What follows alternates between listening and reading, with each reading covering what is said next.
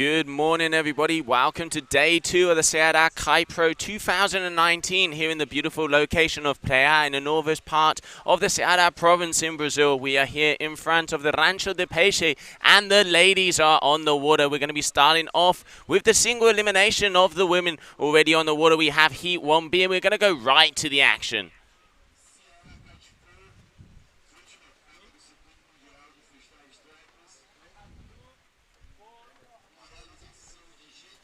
But we do.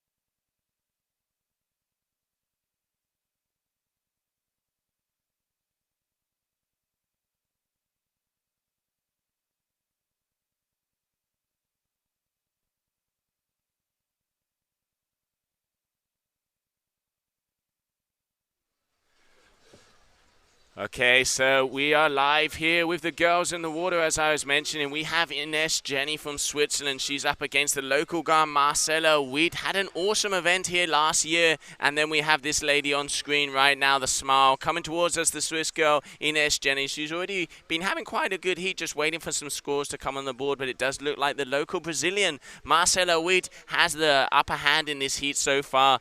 Same format again, it is 8-minute heats with 3-minute transitions. Top 5 tricks count out of 10 trick attempts. So it's going to be action-packed throughout the whole day. The level of the strapless freestyle ride-ins from the ladies has increased so much over the last few months. We're going to see some new faces coming onto the tour that have really been pushing everybody, and it's great to see them really, pushing the envelope of women's kite surfing here in the beautiful location of Prea.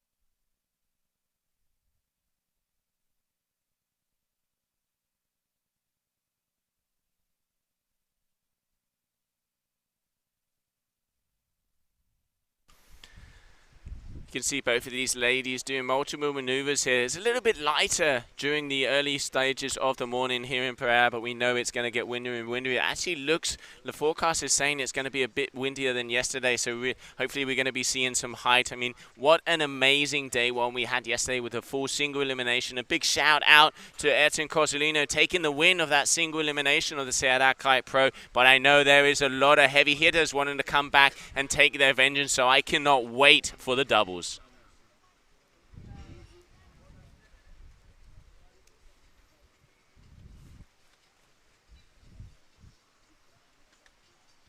So far, it looks like Marcella Wheat is on fire. 21.51 here.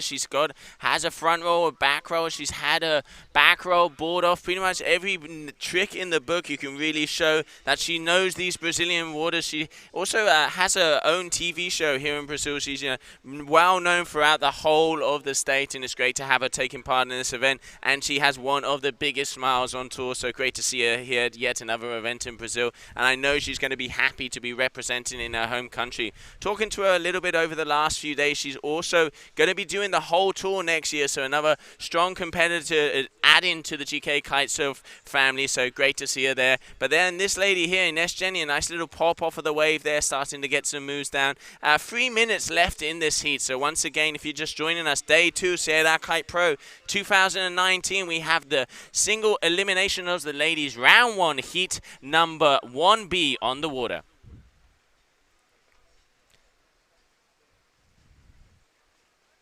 Okay, so she's just making sure that she knows she has those 5 tricks landed. A lot of the, there you go, a nice little pop there on the inside from Ines Jenny. Starting to get some of those moves. Looks like she's maybe just waiting for a later start in this heat, but I'm sure she's going to be able to put some scores on the board. And then we have Marcela Wheat going right foot forward, looking for a little bit of a chop. What is she going to produce for us here in the warm waters of Brazil? That's a nice chop there. Okay, she's popping up. Front roll, looks like she was going for that front roll grab, just unfortunately not being able to get the grab on the board to be able to make it go round. Still good executions, nice rotation there, very stylish, but she's got to land those things if she wants to get some numbers on that scorecard. At the moment, 24.58 versus 1.77. Marcela Wheat definitely having the upper hand in this heat.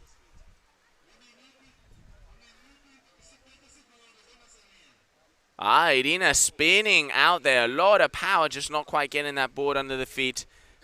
I'm sure she's going to be able to get that move on the second try. Obviously, sometimes, you know, being the first heat on the water, it is a hard task because, you know, you haven't been out there yet. You still kind of, you know, still trying to get it. Front 1 foot from Marcela Wheat. Little bit of a butt check there, but that is a huge maneuver. That's actually one of the first front 1 foots we've ever seen in a competition here. So, obviously, I mean, if we're going to see new moves and if we're going to see the redefining the strapless freestyle, it's going to be in a location like this in Brazil.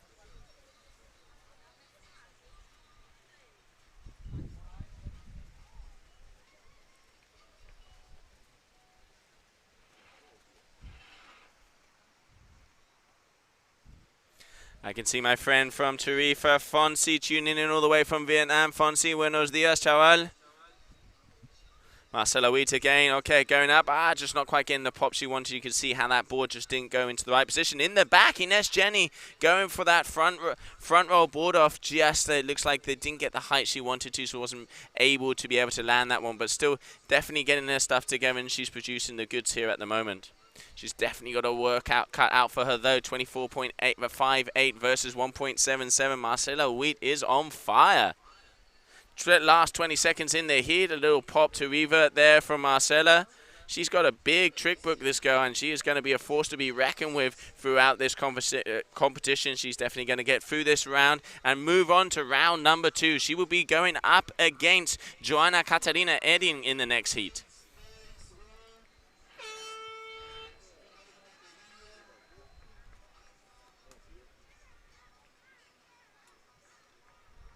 So coming up next, we are going to be having heat number 2B, which will be Sonia Bunter and Barbara Scarcello.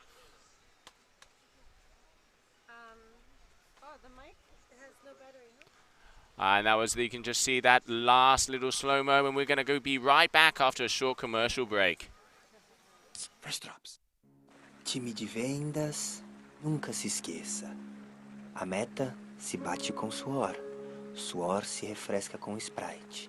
Sprite vendida é a meta. A meta se bate com suor. Suor se refresca com Sprite. Sprite vendida é a meta. Liga o flash.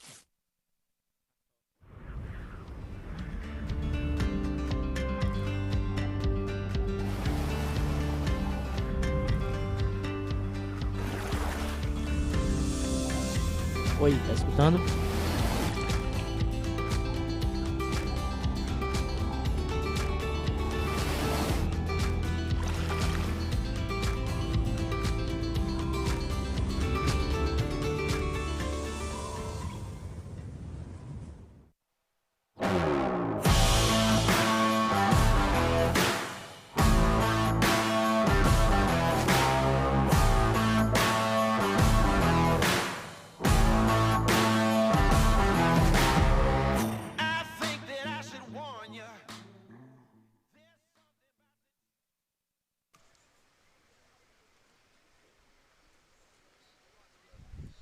And welcome back, everybody. Day 2 of the GKA Kite Pro 2019 here in the beautiful location of Prea in front of the Rancho de Peixe. So want to take this opportunity to thank all of the sponsors and everybody that has made this possible. It is such a beautiful location, and to be here for the second year running, to have the finals here in the world-renowned place of Prea. I mean, this place, the guys at Rancho de Peixe have made it into a water sports mecca, and to be able to have the finals here, it don't get much better. We had insane action on the water yesterday with the single elimination of the men, and it's going to only get better here with the ladies. We've already seen new moves being landed by Marcela Weed with those front 1-foots, first seen in competition. You can really see the women's kite surfing here. The envelope is being pushed and the levels just getting higher and higher, and great to have everybody here in the beautiful country of Brazil. Big shout out on the stream to Keanu Martin, the boy from Estepona. He's one of the youngsters on the duotone team. Incredible talent when it comes to strapless riding. And Keanu, I cannot wait to see you at some of these World Cups. Really good to see the youth movement here and how the youngsters are pushing the sport harder and harder. And then this lady here on the screen, this is what we talk about, just that smile. Just stoked to be here. She is just happy to be on the water, enjoying it in her country. So great to see Marcela here, and congratulations for her for that win in the heat. Here we have Joanna Katarina Edding. She is going up against Sonia Bunter. Let's see what both of these girls have for us.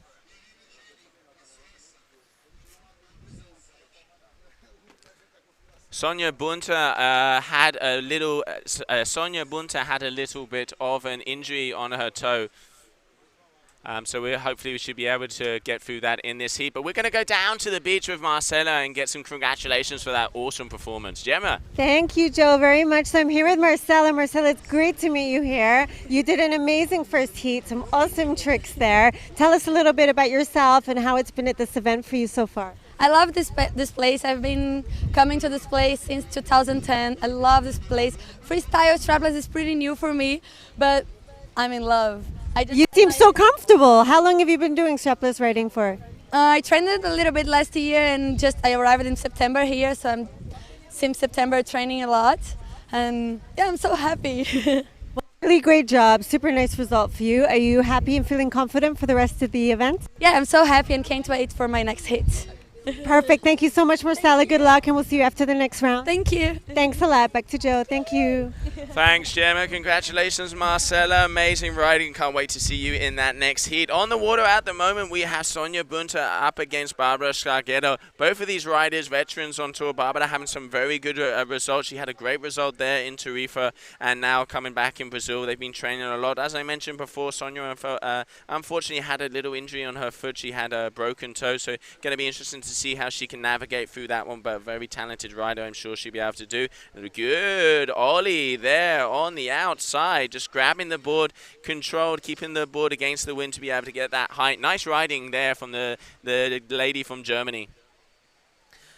Here we have the Italian, looks like right foot forward. She's going out with a bit of power, probably navigating, trying to find that piece of chop to get that maneuver on the scorecards. She has a 1.43 at the moment. Big non-grab ollie there from the Italian. Great riding. Both of these girls mean business.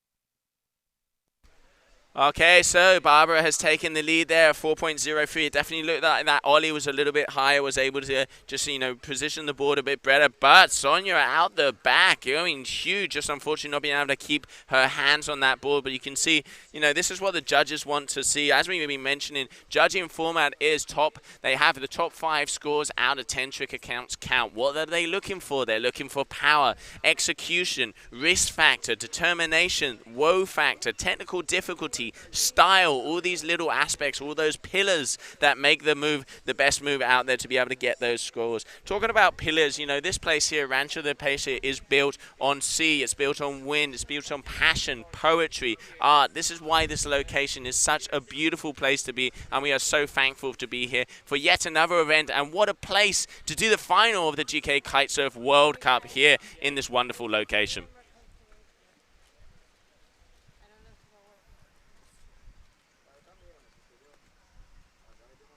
So just running through the scores there. So 5 tricks for Barbara. She's been able to land 2. She's got the advantage here of 4.03. So great riding from her there. And Sonia Bunte, unfortunately, still with a 1.87. But there, if I'm not mistaken, no, because she has only done one category. You can see she she's taken off her ankle strap there. Looks like it was annoying her. As I mentioned, had an injury, so hope she'll be able to move through that and come through to the next round. She is a very experienced rider, one of the veterans on tour, so great to have her here in Brazil. She's been doing some clinics there in Taiba, so obviously make sure you check out the social medias to see if she's doing any more of those and get involved. And a nice little board off there from Barbara. Not the best of landings, still did sink a little bit at the end. I'm going to be interested to see if the judges score that. I'm going to say that's probably a crash due to the fact that for a landing to count, you have to land planing. There is what we would call the butt check, which is when a part of your body touches the water when it comes down. But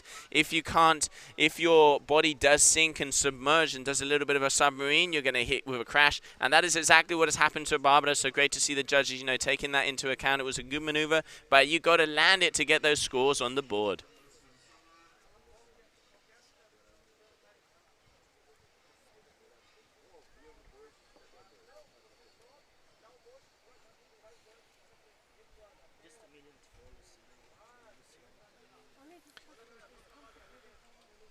Okay, Sonia Bunte again going for that air. To be honest, she already has that move in the bag. She's got a decent score and 1.87. You're not going to get much better for an air there because it did have good height, nice execution, and really did tweak it out there. We can see Jean Marcos Rivera, one of our most experienced riders on the men's division. I know he's going to come back strong. The Papito, El Chamaquito in the double eliminations. Looking forward to seeing that throughout the day. Probably be able to get into the doubles of the men at the end of this day, but we won't be able to complete it. But hey, the windmills here, the wind does not stop in the beautiful location of Prea, and we still have a lot of days of action for you back home.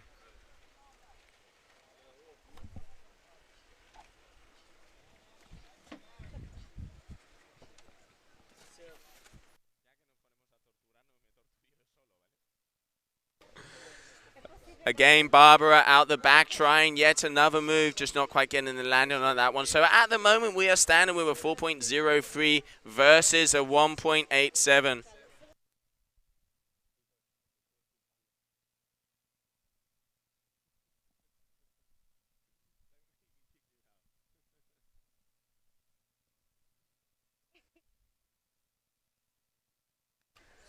Once again, a big shout out to everybody on the stream. If you have any questions on the, comment us, get some info, get the inside details here. We can try and get some. Gemma will get down doing some interviews. If you want to do some specific questions, get those riders, put them on the spot. Just make sure you answer here on the comments on the live stream, and we'll try and do our best as possible to do that for you. It's always good to get the inside gist, the inside gossip of these events.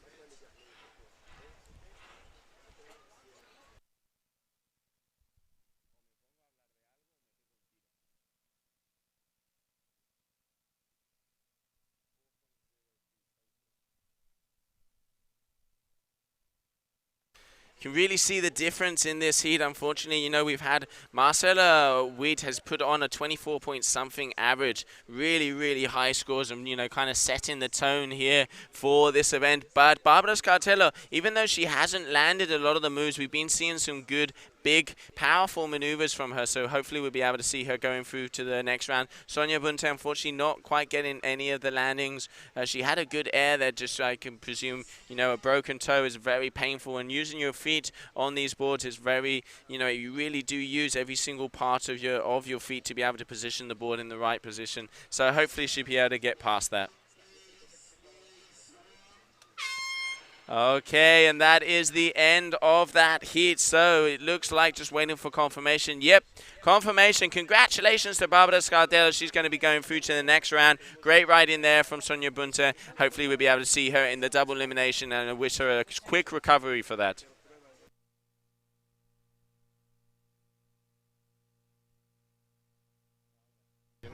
Se prueba.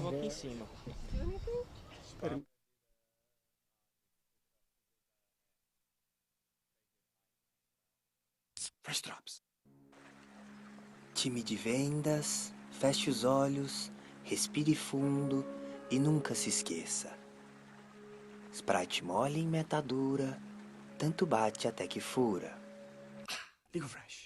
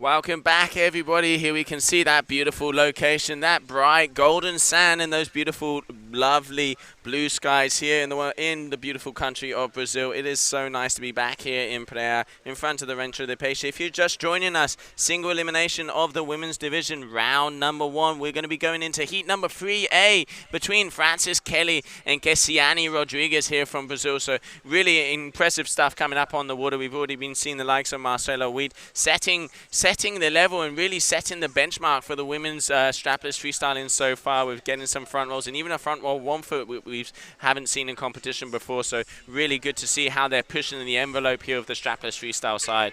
So I can hear the buzzer. So we're going to get on with heat number 3A. There we can see that is Kessiani, the girl here, local girl from Brazil, and she's up against Francis Kelly, Ocean Rodeo rider from Canada.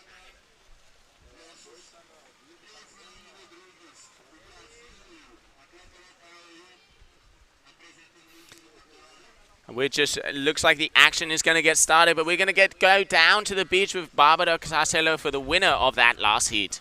Thank you very much, Joe. So I'm just down here with Barbara, who just completed her first heat, advancing through. I'm going to be asking her in Spanish and Italian. She's not speaking so much English. So Barbara, cuéntame, ¿cómo fue tu manga?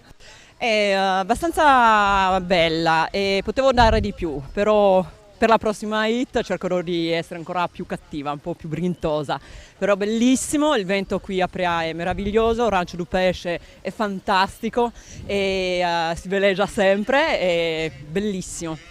Muy bien, muchas gracias, Bárbara. ¿Quieres enviar un mensaje a tu familia, a tus amigos viendo el live stream desde Italia?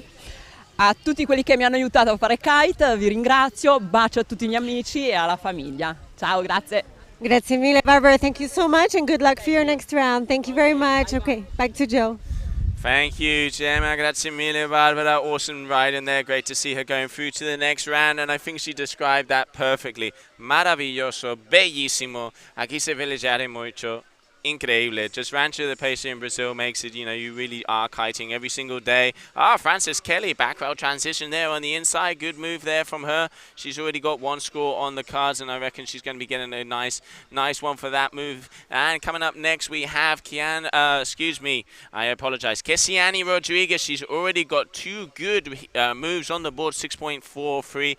Both of these girls riding really well. The wind looks like it's starting to pick up. We have actually had a little bit of rain here during the morning, so the wind is going to take a little bit longer to come in, but I am sure, you know, they're going to switch on those windmills to make it just go perfect as it always does. I mean, 8 months of wind here in Rancho de Peixe. Let's not forget, it's not just the high season that's good here. Also, pretty much from June all the way through to February, it is windy every single day here, and that is, you know, one of the things that as further north you come on Brazil, it does get windier, and when it starts going down a little bit in the south, yourself, you really can, you know, kind of travel up and come up here. So really, really good. And I can see Sandro Piso here on the stream laughing at my Italian. Yeah, thank you, Sandro. I do try. You know, I do try to get the Italiano.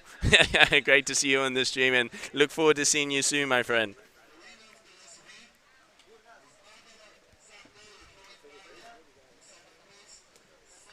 So 6.43 versus a 4.0, and a big move there from Kessiani going for that front roll board off. Unfortunately, not quite getting it landed, but still, I reckon let's not forget, this is 10 trick attempts. The top 5 tricks count, so they will be able to have 10 attempts to get everything on the scorecard. So really, really good from them, and looking forward to seeing some of the bigger moves throughout the heats.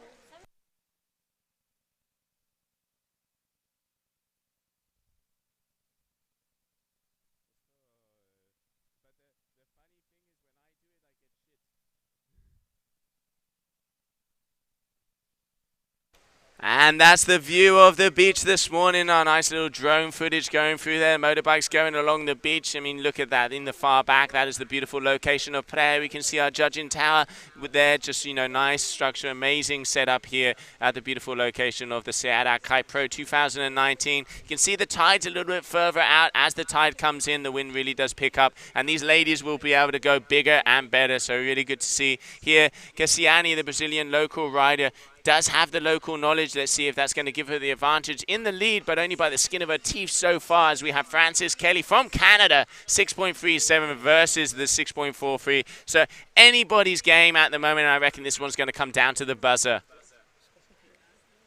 We have Frances Kelly, left foot forward, coming in with speed in front of the judge tower. Eyeing up a bit of chop to be able to utilize these little bits of chop to be able to get those a little bit more height, especially in these lighter conditions. Okay, you can see Eye of the Tiger, concentration on that face. Is she going to go for a jump? It does look like she does. Okay, popping up.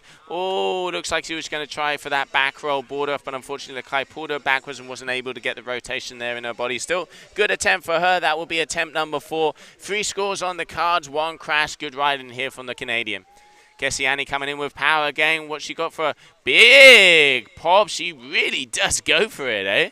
You can see she has the power, just unfortunately not quite getting the grab she needed to keep a hold of that board, but really good commitment and dedication, so going to be interesting to see what happens. You can see Keanu asking how windy it's out there. Looks like it's probably around 15 to 20 knots at the moment. The girls are out on the 10 and 11 meter kites. Obviously early times in the day here, so it's still not that windy, but I know as the day prevails, it's going to get windier. Yesterday, I reckon we hit maybe the 28 to 30 knot range. That's why the boys, you know, they just take out those 10 meters. They just want to go higher and higher. So, you know, for normal, us humans, we'd probably be out on 8 meters yesterday.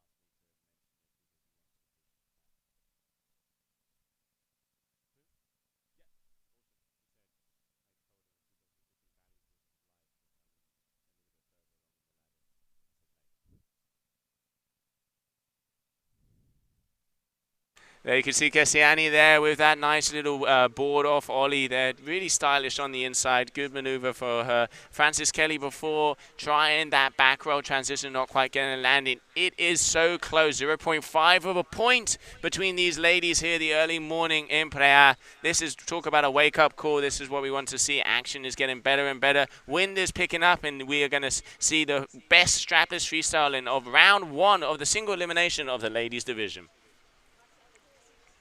Frances Kelly eyeing up a piece of chop. She gets the rotation on this. Can she stick the landing? She can. Not the cleanest of landing, but that is going to put some numbers on the scorecard. So she's going to be happy with that one, and that is probably going to take her into the lead and give her the advantage in this heat so far. Good time to get it as well. Only 50 seconds left. Oh, Stristan's Wamford as well on the way out. Yeah, go Frances. 3.37 for that last back roll board off.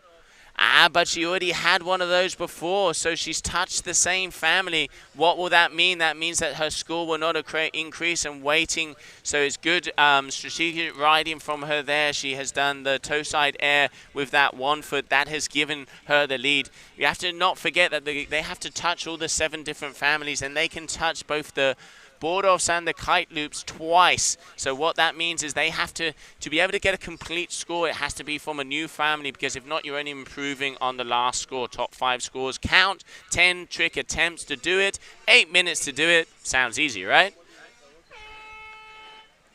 Okay, and that's the end of that heat. So congratulations to the Canadian Frances Kelly for the win. She is going to be going into the next round.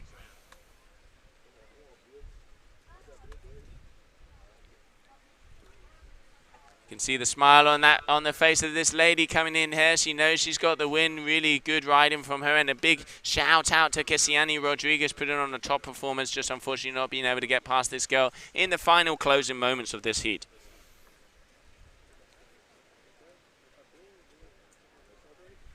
There you go. We can just spin it into contention. That's one of the moves that gave her the win, and we'll be right back after this short commercial break.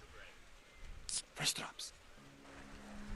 Time de vendas, feche os olhos, respire fundo e nunca se esqueça. Sprite mole em meta dura, tanto bate até que fura. Liga o flash.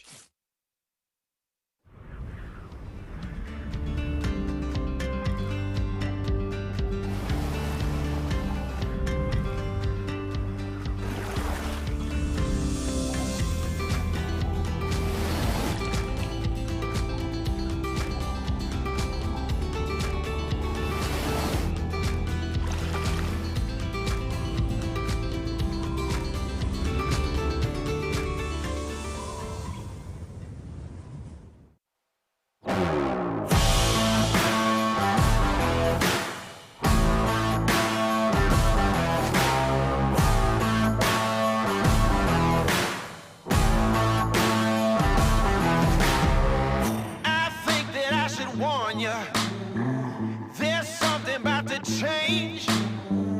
We're standing at the border where history is made. We're cranking up the lights now so everyone can see. It's all happening right now.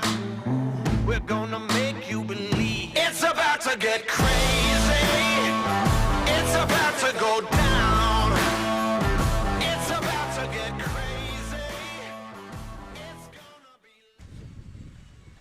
Welcome back, everybody, and there's again that beautiful drone shot of the GKA Kite Pro here 2019 in the beautiful location of Prea. And we're going to go down to the beach as Gemma has yet another interview with Frances Kelly, the winner of that last heat. Thank you very much, Joe. So I'm here with Frances Kelly from Canada. I've been waiting 2 days to hit the water, and I think you were stoked to finally get out there and run this first heat, right? Yeah, super stoked. I'm so excited just to be in Brazil in the first place. I didn't think I was going to be able to make it, so thank you everyone at home for helping me get here. All my friends, family, Shirley Delicious. Thanks so much, guys. I'm so stoked. What do you think of this spot at Prea, Frances? Are you enjoying it here? Oh my gosh, it's a strapless freestyle paradise. It's like it's windy all day, every day. There's fun little kickers. It's beautiful here at Rancho de Pasha and Prea Beach Villas. Yeah, couldn't be better. Are you feeling confident for a good result here? I'm just gonna try my best, and yeah, just got to do my best and see where it takes me. Perfect, Frances. Thank you so much. Good luck for your next heat, and hopefully we'll see you back here after. Thanks, Gemma. Thanks a lot. Back to Joe. Thank you. Thanks a lot, Gemma. Congratulations, Frances. Great to see the positive energy and vibes coming out there. Okay, so on the water, we have one of a big surprise here. Michaeli So, the current world champion for the freestyle division. She is competing in the first time for the strapless category, and she already has a 9.0 on the board. She has really impressed us throughout the last few days, and that was a huge jump from her with that big front roll. Put in, making a lot of noise when she suddenly decided to compete on this strapless. Hasn't been practicing strapless for a very long time, but obviously has the big freestyle background, so has the spatial awareness and the acrobatics already embedded into her muscles. And you know, she lives here in Prea, in between Prea and Taiba. Her family, they have a posada here in the location of Prea, so obviously she knows this place really well. You can see she's just smiling there. Fabio Ingrosso and Machu Lopez there on the inside, making sure she knows what trick family she has to do, what she has to, you know, pull together. But so far so good. She's got a 9.0 for that first front roll, and then a 6.5 for that front roll border, so touching all categories. So Michaeli Sol, right foot forward. Okay, big look at the difference. You can really see how she just gets the height. She's been training a lot over the last couple of weeks to be able to come into this event. Very, very impressive. I mean, the most talented freestyle, twin tip freestyle to be specific, rider out there. Duotone team rider. Current world champion. Great to have all disciplines mixing together. And what a heat so far. 15.5 in a 3 only with 2 tricks. Going out again, Mika, what has she got for us? I can see she's eyeing up a piece of chop. There it is. Back roll, board off, transition, landing it perfectly. She's got to be happy with that. Again, touching the back roll category there. So there she would be touching the board off category. So she has to make sure that she touches all the different families to get the scores on the card. Still, 3 out of 4 moves landed. But let's not forget about this lady here, Susie Schwartztraber. I'm very happy to see her back on the water. Her level has gone up hugely throughout the last few events. Okay, she looks like she's eyeing up a bit of chop here on the inside. What's she going to do? Didn't seem like she liked it. She's just going to turn around. Michaeli Sol coming in strong, coming in hot like a bat out of hell on the inside section here. And she looks like she's going to mention and see what her coach Fabio Ingrosso there says for her to do on that outside tack. 21.17 there for Mika. We had a 24-point average, I think, from Marcela so far. Both of these girls, I can't wait to see some heats. Okay, Rodeo, little hand plant there on the end. So again, yet another family hitting the Rodeo family. So great riding there from Mika. I mean, as we mentioned, probably one of the most talented water women out there on our kiting discipline. So great to see her mixing it up. And, you know, had a little talk to her, having fun. She's, you know, only 14 years of age. Pfft, what a future this girl has in front of her.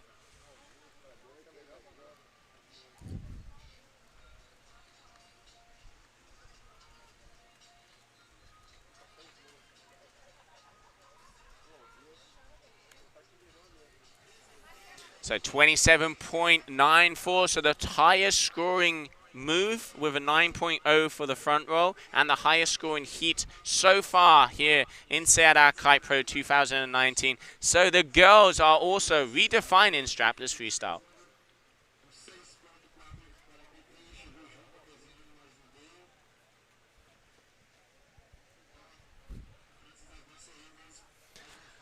Can see Susie there on the outside, probably going to come towards us and go for yet another maneuver. She already has a couple on the board. She's got a 4.07 so far.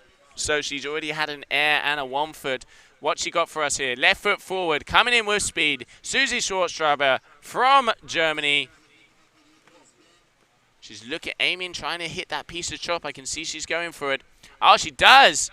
Little Rodeo, trying to get the Rodeo. Unfortunately, for it to count as a Rodeo, needs to get the board in between the legs and let go of the board. That's the definition that our head judge, Danny Jimenez, has said, because a lot of the maneuvers these days, they're starting to grab that Rodeo. So, unfortunately, a crash there for her. Michaeli Sol, huge front roll. That was huge, just unfortunately not being able to get the landing, and that is why she has had that 9.0 for that first move. Great to see the level of women's strapless freestyle pushing and pushing, and I cannot wait to see the further rounds in this beautiful competition. Single elimination of the women's discipline here at the GKA Kite Pro 2019.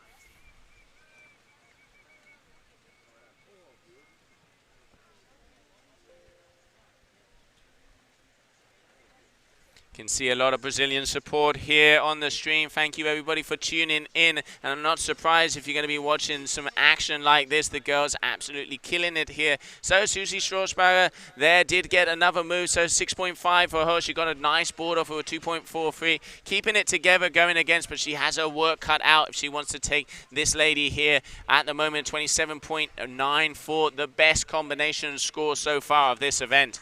Wind looks like it's starting to pull in. I can see the sun is starting to shine through our beautiful media tent that we have here right next to the judges. The setup here at the GKA Kite Pro 2019 is one of the best we've had. So a big shout out to all our sponsors and to Rancho the Peixe to putting in all the effort. It is no easy task to have an event, and what an event it is. But what better place to have a final than the beautiful country of Brazil. Susie, okay, going for almost getting that front roll with a grab. Just unfortunately, the wind got underneath her there and kind of flipped the board. I think Mika has seen that, so she's going to step up her game here. She's got a 30.81 average, but you got to, it isn't over until the end, last minute. Big front roll board off there from Michaeli. So I reckon going even bigger than the first one. It's going to be interesting to see the scores as we just missed that one, but still top numbers here for the young Brazilian. What a talent, what a future. Great to see them mixing up the disciplines. This is what we're looking for at the GKA Kite World Tour. Everybody, we're looking for the best rider out there, and great to see everybody mixing it up, and that's the smile that defines it there. And I know Matthew is just going off the hook. He was so impressed with this girl, and yeah, there he is. You can just see the white in her teeth. Super happy, super amped. This is what it's about, the stoke, and everybody just enjoying themselves. And there you go, nice little rodeo there from Susie. Great riding on the inside sheet, but unfortunately she's had her work cut out for her here in Brazil, going up probably against one of the hardest riders of the competition. But still, double elimination, and I know she's going to go further and further as the closing moments of this heat. And Mika going for a kite loop rodeo, just unfortunately not making the landing. Wow. Talk about she is going to be turning a few heads. Ladies, it is on. Michaeli Sol is here.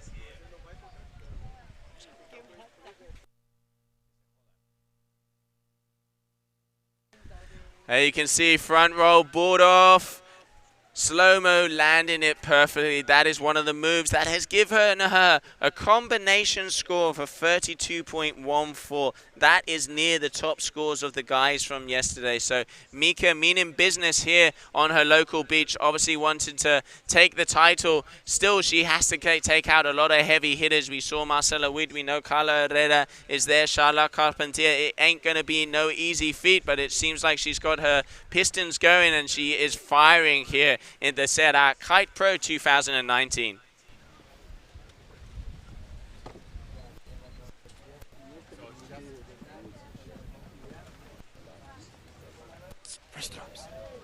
Time de vendas, nunca se esqueça.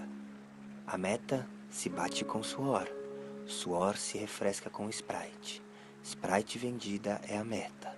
A meta se bate com suor. Suor se refresca com Sprite. Sprite vendida é a meta. Liga o flash.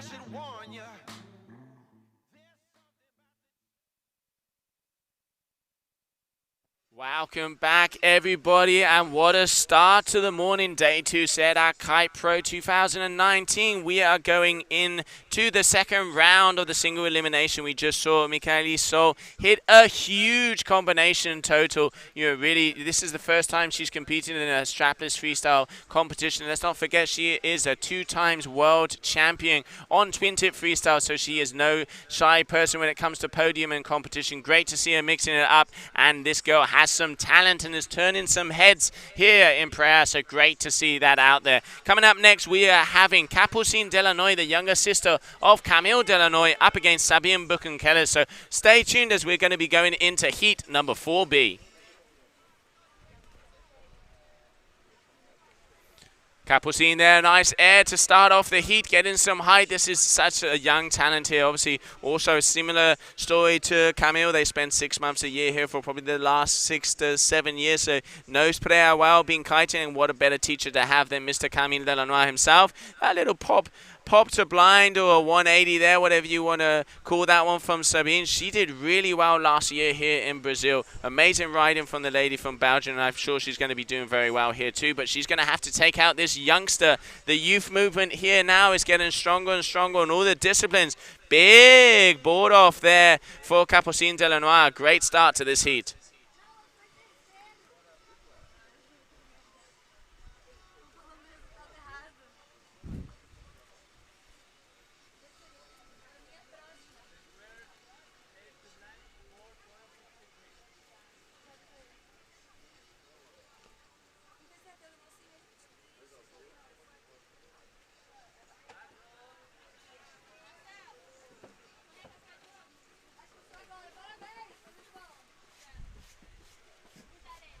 You can see Sabine on the inside, just making sure her board's in position. At the moment, Capucine has the upper hand with 7.17. Early days in the heat, though, still 6.5 minutes to go.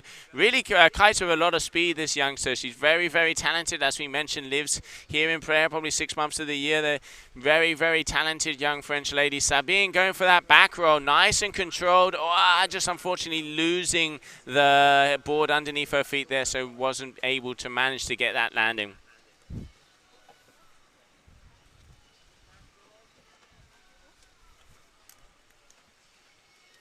But still, Sabine again taking the lead there, 9.06.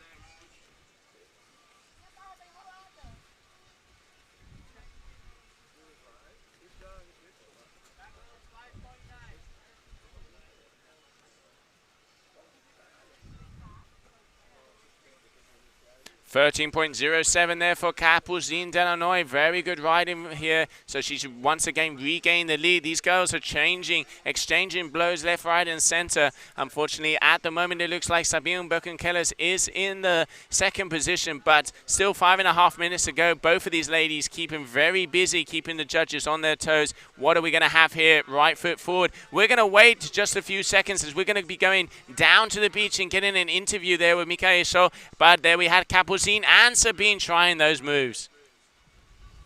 Okay, Joe, thank you very much. I'm here with actually our GKA Freestyle World Champion, Michaeli Sol, 15 years old, competing in her very first strapless freestyle competition and absolutely killing it out there. Mika, is it fun to do this as a change? What made you come here and compete in the strapless freestyle? Well, I don't know. It's just super, super fun. I've been doing this for a bit, and yeah, I really enjoy it. Well, I really wanted to do this because, I don't know, it's really good to have like a change of discipline as well, not only focus on freestyle, but I'm really enjoying this, and hopefully my next heat will be as good as this heat as well. What do you think about this change in format? You're obviously used to doing like half-hour heats, and now all of a sudden you're doing these 8-minute heats. Did it feel kind of weird for you? Yeah, it went by super, super fast. You know, I'm used to having like 30-minute heats, and now it's like, oh shit.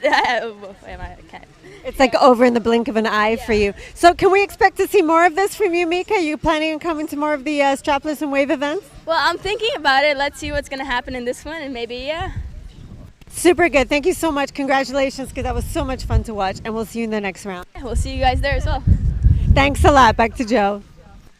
Thanks, guys. Congratulations there, Mika. Amazing riding. I mean, such a talented young lady. 15 years of age. What a water woman she is. She is the freestyle world champion. And now, going into the strapless discipline, I know all the boys back in the officer boards and more jumping up and down there. Mental what she's just done in that first heat, but she's still got to take out a few heavy hitters like Carla and like Marcela Witt. But definitely looks like she's on point, has the best combination score heat here, and really good to see multiple disciplines. In the end, that's what we're looking for. That's what the industry is looking for, is those riders that are ambassadors, that windy, choppy, on the water, off the water, just looking for those champions in here. Michaeli So, a perfect example of that, and at such a young age of 15, wow, what a talent and what a future this girl has.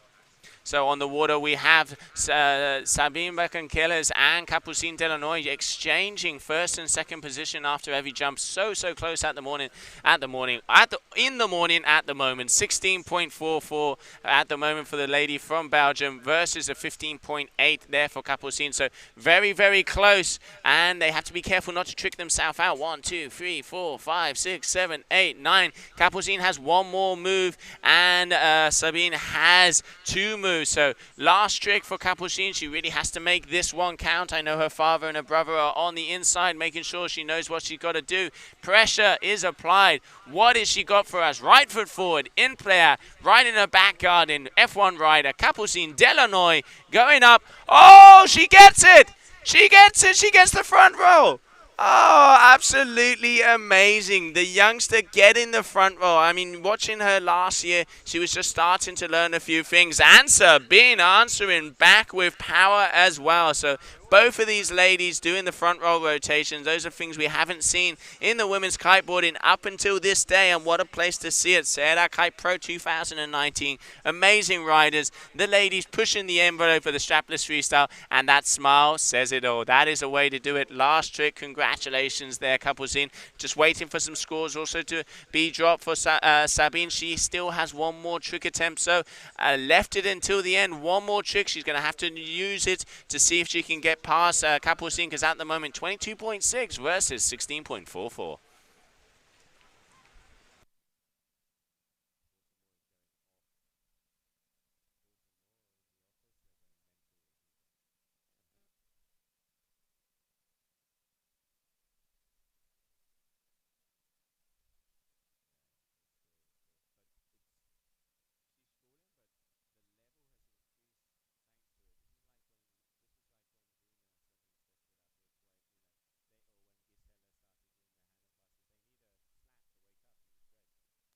Capucine once again going for another move at the end of that. Just waiting for some numbers to be dropped for Sabine. Last minute of the heat. Let's not forget Capucine 6.8 for that front row. So great maneuver there for her. She's got to be happy. And I know her mum and dad and her older brother on the shore very stoked for her there. So much talent. I mean, incredible the level. It's getting so high on the women's strapless. We've seen the guys pushing, redefining the levels yesterday, and the ladies doing the same. They're not going to be quiet, and great to see them pushing and pushing. So at the moment, 22.6 versus a 17.57. Both of them have tricked out, so that will mean Capucine Delanoy will go through to the next round. Congratulations for her.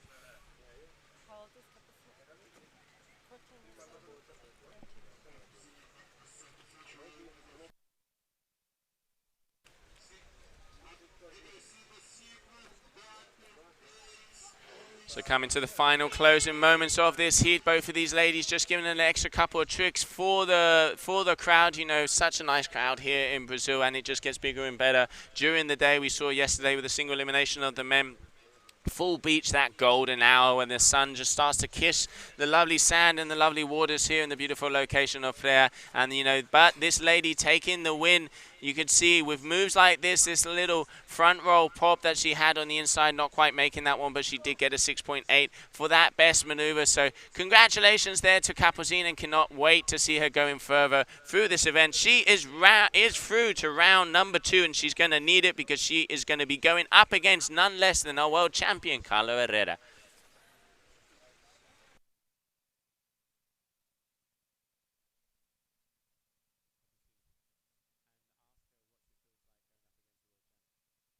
First drops. Time de vendas, feche os olhos, respire fundo e nunca se esqueça. Sprite mole em meta dura, tanto bate até que fura. Liga o flash.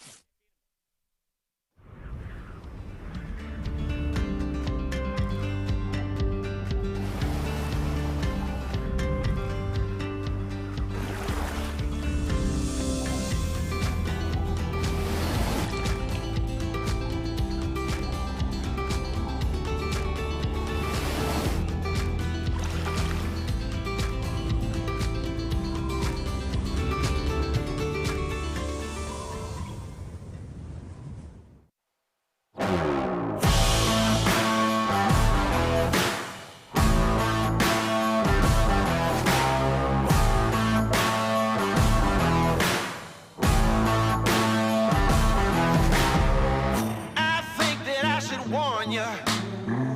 There's something about to change. We're standing at the border where history is made. We're cranking up the lights now so everyone can see. It's all happening right now. We're gonna make you believe it's about to get crazy. It's about to go down.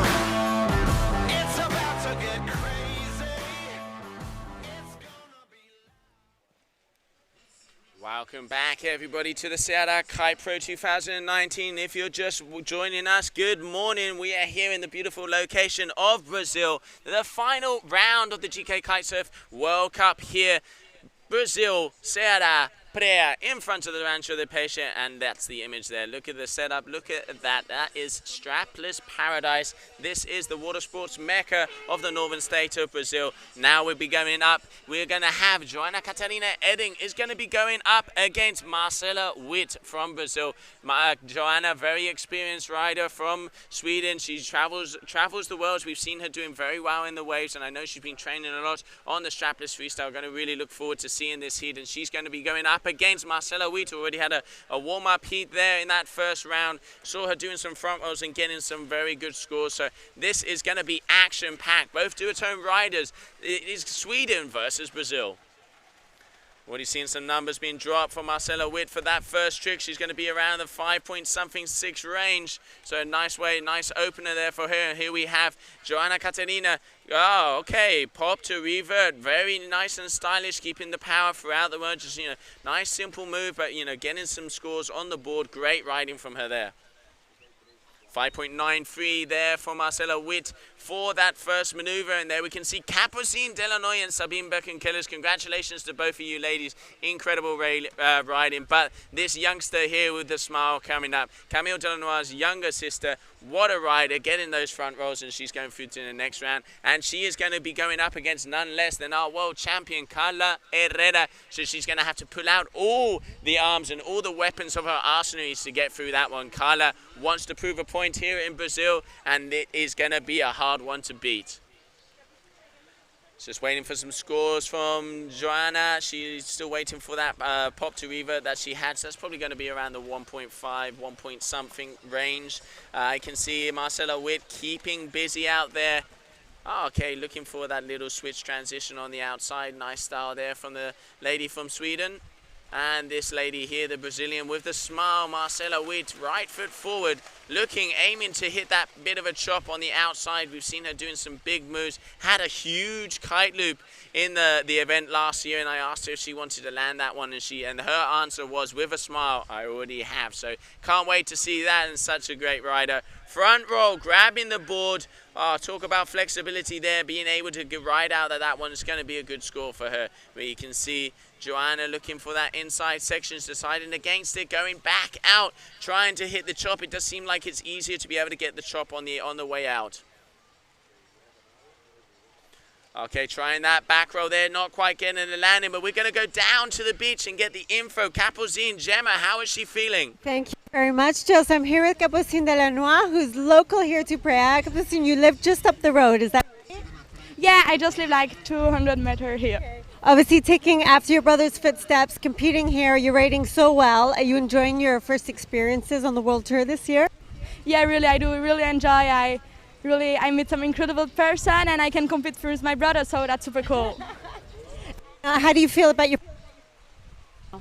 Yeah, I feel super happy. I learned all my tricks and all my new tricks, so I'm really happy about it. Do you want to send a message to the viewers at home watching the live stream? Yeah, thank you for looking here. The competition is super cool, and thank you. Gelsine, thank you so much. Good luck for your next heats, and I hope to see you back here, okay? Thanks a lot. Back to Joe. Thank you.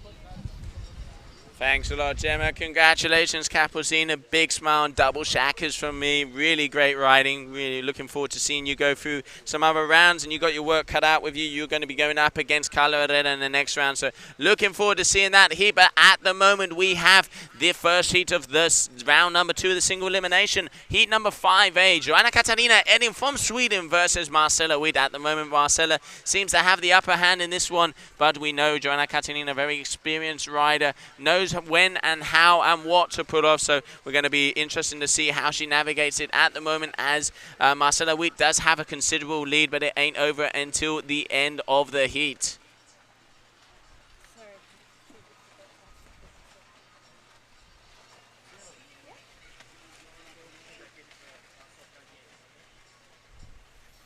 We can see Joanna on the way out, trying to get a little bit of a chop to be able to get a little bit more height. It is a little, that's 3 littles. It is lighter out there, but we can see the wind starting to fill in. The sun's shining, it's getting, the beaches are getting brighter and brighter, and the water just starts looking bluer and bluer. The girls are smiling. It is just so nice to be out here in Brazil for the final. What a beautiful location, and what a way to finish off the year. And both the ladies and the men just, going mental and taking the level to the roof. As we've been mentioning, I think the catchphrase of the event is going to be redefining strapless freestyle. We can see, okay, Joanna 4.0 on the board now, so she's starting to link those tricks together and start to get a few more numbers on the scorecard. She's going to have her work cut out for her. 18.43 from this lady from Marcela, local girl from Brazil. She's already got a front roll, a back roll, another front roll, and a board off. So very complete riding, touching all the different families. As we've been mentioning, format, top, 10 trick attempts, top 5 maneuvers count. They are based on a 10-point average. Judges are looking for height, they're looking for speed, they're looking for style, dedication, commitment, risk factor, tweaking everything out. That would give you all the kudos to get those top scores and take the win here at the GKA Kite Pro 2019.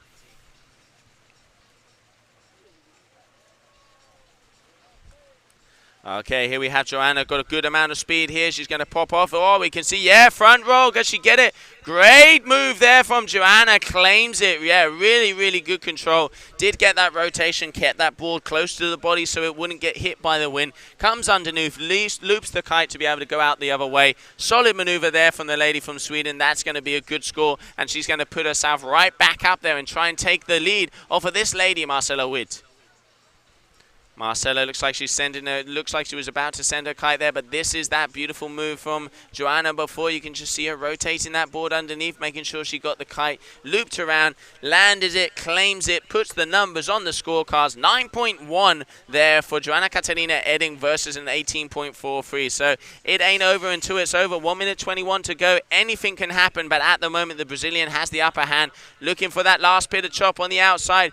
Big front roll, 1 foot. Can she pull it off? That's a big butt check. I'm going to say that's going to be a crash. Going to be interesting to see what our judges do take of that. We've been mentioning, there is a little bit of counterproductive, or, how they define a butt check to a crash. Normally the difference is if your body fully submerges and you do not leave with power, that means that it has been a crash. There's always, depending on the person looking at it, you can see it one way or the other, but our head judge, Danny Jimenez, will make the call. Judges will ask, do we score, or is it a crash? And that is normally the difference there. So I'm going to probably go out on a limb and say that will be a very low score, less than half points there for Marcela Witt. It was a very good move, but she did come out with a bit more power. So interesting to see if that one will get scored. And by the looks of it, it will be. And as I mentioned before, less than half points for that one.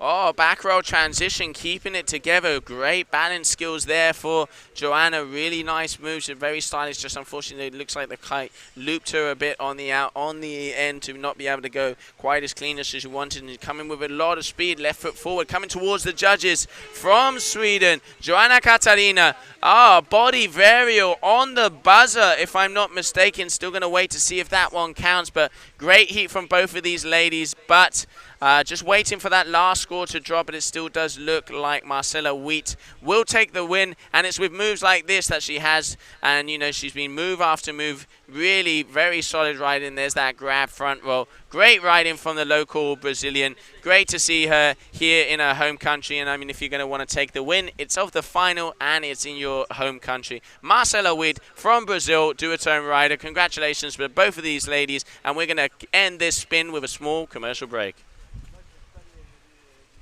Press drops. Time de vendas, nunca se esqueça. A meta se bate com suor. Suor se refresca com Sprite. Sprite vendida é a meta. A meta se bate com suor. Suor se refresca com Sprite. Sprite vendida é a meta. Liga o flash.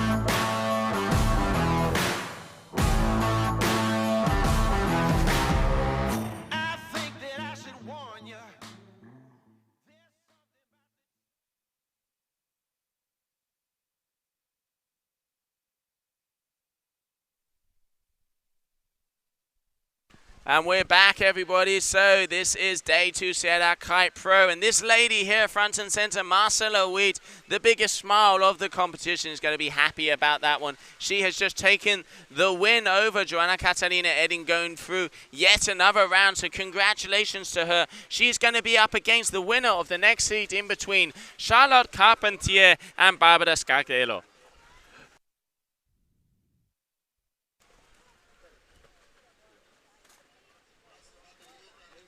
Really good riding here from the local Brazilian. She, getting some of those front rolls. The ladies' level is just getting bigger and better, so great to see her performing here.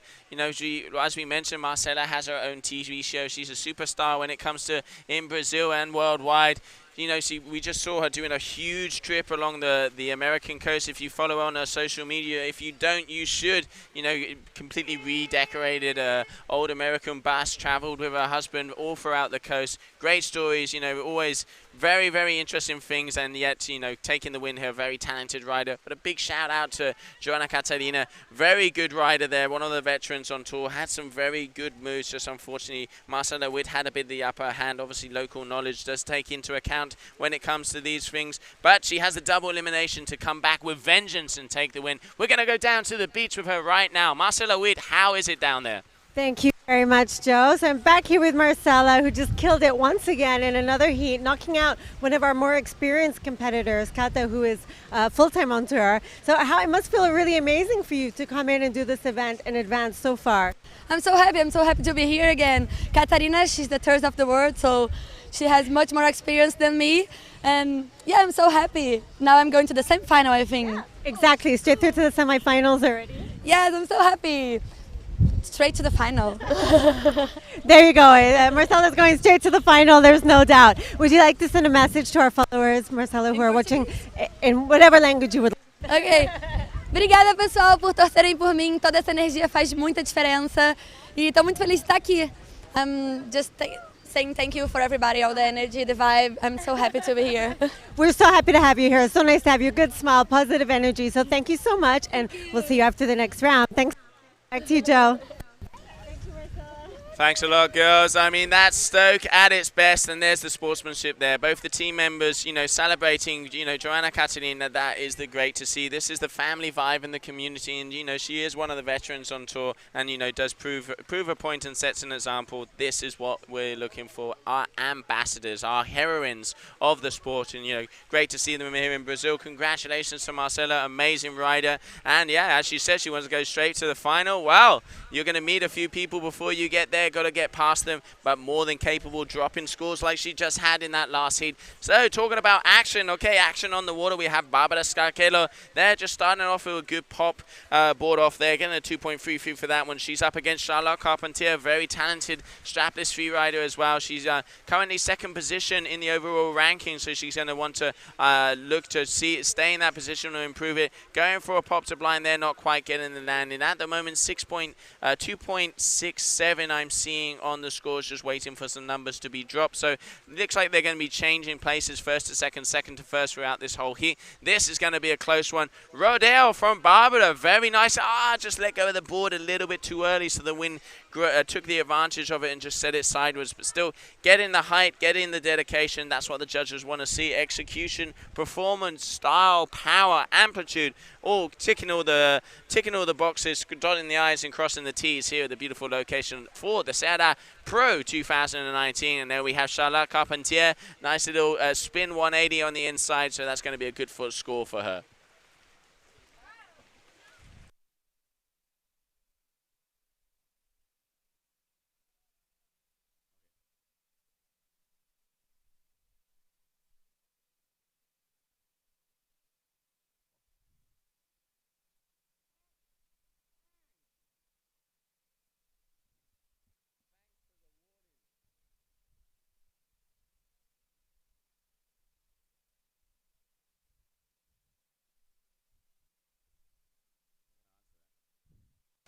Barbara coming in with power, left foot forward towards the judging tower, looking for another move. You can see eyeing up the kite. She's going to be sending that upwards, using your F1 rider there. You can see the skate, one of the very nice board out there.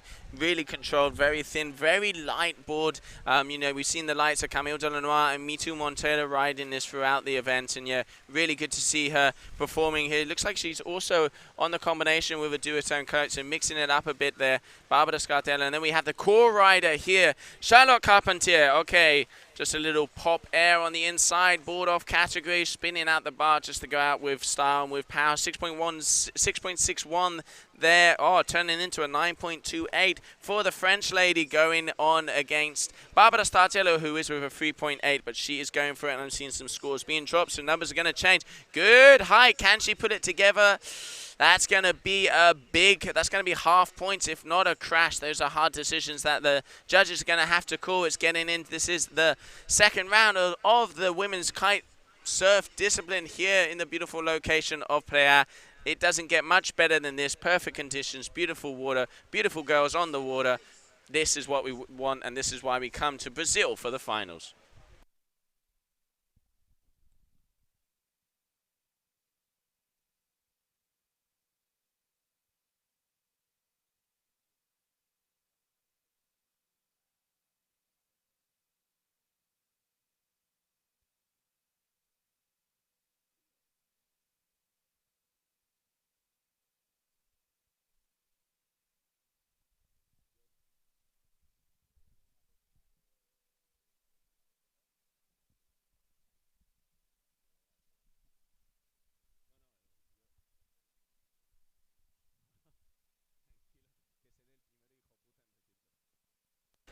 Okay, 11.78 there for Charlotte Carpentier. She's racking up the points, really started to get it together. Had a couple crashes mid-heat, but she's started to get her mojo, get those pistons firing, fire eye of the tiger out there for the young French lady, and producing the goods here, 11.78.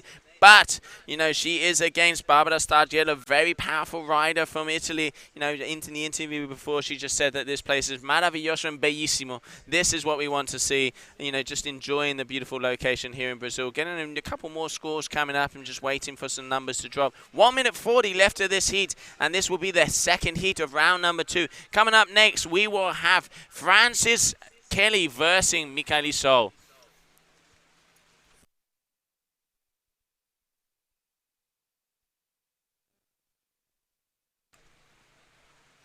Seen a lot of people on the stream commenting. Thank you very much for getting involved here. Anything you want to know, any inside info, please make sure to just comment. You know, you want to know stuff about the equipment, the riding. If you want us to ask specific questions to our champions, our heroines on the water at the moment, do please. We will try and get all of those answers throughout the day.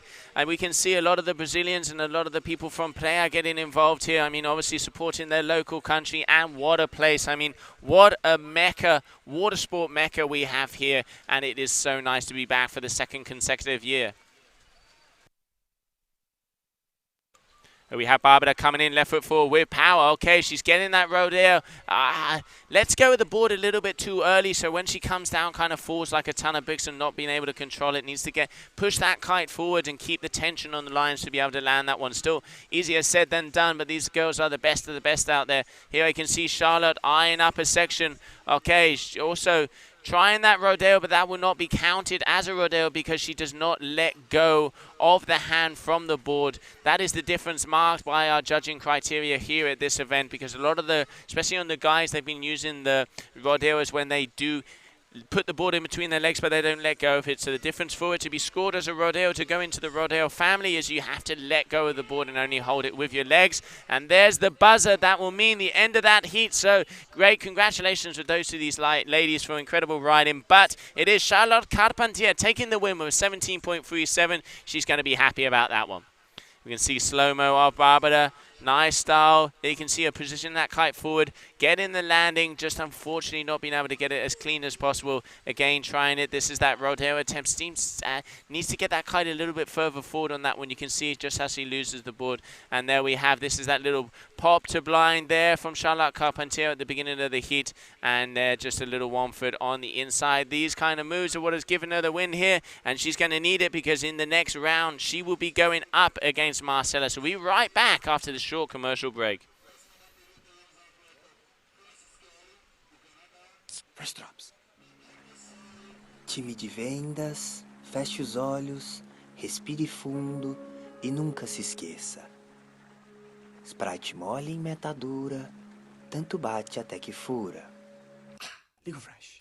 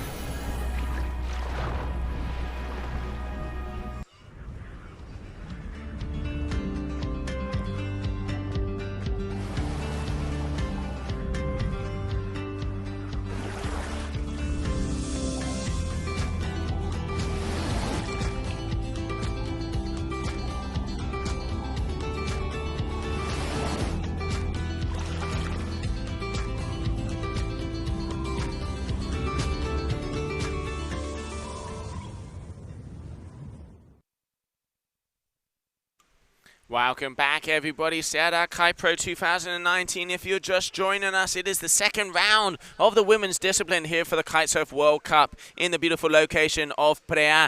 Coming up next, we have Frances Kelly from Canada versus Michaeli Sol from Brazil. Michaeli, world champion on the freestyle twin tip discipline. Such a talented girl, only 15 years old, and already she's going to be 3 times world champion.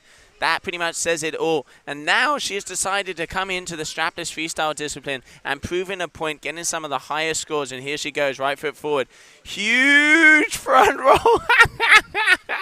That is insane. It is so good to see the women's kite surfing being pushed and pushed, and these girls like these redefining the youth movement now. So good to see the youngsters coming up. A lot of the brands, really supporting younger things. We're seeing, youngster clinics. A lot of the veteran riders getting involved, help them out. We've seen the likes of their teammates. Mika's teammate, Machu Lopez, down on the inside. He's injured, but he's here and just making sure that, giving her those little veteran tips to be able to go through it. But I mean, even though she is of a young age, she's a veteran herself, 3 times world champion of the twin set freestyle discipline, and she is here to prove a point on the strapless freestyle. Already getting a huge front roll opener. I reckon that's going to definitely be in the 9.4 category. 9.4 there for Michaeli So. But we're going to go quickly down to the beach with Charlotte Carpentier taking the win in that last heat.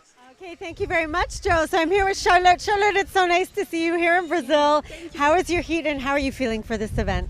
I just won my heat. I'm super happy. I'm really happy to be back to Prea for the second time. That's such a great event here with amazing conditions. So yeah, thank you. It's so nice to be here. Have you enjoyed this whole year on tour? Yeah, I enjoyed it so much. We started with Cabo Verde, and after it was like so fun with the girls, such a good vibe, and yeah, I enjoyed it. Fantastic. A message to everyone in France following the live stream from home? Yeah, à bientôt. En français? Oui, à très bientôt. Je suis très contente d'être là et je suis vraiment contente d'avoir gagné mon hit. Et ouais, c'est super. C'est super. Merci beaucoup, Charlotte. Thank you so much and good luck next round. Yeah, thank you. Thank you. Back to Joe. Thank you. Merci beaucoup, Charlotte. Congratulations for an insane heat there. The core rider from France. Really, impressive stuff. 17 point something there on the average. She's going to be happy with that one. And yeah, just great riding. She's going to be going through the next round, going up against Marcella Witt in round number 3. But at the moment on the water, Frances Kelly from Canada versus this lady, the youngster from Brazil, Michaeli So. Amazing riding. Great front row transition there from Frances. Oh, pulling out the goods. She knows she has to go powerful. She wants to get past this youngster. There's the smile there. Duotone rider Michaeli So, currently 3 times world champion. Such a waterwoman, and an ambassador on and off the water. This is what we want to see. We want to see kiters that help each other, the community vibe, that just enjoy the sport. It's all about fun. Going huge front row board off. Is there anything this kid cannot do? Amazing. This is great. This is going to push everybody to go bigger and better throughout the event. It's already, we've seen some social media stuff of her appear probably about a month ago or a few weeks ago, pushing it, and we've seen all of the girls, interesting to see how she comes here. Proving a point at the moment. She's looking like she's going to try and go all the way, but she's going to have to meet up with heavy hitters like Carla Herrera, our world champion, Charlotte Carpentier, and Marcella Witt if she wants to take the crown here in Brazil. So it's good to see the youngster pushing it harder and harder. Let's see how this event ends. This is going to be very, very interesting. And you can see the beautiful location. I think you can see me here behind, waving at you. Hello, everybody. This is such a great setup here in Brazil, the Judge Tower. All the work that the Rancho de Peixe has done to be able to make this happen. A big thank you to Paolo, his whole team, Pedro, everybody, all the live streaming guys, all the volunteers, everybody that puts their little grain of sand to make this happen. Our team from the GKA, the public, you guys watching back at home, the brands. Thank you very much. We could not do it without you, and it's great to just have this big family vibe. And there you can see the sportsmanship from both of these girls. Frances Kelly looping into contention. This is what we want to see. The level being pushed. Everybody, sees the girls are going harder and harder, and that just makes them get better and better and push each other. This is what happened in freestyle twin tip back in the day, and I think it's what's going to happen in the strapless freestyle now. Great to see, and then you can see youngster Kiko Royd with a rookie here, also duotone team member.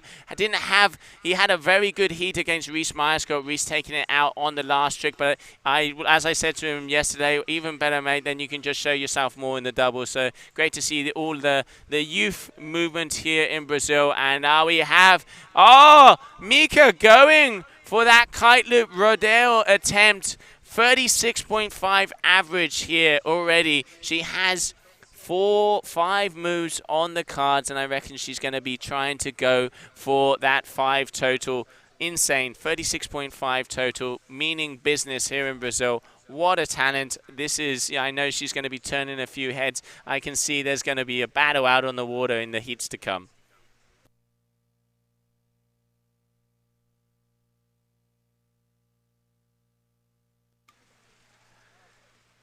It's great to see the level getting higher and higher here in Brazil because all of the girls are pushing. We're seeing Frances there going for kite loops I haven't seen her do before, just going full power, and it's that adrenaline. It's being in a heat where everybody's just giving it all. That's what, you know, increases the sport, and that's what's pushed it. Big rodeo there for Mika, just coming down in a bundle. Unfortunately won't be able to land that one, and Frances has seen it. She's going to power at us. Left foot forward, the lady from Canada coming left foot forward towards the judging tower. Come on, give us a kite lift. Give us something big. Eyeing up a section on the inside. She is going for that front roll. Almost had it there. You can see how she put the board against the wind to try and keep it. Just unfortunately not positioning it as perfectly as possible, so the wind just took it away from her feet. But again, great attempt. Things we have never seen in the women's kite surfing division. This is what we wanted. This is what was needed. And it's great to see everybody pushing it there. Mika going, trying for that little pop to revert, just not quite getting as much speed on the exit. You really have to keep that kite low to be able to keep the speed. Beautiful little back roll transition there for the Canadian on the inside. Just over 1 minute left of this heat. This is heat number 6A of round number 2. One more heat of round number 2, and we're going to be going to round 3. There you can see the smile and the stoke. This is great to see Mika mixing up the disciplines, coming from the freestyle, 3-time world champion, and just having fun. Really started to like the strapless part, and this will make her a more complete rider mentally and physically. Just, you know, mixing up all the different sports is only going to make you a more complete rider and a more complete person. So it's great to see her doing that, and it's a pleasure to have her here at the GKA Kite Pro 2019.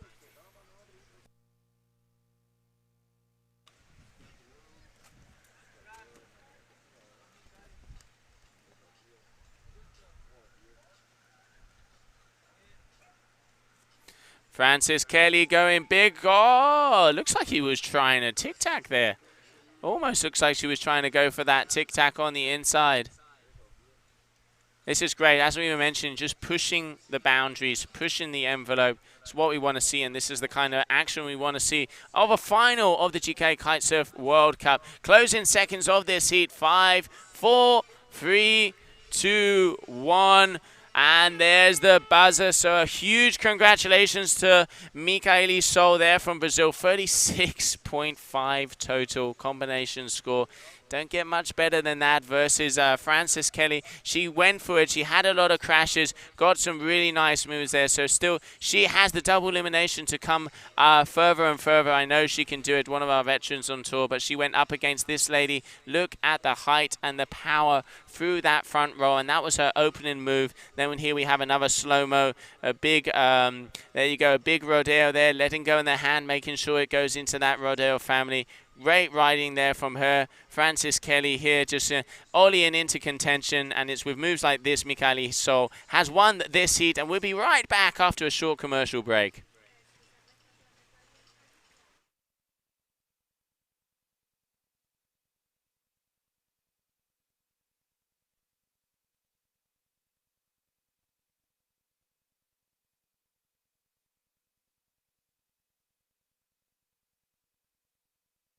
First drops.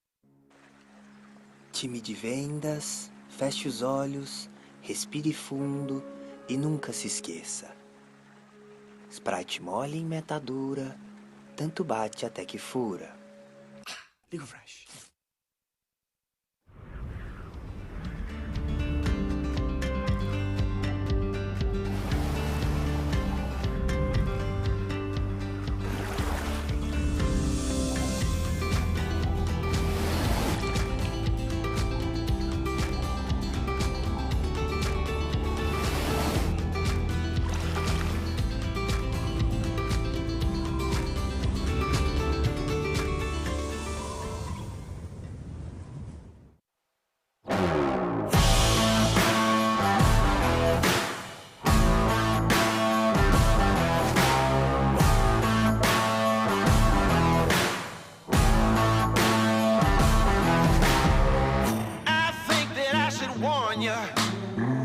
There's something about to change.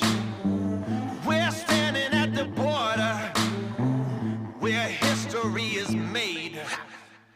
We're cranking up the lights now so everyone can see it's all happening right to get crazy. It's about to go down. It's about to get crazy. It's gonna be.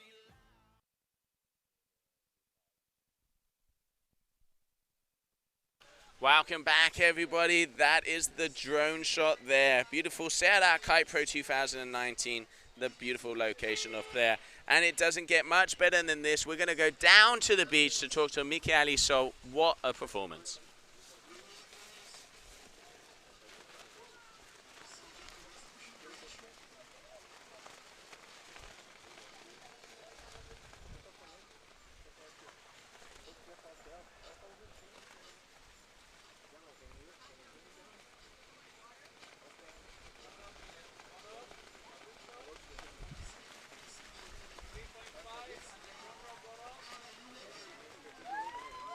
Okay, looks like we're just having a little bit of a issue to go down to the beach. So I'll continue mentioning a few things about this here. We just saw Capucine there for a beautiful back roll. But yeah, it looks like we got it sorted. We're going down to the beach with Michaeli. So Gemma, how is that girl feeling?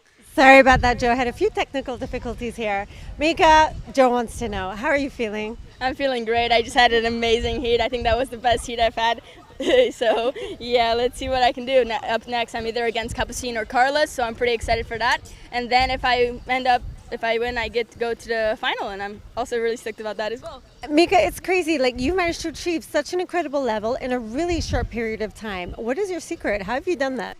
I don't know, I just like train 6 hours a day for the past 2 weeks, and I guess I was able to do it.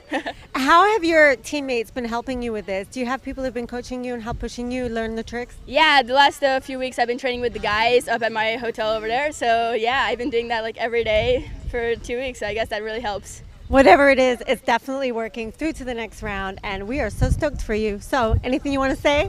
Well, I just want to say everybody to keep tuning in for this, because I guess the next heat is going to be pretty intense. So yeah. Great stuff, Mika. Thank you so much. I'll see you in the next round. And for now, back to Joe. Thank you. Thank you, Gemma. Congratulations, Mika. Parabéns. That was insane riding. I know a lot of people very happy for you there, and it's great to see you pushing the level. And here we have this lady, very concentrated, Carla Herrera, the current world champion, on the inside already at a 12.51. She's up against Capucine Delanois with a 9.53. Just waiting for a score to be dropped for Capucine there. So I reckon it's going to get closer and closer. The winner of this heat will be going up against that lady there, Michaeli. So incredible to see such a level of the girls. Everybody's just got so much better in the last 3 months, and yeah, you can really see that they've been training hard, and just you know, it's so nice to see, and I'm just going to be shouting harder and harder after every move here. This is exciting stuff. This is as good as it gets, but this is the final of the GKA Kitesurf World Cup.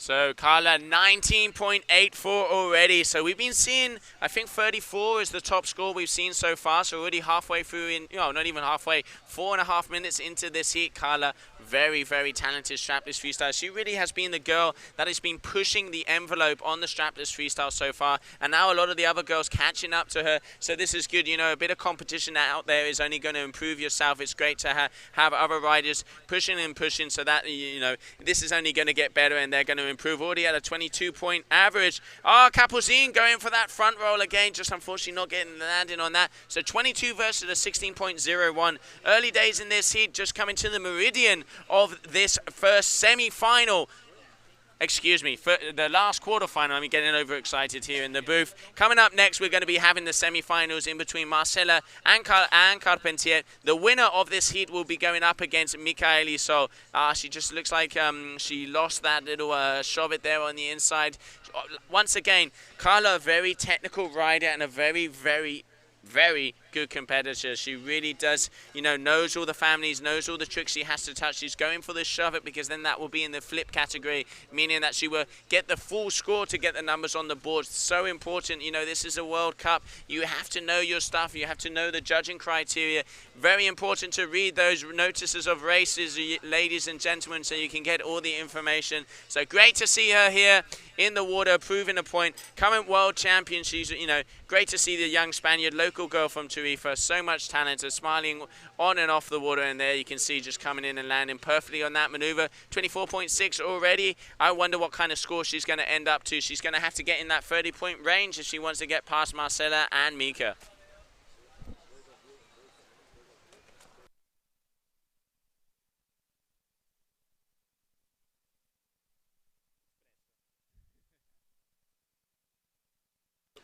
Capucine Delanois, 19.01. Also, we've been mentioning the youth movement, a young rider from F1, French rider based here in Prea 6 months of the year. They have parents have a posada, the Prea Beach Village, about 200 meters down, one of the nicest posadas here in Prea.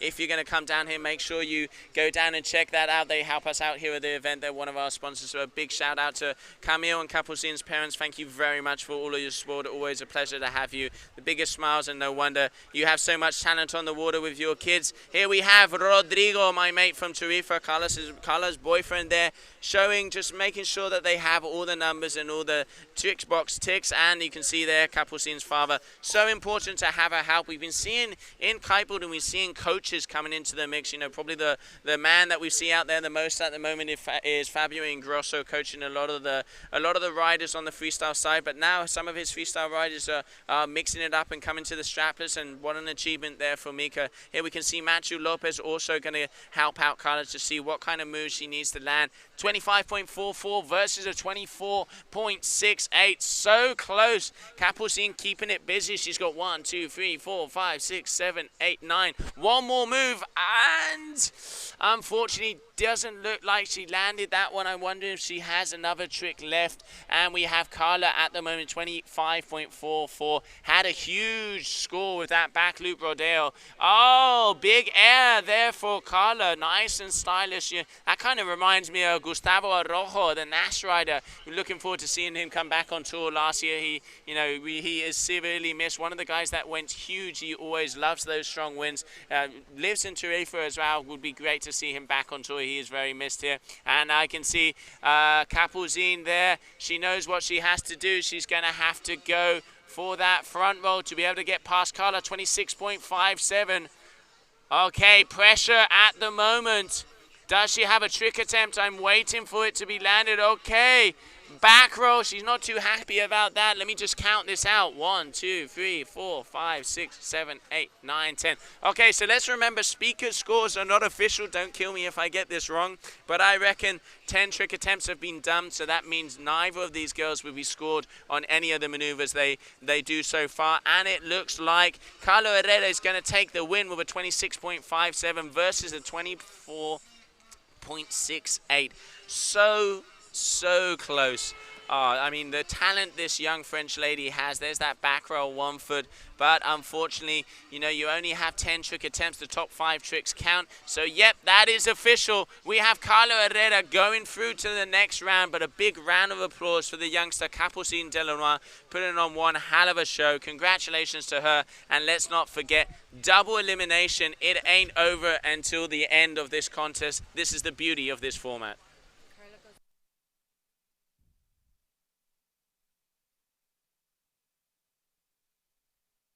And there we can see the Ocean Rodeo rider from Spain, Carla Herrera, pulling out the goods to be able to go through to the next round, where she will be meeting Michaeli Sol.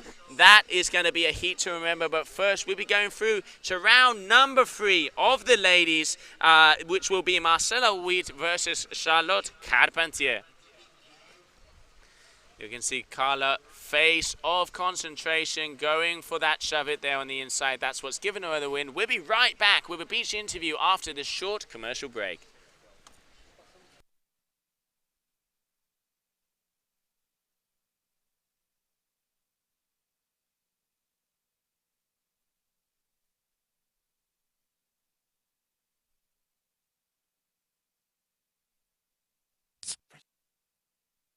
drops. Time de vendas, feche os olhos, respire fundo e nunca se esqueça. Sprite mole em meta dura, tanto bate até que fura. Ligo Fresh.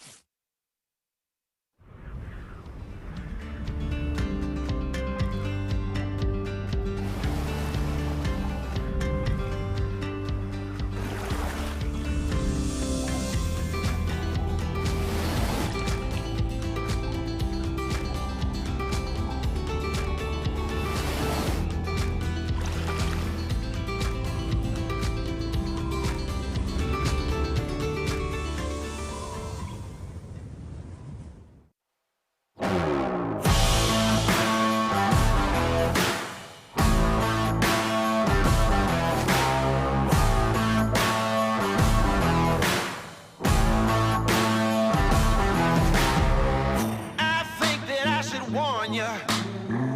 There's something about to change. We're standing at the border where history is made. We're cranking up the lights now so everyone can see. It's all happening right now. We're gonna make you believe it's about to get crazy. It's about to go down. It's about to get crazy. It's gonna be. Welcome back, everybody. Here is the beautiful location of Prea. If you're just joining us, this is the start of the semi-finals of the GKA Kitesurf World Cup Prea Pro Kite. It don't get much better than this. What a place to have a final. The beautiful country of Brazil has so much history when it comes to the kite surfing discipline. So much talent, such a beautiful location, and I mean, this is why we are having the final here. And talking about finalists, we're going to be going down to the beach. Carla Herrera, our current world champion. How is she feeling, Gemma? Thank you very much, Joe. Carla, it's nice to see you here in Prea. How are you enjoying this event so far? Well, this place is amazing. We have really strong wind, a really good top, so it's a really nice place for strapless freestyle. What do you think about your performance during this heat? Are you happy now you're advancing through to the semifinal? Yeah, of course I'm happy. You are always happy when you win the heat. So yeah, now I need to focus a bit more, try to go a bit more high, and that's it. What do you think you're coming up now against Michaeli Sol as her first strapless freestyle event? Have you been watching her performance today so far? Yeah, I saw her these days kiting and she's doing really, really good. It's really impressive how she's riding she's kiting strapless in 2 weeks, I think, or something like this. So it's gonna be fun on the water. Do you have any advice, Carla, for girls who want to get into strapless freestyle riding? Like, what motivated you to start? What can we do to encourage more women to participate? Well, I will say that just do it. Don't listen to no one, no, because everybody says, nah, it's really hard. You will be hard. Just do it. There you heard it from one of the pioneers of female strapless riding. Carla, obviously currently in line to become our world champion this year, yes. So you must be pretty excited. Yeah, I am. Yeah. We'll be celebrating that towards the end of the week for sure. So yeah, that for sure. It's gonna be a big party. There you heard it. So we look forward to seeing you in the next semi-final, Carla. Thank you so much. Thank you. Un mensaje para los españoles que están siguiendo todo. Muchas gracias, chicos, y nada, ya sabéis, nos vemos por Tarifa. Ahí lo sabes. Muchas gracias, Carla. Good luck. See you after the semi-final. Thank you. Congratulations, Carla. Nos veremos por Tarifa seguro. We would definitely see each other in Tarifa. Yeah, such a good rider. Like Gemma was saying there, one of the pioneers of the strapless freestyle discipline. You know, this lady has pushed the level so far, and it's great, you know, to see her with that attitude. Because seeing people, you know, youngsters coming up, this is part of the sport, and you know, it's the veterans that put them into check and you know make sure that everything goes in the right direction. If it wasn't for her, probably the strapless freestyle would not be where it is. But it's great to see, you know, getting some positive competition is only going to make everybody better, and I think, you know, showing at this event the likes of Marcela Wick, Charlotte Carpentier, Michaeli Sol, and that lady herself, Carla Herrera, who's going to become the world champion this year. It doesn't get much better, and this is the way we want these semi-finals to go. And talk about a semi-final, Marcela Witt is out there with a vengeance, 24.91. That is a huge front 1 foot, not quite getting the landing, but she is way ahead at the moment in this semi-final. Charlotte has a 10.0, missing a couple of tricks, but still early days in the heat, 4.5 minutes left still.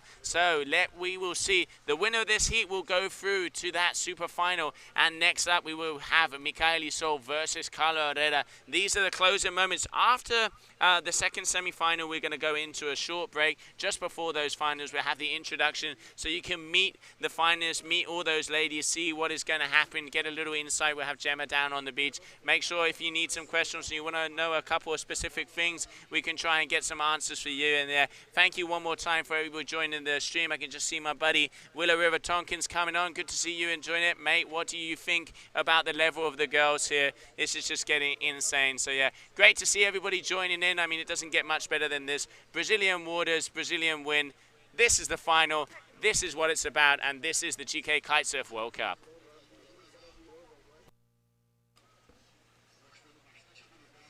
We can see Marcela Witt, right foot forward. She's aiming up for a piece of those chops. Going big front roll, 1 foot. Pull that kite forward. She does. That's a solid move there for the Brazilian. You could see how she pulled that kite forward, so she would actually plane out, because a few of the other times she was leaving the kite a little bit too far on top of your head.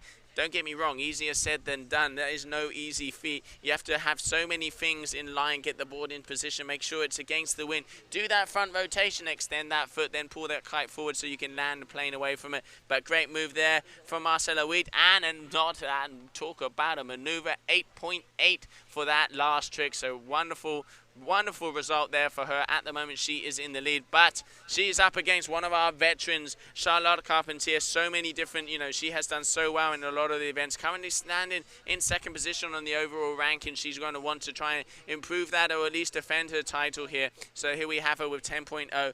Waiting for a couple of numbers to drop. She already has 7 tricks on the board, so she's going to need to land 3 big moves if she wants to get past the local Brazilian. We can see the core rider, face of determination, turning in on that outside boy. She's going to be coming out like a bat out of hell. Left foot forward towards the judge tower. And here he is. Come on, France. Charlotte Carpentier jumping into contention. Okay, nice little 1 foot. Nice and easy, just stylish. Let's get the extension there. Pretty much extending even the toes. Still, she's going to need some bigger moves if she wants to get past Marcela Witt. But numbers on the board, it's all, consistency does pay off. This is the semi-final of the GKA Kite Pro Women's Division. What an event. Already day 2, we've had the single elimination of the men in day 1, redefining strapless freestyle, and day 2, it looks like the girls are going to be doing the same. Still more days left of this event. What else are we going to see?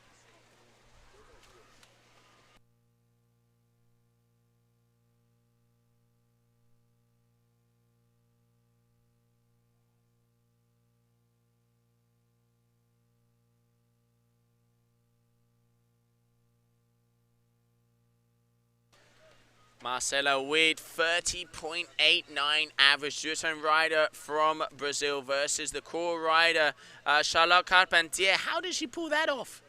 Almost getting the landing on that one, just unfortunately not quite getting the board underneath her as she wanted. Still 30-point average. She's going over the 30-point average in the last 2 heats. I mean, those are some serious numbers, but she's going to have some serious contenders, the like of Carla and Mika, depending on who wins that heat. At the moment, it looks like Marcela has the win. Okay, Charlotte going for that rodeo, but unfortunately, as she does not let go of that hand, it will be counted as a board off, not as a rodeo. Going to check the trick list here. Okay, so Marcela is timed out, so she will not have any more attempts. So it looks like Charlotte would have to put off more than a 10-point average, so she's being comboed out, so she will not be able to take the win on this one. And unfortunately, that is her last move there. So that's going to be a crash for her. Still, get into the semi-finals, we will have to see. She will be in the mini-finals. The beauty of this format, it is the double elimination possibility, so she can still come back with Avengers, work her way up, battle it out here on the Brazilian waters, and take the crown from the winner of the single elimination. That is no easy feat, because the guys and the girls are pushing harder and harder, and we see some of the best strapless freestyle from the ladies. So, into the final. Congratulations to the biggest smile of the event, Marcela Witt from Brazil. And it is moves like this that has made her get through to that final, and she is going to be going up against the winner of the next heat on the water between Micaela So and Carla Herrera. Action-packed to come now.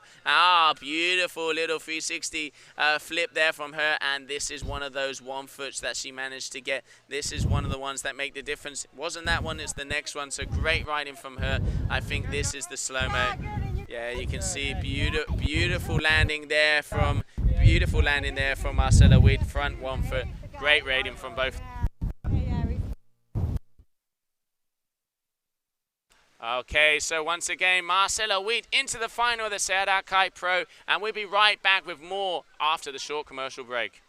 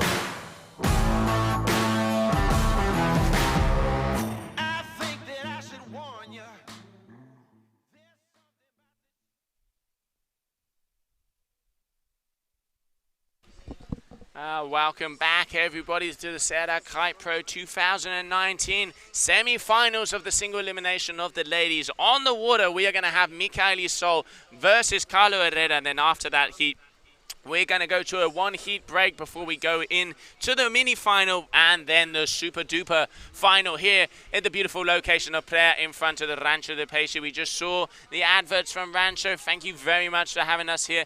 Water sports mecca.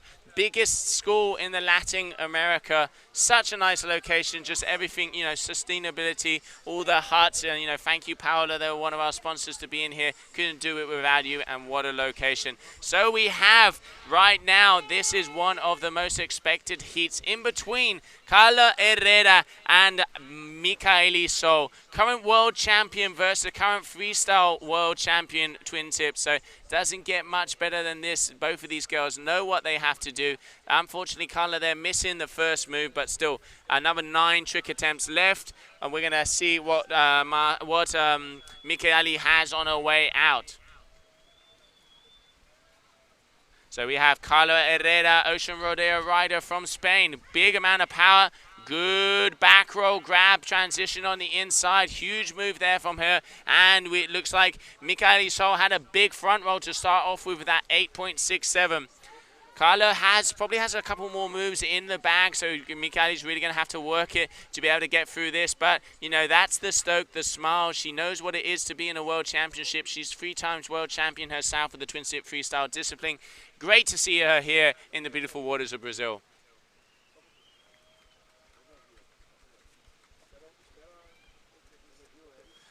Okay, so just before we get back into the action here, we're going to go down to the beach with an interview with Marcela. Thank you very much, Joe. Marcela, you said it, straight into the finals, and here you go, straight into the finals. How did you know that was going to happen? I can't believe I'm here, and like, they are the best of the world. I just had my hits against Charlotte, and she's really good. I can't believe I won. I'm so happy, and yeah, I'm in the final. I can't believe it. In Brazil, in Prea, in my favorite place in the world. I'm so happy. Hey, Marcela, can we expect to see you at some more events on the tour or in different locations around the world next season? Yeah, I'll compete like the whole year next year. So this one was like the first for me. I know it's gonna start like next year, but for me this one is the first, and I'm already starting here. Well, we're so excited to hear that. Marcela, if you can give some advice to any young girls, young women who want to start getting into kiteboarding in general or into strapless freestyle, what would your advice to them be? I hope we have more kids, more like especially girls, because it's it's growing, but we still have like a little bit of girls. And we've been to a lot of schools here in Prea to invite the kids, and they're all here. I'm so happy. And yeah, it's not so difficult. It's much easier than it looks like. So come to Prea, come to Brazil. Come hang out with Marcela and she'll teach you her moves. Thank you. Thank you very much, Marcela. I wish you lots of luck in the final. Thank you so much.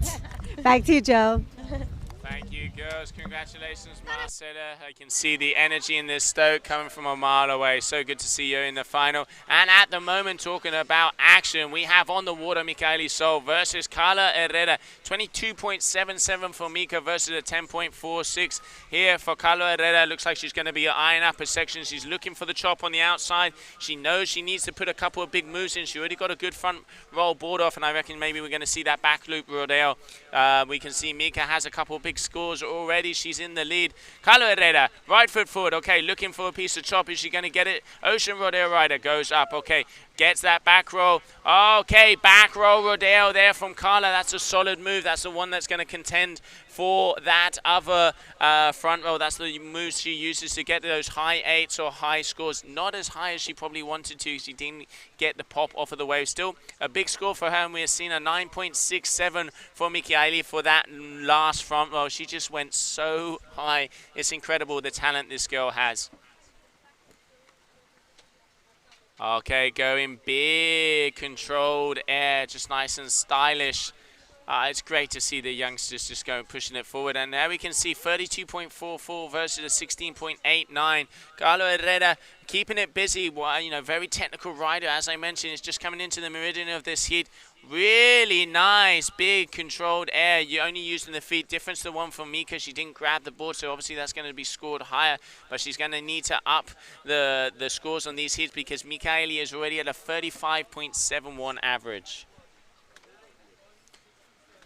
You can see the smile on this young Brazilian's face. There we have Fabio Ingrosso and Machu Lopez already on the inside, just making sure they dot all the I's and cross all the T's, seeing that she touches all those families. Let's remember the 7 families you can do have to get all the different numbers to be able to increase those scores. 20.66 there for Carla, already up in the numbers, as I mentioned, very technical rider.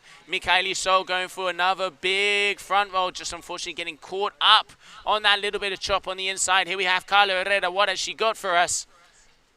Needs to be going a little bit faster if she wants to get some more height. Okay, just a little 360 spin of the board there. Still good move, but I'm going to go as far as saying she needs to be going faster if she wants to be able to get past this lady, because there is a power difference still. Technical aspects, touching the different family, very intelligent rider. She's been there, current world champion, done it before, and she can do it again, but she is up against this youngster who is definitely proving herself here in Brazil. Carla Herrera, front and center on your screen, going up. Looking for a little bit of a chop to get a little extra push, a little additional part of height. Okay, back row, Rodale. That's better. That was a better height, but didn't quite get the land as she wanted. Looks like her hand slipped off of the board there in the initial moments. And here we have, Micaeli Sol here on the inside. Big, huge front roll. Landed with speed and with power. I mean, she's going to want to, I think she's trying to improve. Yes, she is. She's trying to improve on that 8.67 for that first move. And I reckon she's probably pulled it off with that one. That looks like it's just going to get her score higher and higher. So she's going to go up to a 36 point something, 36.37. Look at the power. Look at how perfect is that. That is a textbook front roll strapless freestyle riding. Micaeli Sol, 15 years of age.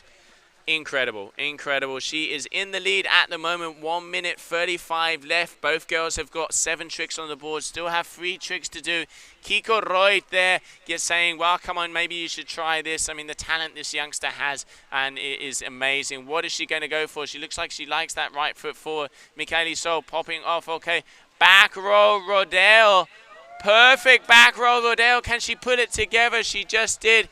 Going so high. Incredible riding here. Carla Herrera, okay, on the inside. Also, she's seeing what Mika does. She knows what she has to do to answer that.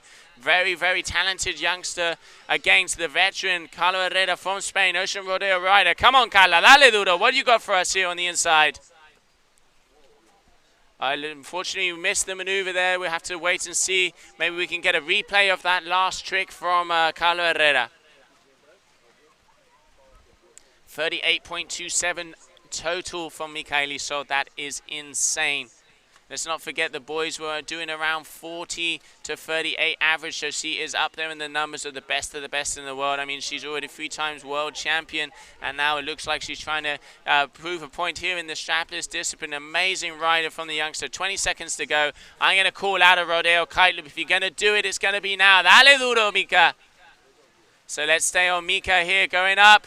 Okay, oh, going for a 1 foot, nice riding, looks back, smile to the crowd, incredible, 38.27, congratulations to Mika, and here's that move we missed from Carla, such a controlled front roll board off there, just unfortunately not going to get in the landing as good as she wants, so congratulations to this lady, Michaeli Sol, will be going through to the final of the GKA Kite Pro, and a big round of applause for Carla Herrera, who will have to battle it out in the double elimination to go back onto that podium. Congratulations to both of these ladies.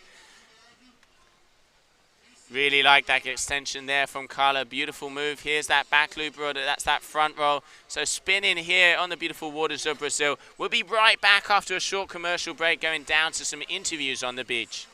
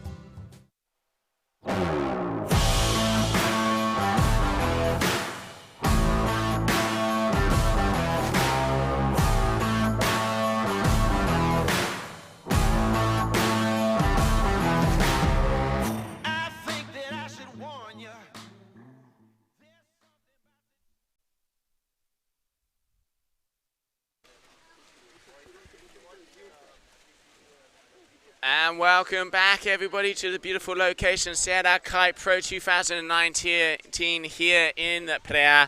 What an event so far. We've been seeing some of the best women's strapless freestyle ever to date, with, you know, 2 huge surprises. Marcela Witt and Michaeli Sol are going into the final, with Carla Herrera and Charlotte Carpentier in the mini-final. Currently, we're going to go on to 1 heat break just to give these girls a breather, non-stop moves. They need to have a rest. We're going to introduce the 4 finalists down on the beach, and then we're going to start off with the mini-final between Carla Herrera and Charlotte Carpentier. So stay tuned for more action here of the women's strapless freestyle GKA Kite Pro 2019.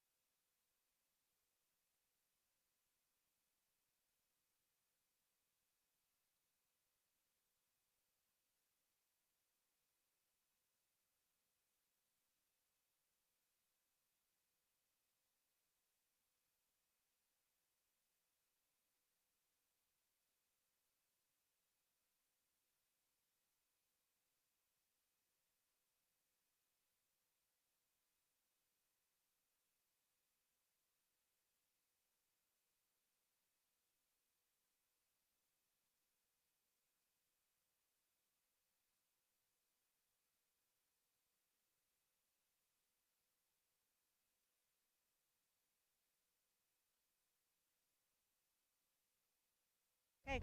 All right, guys. So I'm just going to present to you our finalists going through to the mini final. Carla Herrera, that was a tough heat for you, but it was a really great performance from both of you.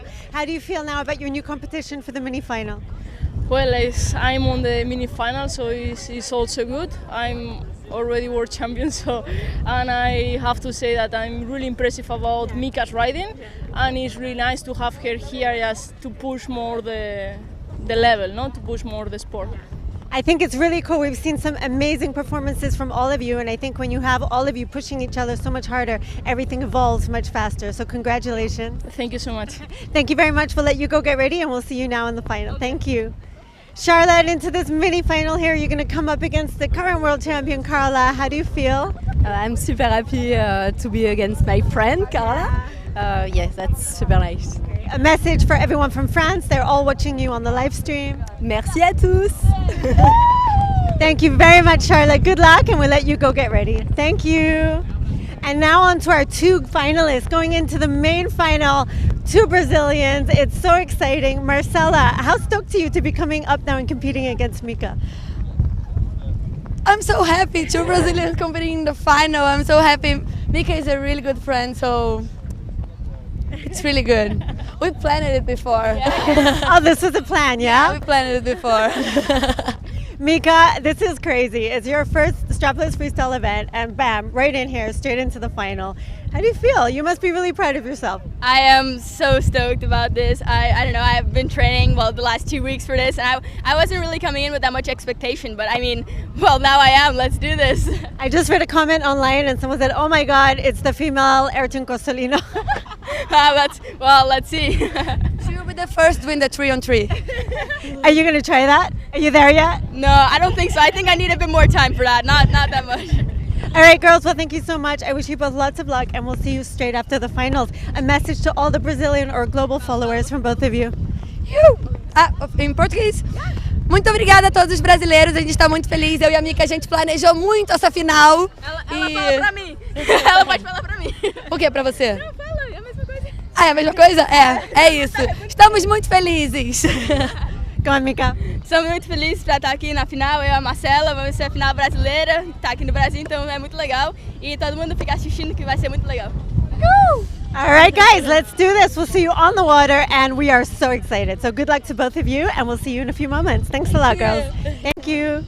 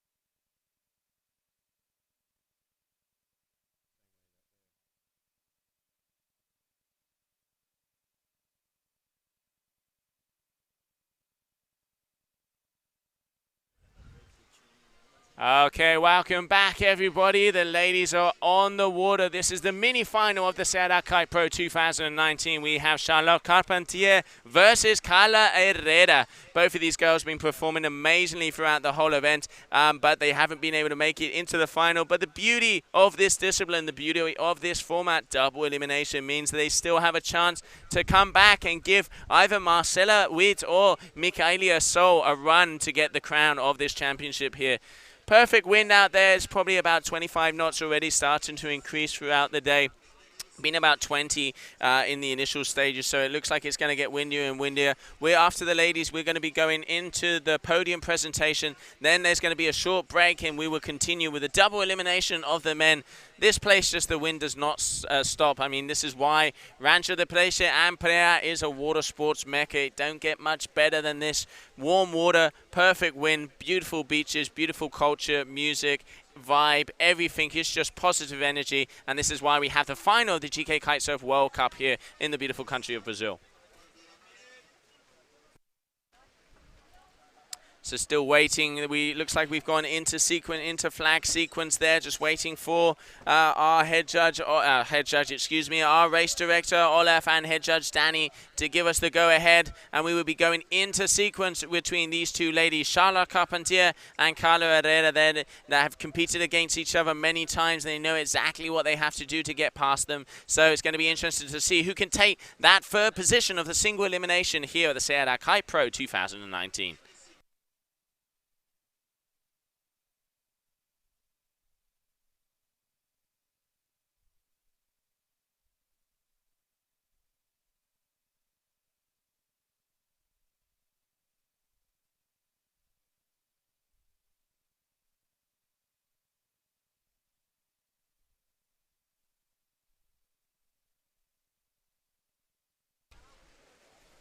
You can see the beautiful beach here in front of the competition area. This is just a paradise for strapless freestyle. It is insane how good it is. And there is the buzzer. And Carla Herrera starting off with a nice little ollie pop there off of the inside. Starting to get some points on the board. 8-minute heat. The top 5 tricks are the ones that get scored. They have 10 trick attempts. Oh, nice little shove it there on the inside from Charlotte Carpentier, whipping that board around. We can see a 2.93 from Carla. I reckon probably Charlotte's going to equal that with that shove it, maybe a little bit less. It was only a 180. Okay, 177 there for Charlotte, so a trick each. 9 tricks to go for both of these girls. Positive riding, it is about as good as it gets out there in this beautiful location in Brazil, in the northwest province of Ceará. This is the kite surfing mecca, strapless mecca, and this is why we have seen the best strapless freestyle event to history. Back roll rodeo there. Really? Oh, that was a shame. A big one there for Carla. Unfortunately, the kite looped and pulled her off of the end section of that maneuver. But yeah, looks like she was getting the height on that one, just didn't quite get the landing. Charlotte obviously is going to take the advantage here. Carla's going to take a little bit of time to get back to her board, so Charlotte needs to use this intelligently, trying to go for that pop 180. A little pop out, kind of the initial stages of that front roll, but unfortunately not quite getting. It looked like her kite was a little bit too far back. The French lady, core rider here in the Brazilian waters of Brazil.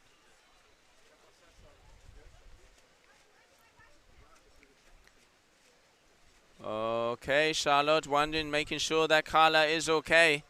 Yeah, it looks like it did seem like she had a little bit of a bad land in there. That just shows the sportsmanship. You know, we want to make sure everybody is all right. That's much better there from Charlotte. She's happy about that one. Good move for her. And Carla Herrera, big back roll there on the inside. I really like that transition. She really does extend that back foot, uses her heel, gets the board into the wind, then comes down and loops the kite. Very technical and very good maneuver from her, but then that is why this girl is world champion. We will be crowning her the world champion here. Such a good event, such a good rider, and we're really happy to see local girl from Tarifa on top of the podium.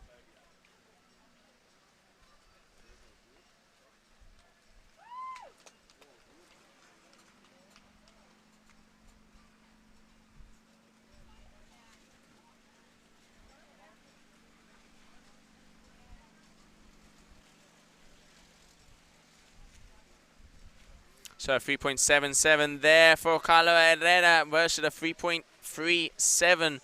Going into an 11 for Charlotte Carpentier. Good score on that back row of 4.77.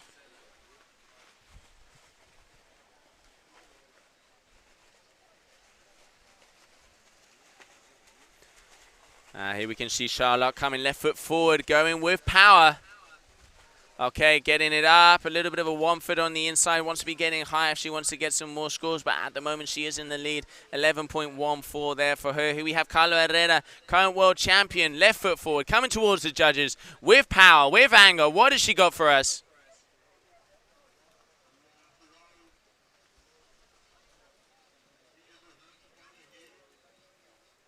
Okay, no, she's decided against it. Obviously wants to utilize the chop on the way out.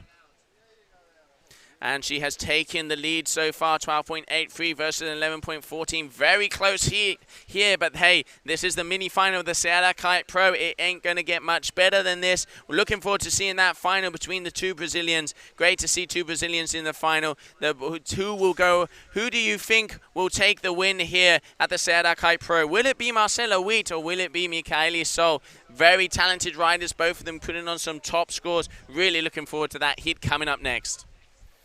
At the moment, it looks like these girls are trading first and second place, left, right, and center. We've seen Charlotte Carpentier 13.57 and Carla Herrera once again regaining the lead with a 16.7. Looking at the beach, making sure Rodri sees what she has to do. Taking into account, we have to really see all of the different moves.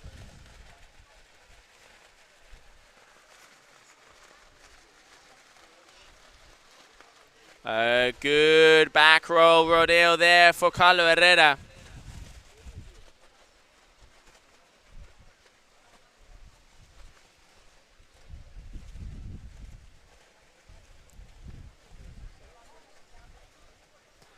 .04, 6.34 for that last move from Carla. That was a big one, that back row rodeo. That is her signature move. She was the first lady to be able to pull off that, as we've been mentioning, one of the pioneers of the strapless discipline. It wouldn't be where it is without her, and it's great to see now the young blood coming up and pushing. This is only going to make all of the riders better, and the level's just going to go up and improve day after day.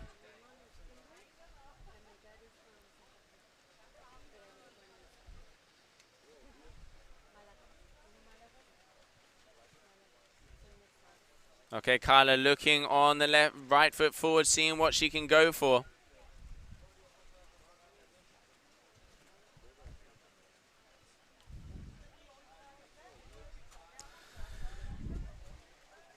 Left foot forward. Carla Herrera coming in with speed. What does she go? Oh, I don't think she's going to go anything. She's checking her watch, making sure she knows where she is. Just over 2 minutes left in this heat. She's going to look for one of those kickers. But Charlotte does want to do something on the inside. Front roll, looping the kite underneath. Unfortunately, not being able to get the board. Didn't get the height to be able to get that board underneath her and land that move. So unfortunately, that's a crash for her. In the lead so far, we have Carla going out. Okay, looking for that big back roll rodeo.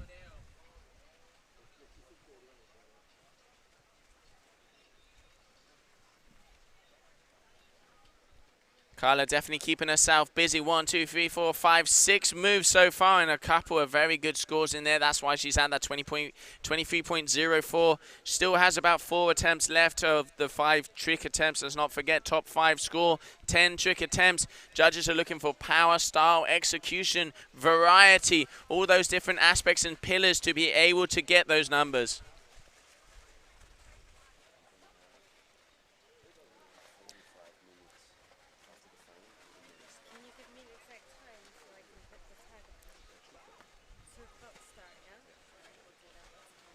Here we can see Carla Herrera just talking to the beach, making sure she knows what she needs to do. Got a 5.77 for that last trick, but it won't improve on the 6.0 she got for that first front board off. So 23.04 versus a 13.57. Carla Herrera from Spain in the lead. 45 seconds left. Charlotte going for it big there on the inside, not being able to manage to get the landing, and also Carla missing that last trick. So closing moments of this heat, the first mini-final of the Sierra Kite Pro 2019 here in the beautiful location of Prea.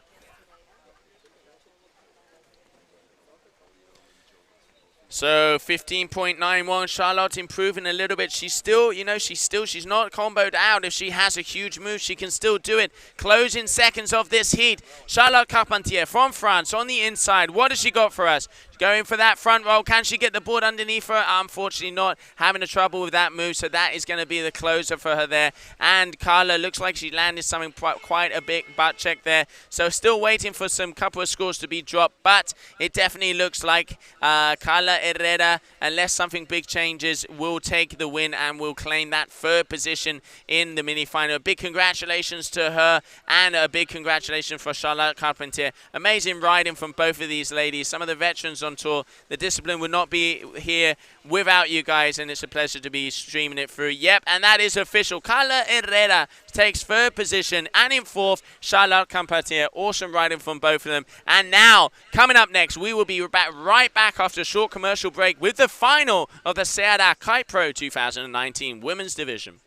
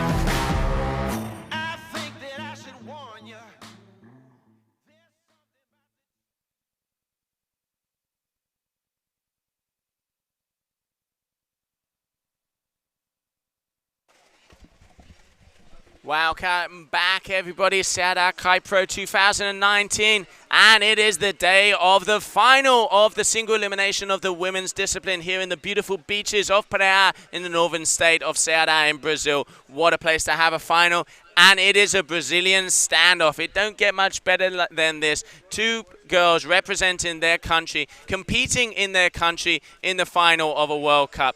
This is a dream scenario. We have Marcela Witt versus Michaeli So. Both these girls well deserved to be in the final, putting up 30-point averages, and let's see who will take the win here in Rancho de Peixe. It is going to be interesting. Just coming up on 10 seconds left to the start of this heat. I can see Michaeli So on the inside waiting to see that green flag go up, and she's going to do an opener, probably with that front roll she's been doing for the past 5 or 4 heats. Okay, so right foot forward, Michaeli So, 15 years of age, currently the freestyle twin tip winner and world champion. Huge front loop to start off, getting that landing. Really, really good there from Michaeli So. What an opener.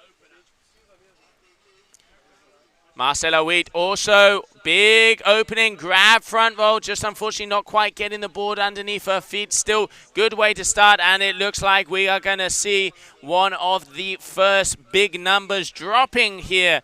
What will it be? Will we see an elusive number we see very, very few of throughout the year? 15-year-olds, we do. 10.0, ladies and gentlemen. That is a perfect score for Michaeli So. What a way to open an event.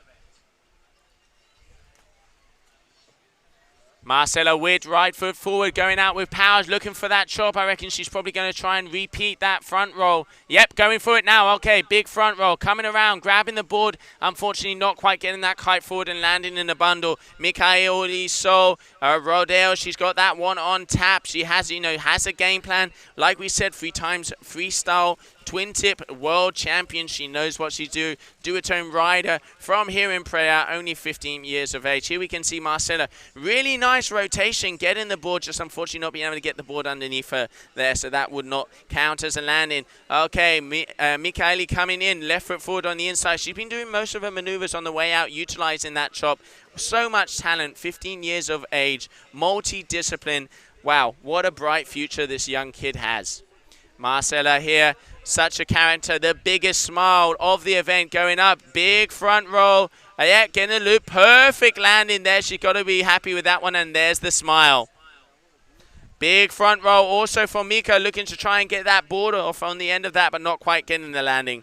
So, trick for trick here in Brazil. It is a final. Final is on. It is war between the Brazilians. What a Brazilian standoff. You can see the kids running along the shore. The crowd starting to get bigger and bigger. Women's final, single elimination, GKA Kite Pro 2019, here right now. Okay, going for that front roll. She wants to land this one. She does. Oh, good flexibility. Pulling that landing together. Not as clean as a whistle, but still getting the numbers on the board. Then we have Mika. Back roll, board off. Also transition. Looping the kite. Good kite control. Really showing that she has those ones under control. Also going to be another score for her. She's probably going to go into the 20-point category.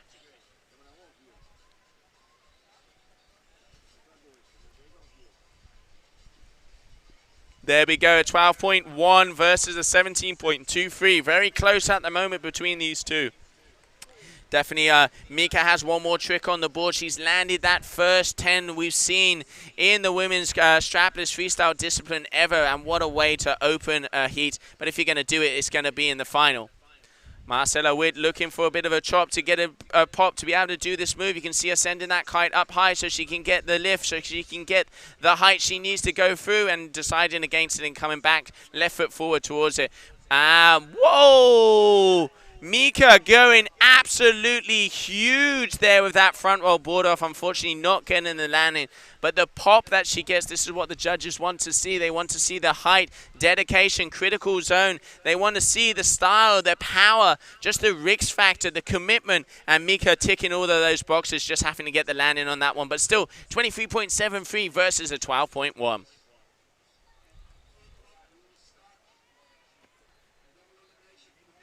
Mika, big air grab in there. Nice jump from her. And Marcella Witt, front 1 foot. Does she get it? No, doesn't quite get the full rotation to be able to get the score on that. Marcella having a little bit more trouble to get the numbers on this heat, but hey, still early days, just getting past the midpoint, 3.5 minutes to go.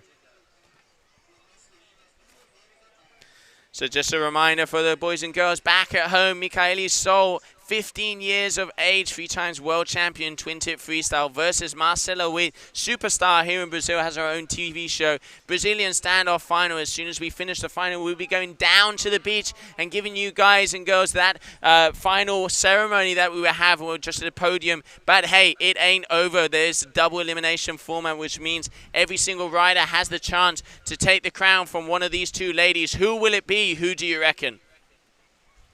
Marcella Witt going big. Oh, just unfortunately getting caught up on that bit of chop. Wasn't able to get the land in there. Mikaeli Sol, 27.13. So talented at such a young age. This is insane. Okay, she's trying to decide which one she's going to go for here. Utilizing that inside chop. I mean, this is her background. She's her back arch. She knows what she has to do. Front roll, transition. Oh, getting caught up on the land in there, unfortunately. Still in the lead so far. So Mikaeli Sol has 1, 2, 3, 4, 5, 6, 7, 8 tricks already, and Marcella Witt has 6. So keeping it a little bit easier and cool. 2.5 minutes to go. Anything can happen. This is a final. This is action. This is the GKA Kite Pro, and this is the Brazilian event. Marcella looking for a piece of chop. She knows she has to get the height if she wants to get it past her fellow country lady. Okay, big back roll transition. Lands it, not the most stylish, just kind of pull it together. Looks like she didn't get the rotation she wanted to, but still numbers on the board. That's what it's about. Consistency does pay off. I can see Mika eyeing up, trying to find a little bit of a wobble, a little bit of a chop to go off. She does. Big 1 foot, landing it perfectly stylish. Even I think I even saw her little toe getting extended on that one.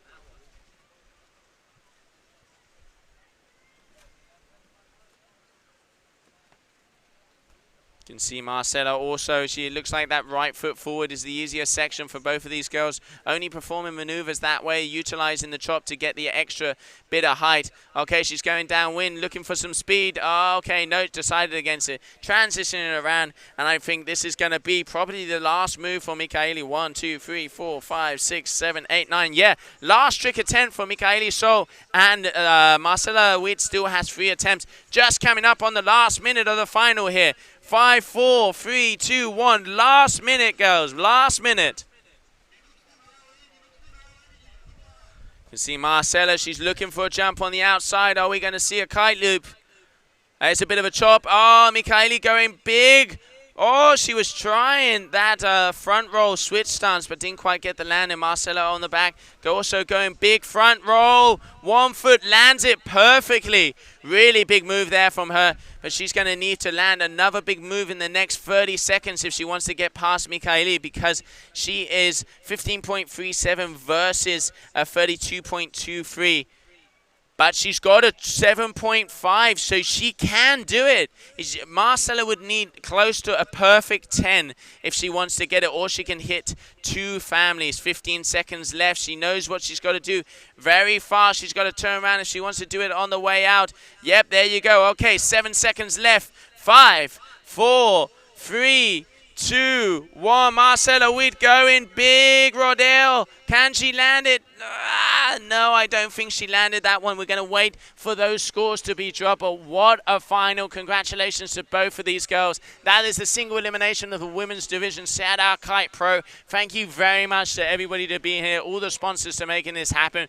But it ain't over yet. We will be going into the double elimination of the men. Just waiting for the official result for that heat to go in. And yes, it looks like it is official. Michaeli Sol will be taking the win of the single elimination of the strapless freestyle GKA Kite Pro 2019, and there's the smile. Big congratulations to her. So stay tuned as we're going to go right down to the beach, where we're going to be starting with the official podium here for the women's strapless freestyle.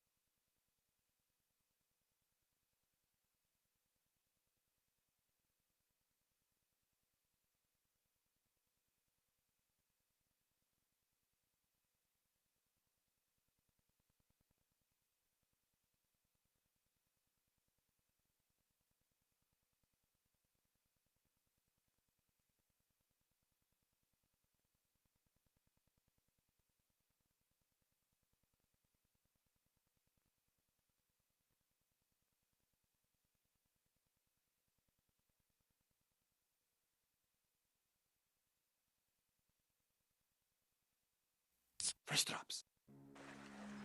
Time de vendas, feche os olhos, respire fundo e nunca se esqueça. Sprite mole em meta dura, tanto bate até que fura. Liga o flash.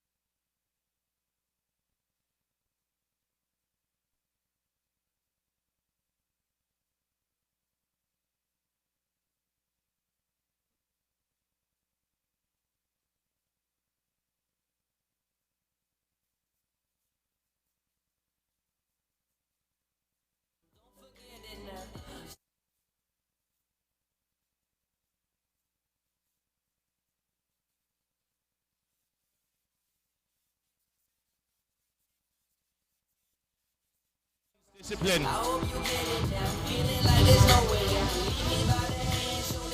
So that was the strapless freestyle women's discipline, and talk about redefining strapless freestyle. It's so nice to see the young blood, the youth movement, and so nice to see a Brazilian final here at this beautiful location. I want to take the opportunity to thank everybody that has made this happen, everybody that has put their little grain of sound. You know, Paola from Rancho de Peixe, without these guys, this would not be possible. All of the riders, all of the team, everybody that's here, a big round of applause to you.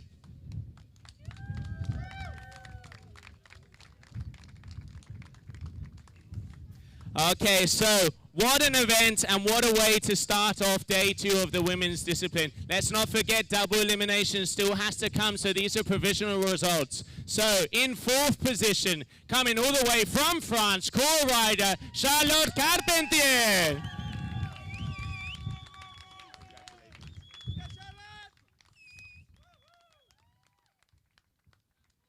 And in 3rd position, one of the pioneers of the strapless freestyle discipline. It would not be here without this lady, and I know she's going to come back in a vengeance in the double elimination. Let's see how this ends. From Spain, Señorita Carla Herrera.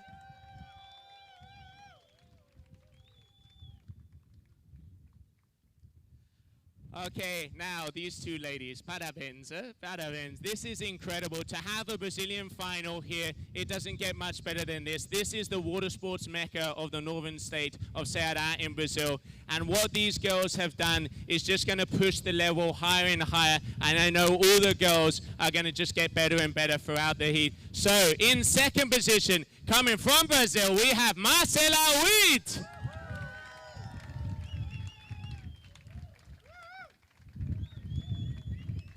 Which only means that this lady here to my left, 15 years of age. She's been strapless freestyling for hardly any time. It's so amazing to see her level. She is going to be currently crowned the world champion of the freestyle twin tip discipline. None other than Micaeli So, your Ceará champion.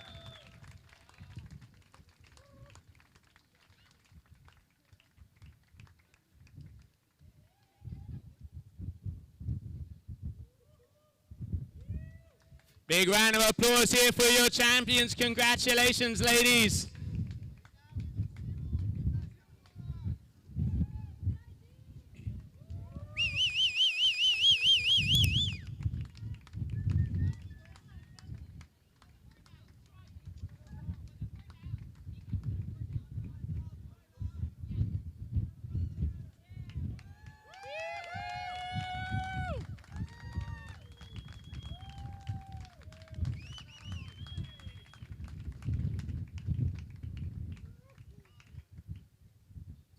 Okay, so I'm going to get some inside info. We're going to be doing some interviews with the girls, both in English and in Portuguese here with Fernando. So let me start here on my right. Charlotte, congratulations. What a mini final. Obviously, you've been up against Carla many, many times. How do you feel to be here in Brazil in this beautiful location? Thank you to everybody. We are really happy to be back here for the 2nd time. It's such an amazing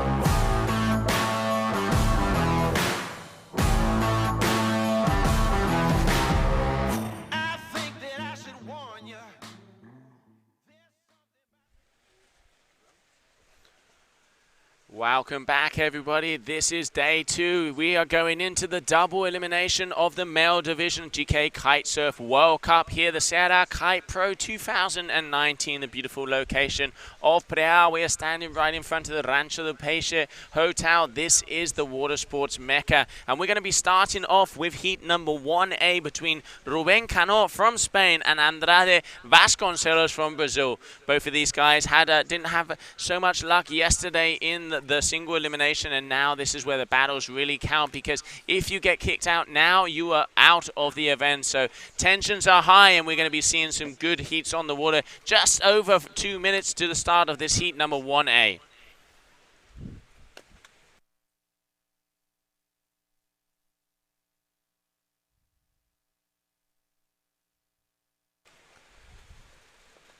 We've already seen the single elimination of the ladies with a big surprise. Michaeli Sol taking the win of the single elimination of the women's strapless freestyle. Amazing the level that this girl has had in such a short time. But hey, you know, she is 3-time twin tip freestyle world champion, so she has a lot of competition experience, and it's great to see her here getting involved in the strapless discipline. Now we're going back to the men as the double elimination starts to initiate. And as I mentioned before, heat number 1A is going to be on the water with Ruben Cano from Spain riding for North, and then we have Andrade Vasconcelos from Brazil riding for Duotone.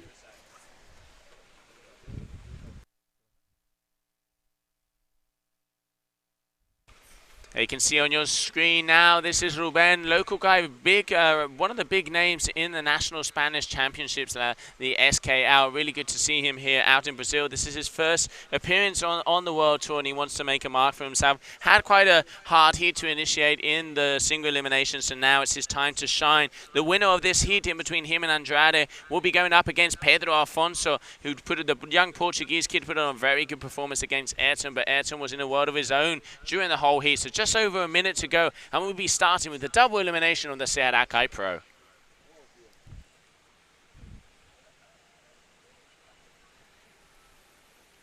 Can see as the tide is starting to come in, the wind is starting to pick up a bit. It's probably about 20 to 25 knots out there. The guys are on 10 and 11 meter kites, you know, but hey, these us mere mortals, we won't be on such small kites. They do go big because they want to go as big as possible. You know, these are the best of the best in the world out there, and here we see Ruben Cano. Nice little pop to revert, very stylish, nice and easy, keeping the speed on entry and exit. That's a very good move for him. That is a first score. Just waiting for my system to update.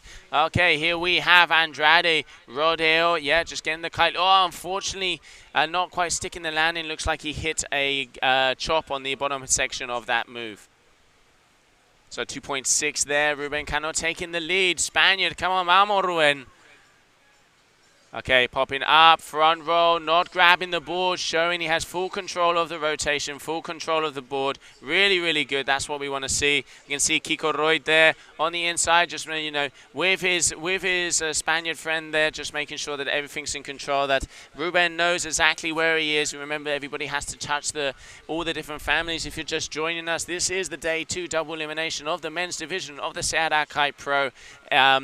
Top 5 maneuvers count, top 5 move counts, 10 trick count. So that means that only 5 moves will count out the 10 possibilities that they have. And Ruben so far, trick for trick, landing 3 out of 3. And then Andrade Vasconcelos also a 2.33. So great to see them here in the water. There's a smile there from him. He's happy. Looks like he's got the pistons are firing. He's got his mojo together. Getting loosey-goosey here in the beautiful warm waters of Brazil. Going out with a nice bit of speed. Really like the style of the Spaniard. He's a very powerful rider. Has one of the nicest, biggest front rolls I've seen, together with Jean Marcos Rivera. So looks like he's going all the way back out. He's going to jibe around and try and do a move, left foot forward, coming towards the judge tower. I can see Vasconcelos there. He looks like he's going up. Yeah, nice rodeo. Managing to land that one, so he's going to be happy about that. That's going to be another score on the cards for him, so he's going to get closer. 3.23 there for that last move from Ruben Cano, so moving up the table. Okay, front row. He's going to be 1 foot in it out. Really nice front 1 foot from here, and there's the smile. You can see the teeth. The Spaniard's happy. Great move there from Ruben Cano.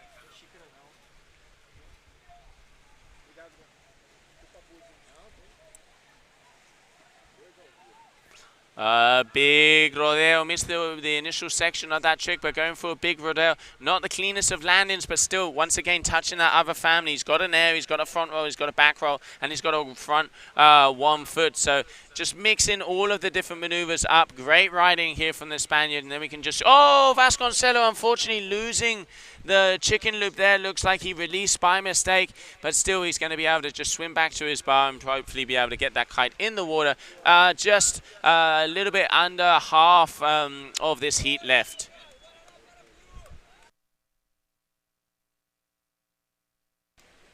There we have Ruben Cano, 19.35. That's a good score. He's going to be happy with that one. You can see him just checking his watch, kind of try and see what he's got to do.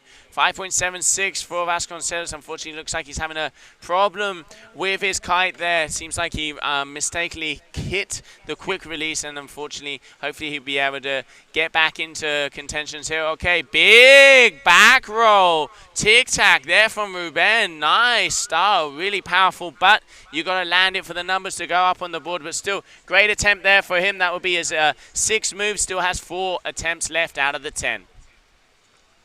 Okay, so Vasconcelos back. That's it. Use that energy. Use that anger, my friend. Take it again. So step by step, just get your mojo back in count and just go for it. Okay, so going out again, you can see him, Andrade. He obviously wants to go full power here. Oh, big back roll, board off. Yeah, unfortunately, not quite getting the landing. Didn't get the board underneath his feet. Seems like the kite wasn't in the right position, and that will be a crash for him. Ruben Cano, so still has only crashed 1 move, and that was that last back roll tic-tac. Very stylish move here from the Spaniard riding for North Kiteboarding. He's maybe going to try that one again. Okay, coming in power, left foot forward towards the judging tower. He's going to pop up, and here's the pop. Yep, there's the pop going up. Back roll, tic-tac, grabs the board. And unfortunately, you can see just didn't quite grab that rail in the right position, but he's coming up with a smile. He's happy. He's got a solid lead at the moment. Not much left. Unfortunately, my clock here isn't correct. Just waiting for the system. We had a few electricity problems at the beginning of this heat, but we'll be right on cue very soon. So it must be the closing moments of this heat. Here we have Vasconcelos also going out. He's going to be looking for that chop. Big front roll, really nice and controlled. Put it together, just not quite getting the board in the right position, and that would be a crash. And here I can see Ruben coming towards us. I reckon maybe 3rd time lucky. What do you say, ladies and gentlemen?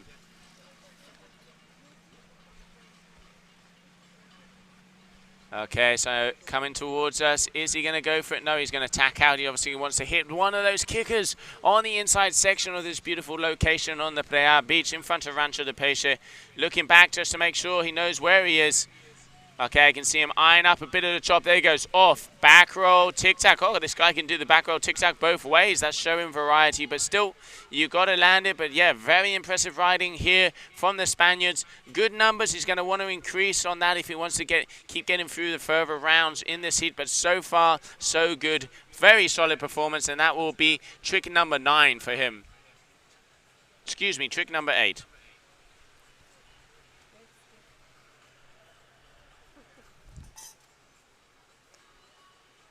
Here we can see Vasconcelos going out with power. He needs to get his stuff together. He's had 4 crashes in a row. He wants to start landing some stuff. Okay, big back roll. Can he get that board around? He can. Yeah, there you go. Perfect landing there from Vasconcelos. Back roll, with a board off. Oh, Ruben just having a bit of a trouble with that back route tic-tac. He doesn't quite get the board in the right position. You really want to, it has to be a control flip and grabbed it to make your life easy. He knows he can get this trick, so obviously he's got very far ahead in this heat, just trying to figure out what he has to do. But he looks like he's going to have this one in the bag. That was trick number 9, going for his last trick attempt here at the beautiful location of Prea. Big rodeo kite loop. Can he land it? Almost. That was dedication and commitment. Judge is going to be liking that. Yeah, so the Spaniard obviously is up in his game. Double elimination time. You got to do it. If you get kicked out now, you will be kicked out of the event. So it looks like Ruben Cano will be going through to the next round.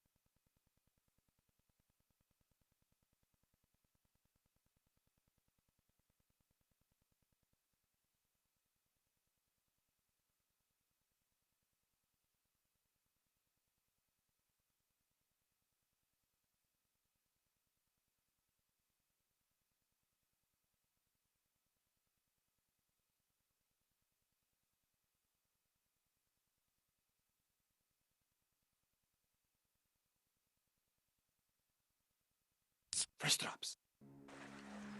Time de vendas, feche os olhos, respire fundo e nunca se esqueça. Sprite mole em meta dura, tanto bate até que fura. Liga o fresh.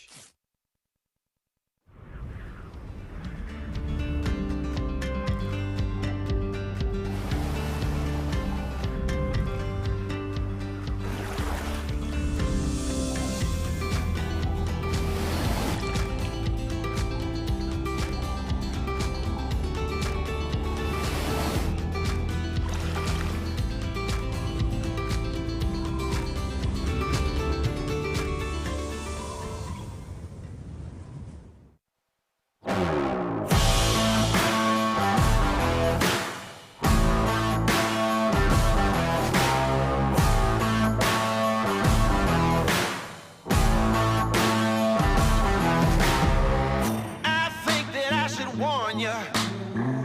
There's something about to change. We're standing at the border where history is made. We're cranking up the lights now so everyone can see. It's all happening right now. We're gonna make you believe. It's about to get crazy. It's about to go down. It's about to get crazy. It's gonna be.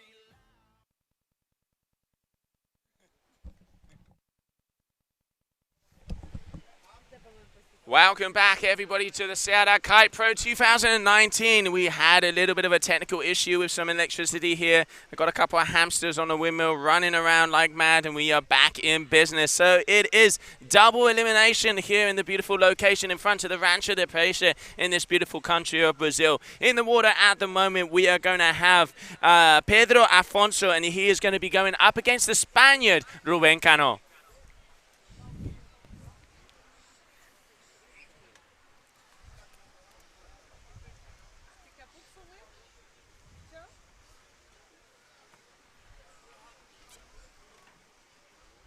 Okay, so yeah, as I said, back in business here on the beautiful location in Brazil, this beach of Prea. You can see the wind has started, it's picking up. It has been a little bit lighter through the early moments of this, but it is starting to get to that prime 9 weather. Those 8-meter kites we're going to start to see coming out. We wanted to get windy. This is where it's at. Double elimination of the men division of the GKA Kite Surf World Cup in Brazil. This is the place where we have the final. This is the place where we are going to crown the world champions, and what better location to do it than in front of the beautiful hotel of Rancho de Peixe.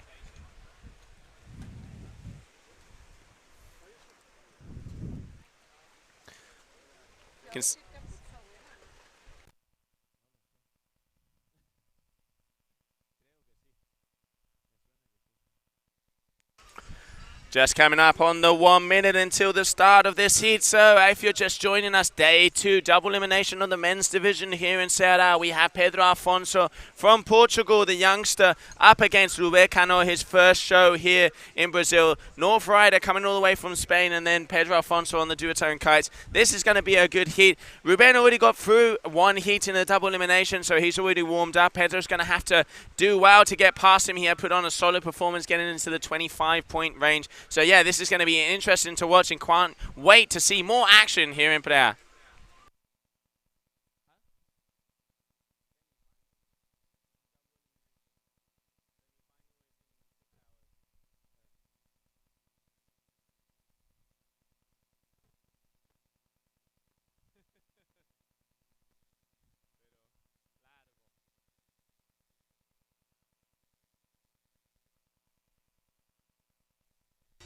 And there you can see the guys powering up. That can only mean one thing: the heat is on. So right foot forward, we have the North Rider, Ruben Cano, coming all the way from Spain. You can see Pedro Afonso there with his war paint on. You know, this is double elimination. If you're out, you're out. So you can see Pedro, looks like I can see in the corner of my eye, he was doing something, just concentrating here on Ruben Cano with the cameraman at the moment. He's obviously going to perform a trick coming on the inside. What has he got for us? Looks like you're going to edge up okay. Front row, unfortunately missing didn't quite get the power off of the takeoff there. He didn't really pop the board, not getting the landing. Pedro Afonso, style master there. Nice back roll, landing that perfectly with power, entry and exit. Really good execution. That's what the judges want to see, and that's what's going to give him the points to go through to the next round. Okay, Ruben Cano getting this stuff together. Nice pop to Eva there. Not as fast as the one we saw in the first round, but he, you know, in the end, this is double elimination. Start getting some points on the board. He did get a first crash. He's going to want to get his mojo together, come back into it, and go for the win in this heat. So far we have 7.5 for Pedro Afonso versus a 2.47 from Ruben Cano.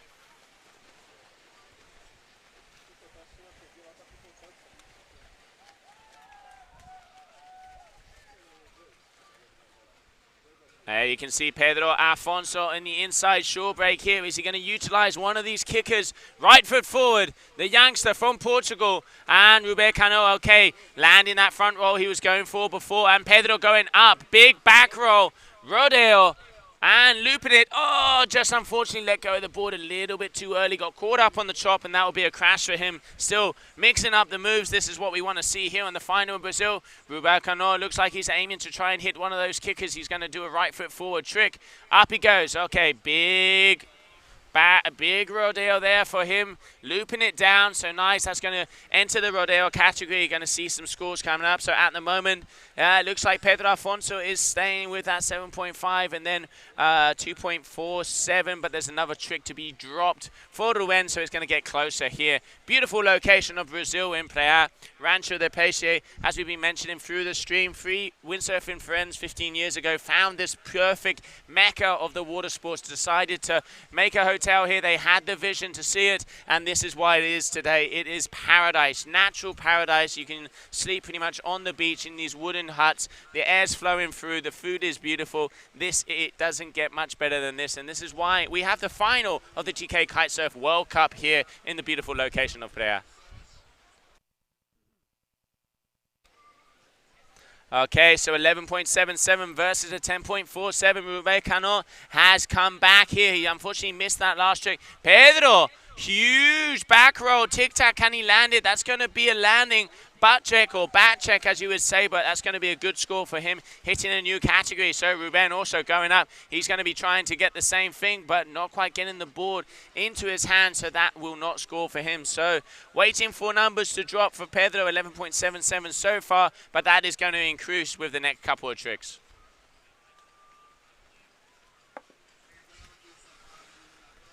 I can see Pedro, he's put his war paint on there, but he obviously has to. Double elimination. If you get kicked out now, you are out for the competition, and he wants to continue and fight and go further forward. This is round number 2, double elimination. We are going to be making it to round number 3, and then we will stop there for the day. So still a lot of action to come. Stay tuned, as it is just going to get better here. Wind starting to pick up. It's getting better during the afternoon section of the days here in Brazil, and can't wait to see these guys killing it, and who will continue to fight for the championship of Brazil Serra Kite Pro 2019.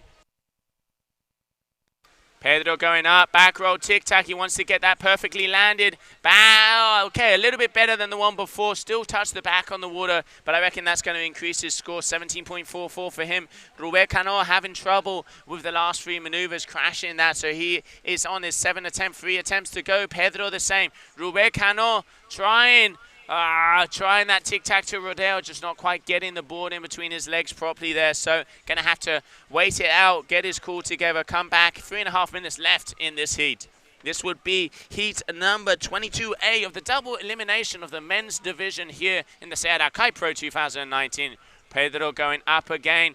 Back roll rodeo. Super controlled. Just got hit. Didn't time that kite as well as he wanted to, and just got pulled over the front foot. Still good style, nice maneuver. I bet he's going to get that next try. Here we have Ruben Cano. He's got some work to do. He already has 8 tricks on the board. He's only landed 3, so he needs to get a couple of scores if he wants to get past the Portuguese rider here.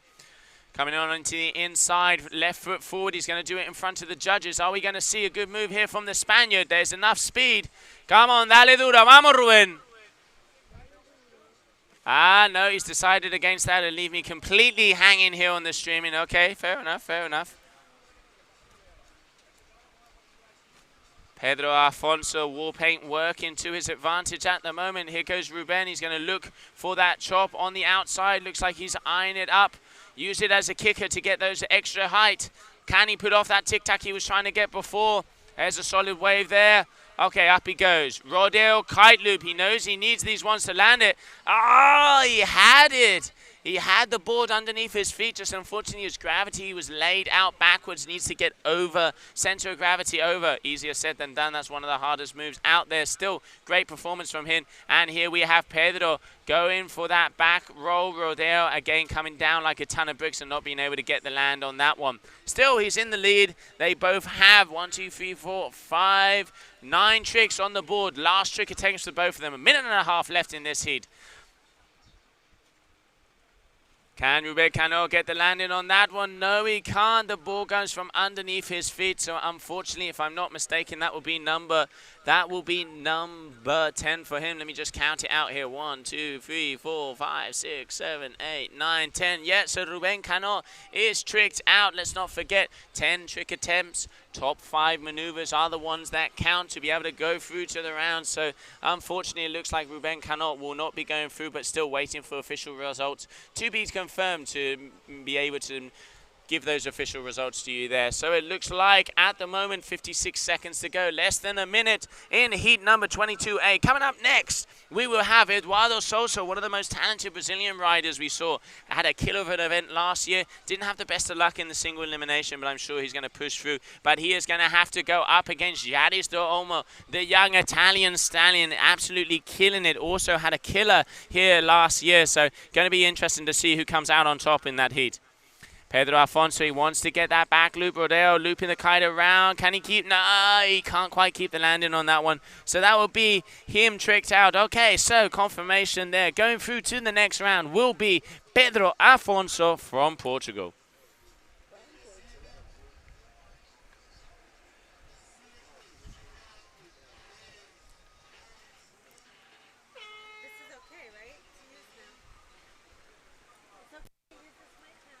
There you can see Ruben coming into the shore. He's got a smile. First appearance here in the World Championships. A big congratulations to he. Felicidades, maestro. Great to see you on the water. New addition to the North team. Very talented rider. Just has to get a little bit more consistency up. Had a great first round. Just unfortunately not being able to pull it together with those tic-tacs. I know he's going to make the most of it and take some training time here in Brazil. And I'm sure he's going to be back next year. Going to be a great addition to the tour. And welcome to the family. The GKA family, my friend. We can see Pedro Afonso, nice front row extended, really getting, you can see the control of the feet in the board here. We have Ruben Cano there. Unfortunately, you could see he just missed the grab on that board. And then here we can see him once again. This is the trouble he was having, wasn't able to get it quite in place, and that was the best attempt he had. So, yeah, Pedro Afonso moving forward to the next round, and we'll be right back after this short commercial break.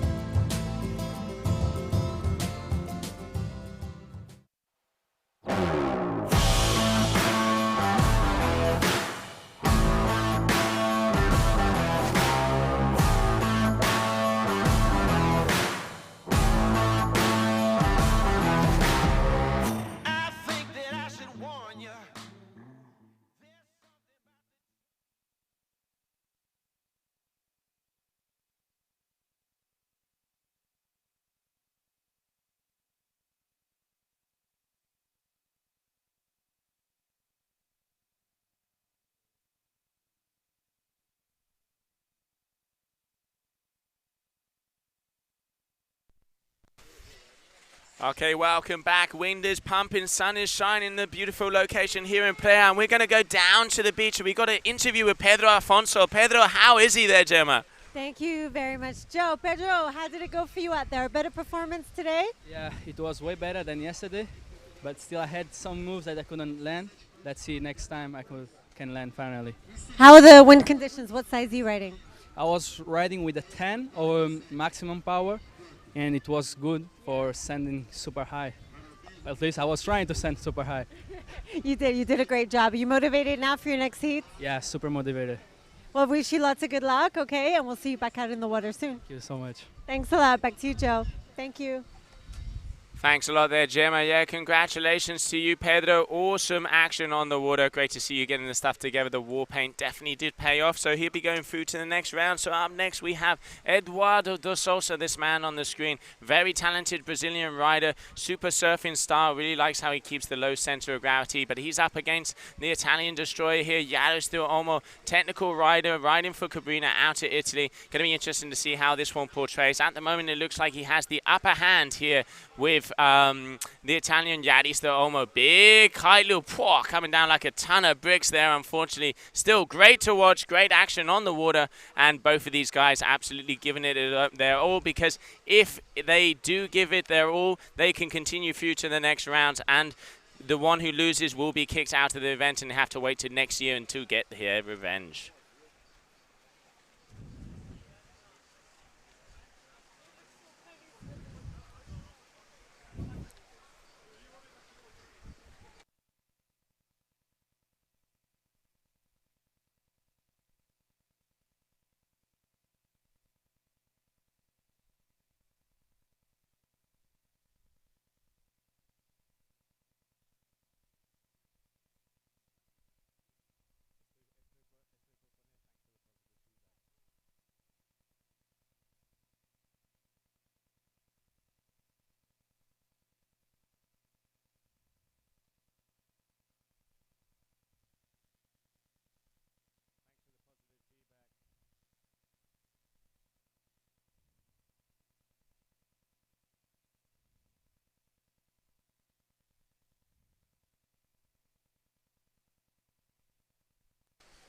Yaris really going big there with those kite loops, super powerful. He's going to want to try and get some landings there, because unfortunately not quite getting the points on the board that he wanted. Still, he needs to do that if he's going to win against this guy in the slow-mo here, Eduardo Sousa. Very talented Brazilian rider, as I've been mentioning before. 10.1 so far for Eduardo Sousa versus the 4.33, but Yaris going for it left, right and center. This one is not going to be over until the buzzer. 5 minutes left of this heat.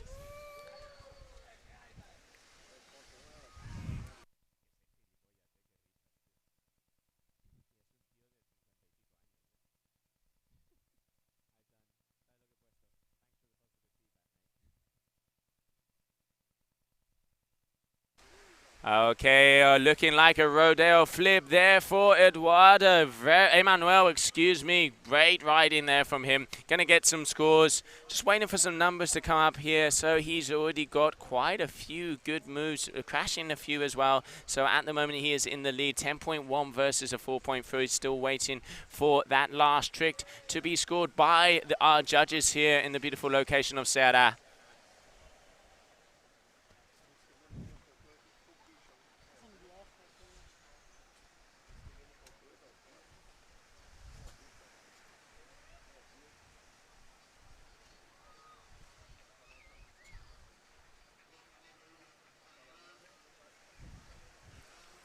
Great to see a lot of the Italian people, and from Switzerland, Paolo, hello to you. Great to have you on the stream. And Sandro supporting your friend Yaris. He looks like he's doing well, but he's got to get a little bit more to get past this man here.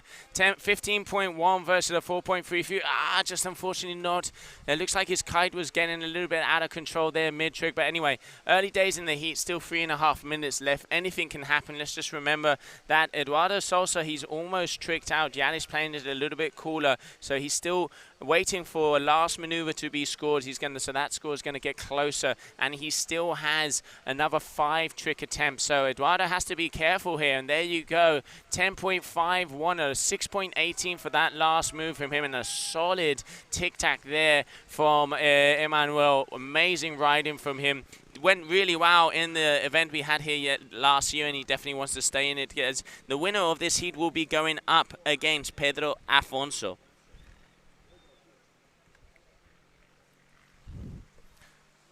Deciding against that one there. So Yaris, 2 minutes 54 seconds left.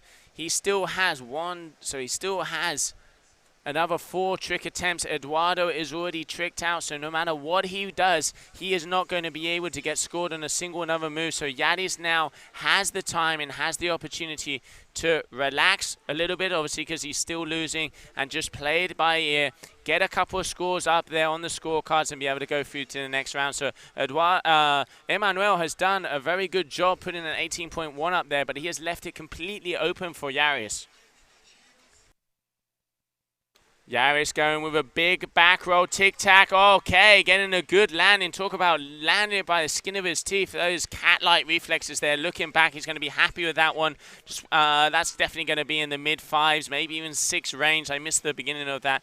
Judge is going to see what he's going to be able to get there. There you go, 16.28. So that is a 5.77. Awesome riding there from Yaris Olmo. And once again, he still has another 4 tricks. So there you go. The hand comes out. Calma, calma, tranquilo. Just relax. And he knows he probably has this one, because this guy is more than capable of landing a 1.5 trick average. Okay, so Yaris Olmo going right foot forward.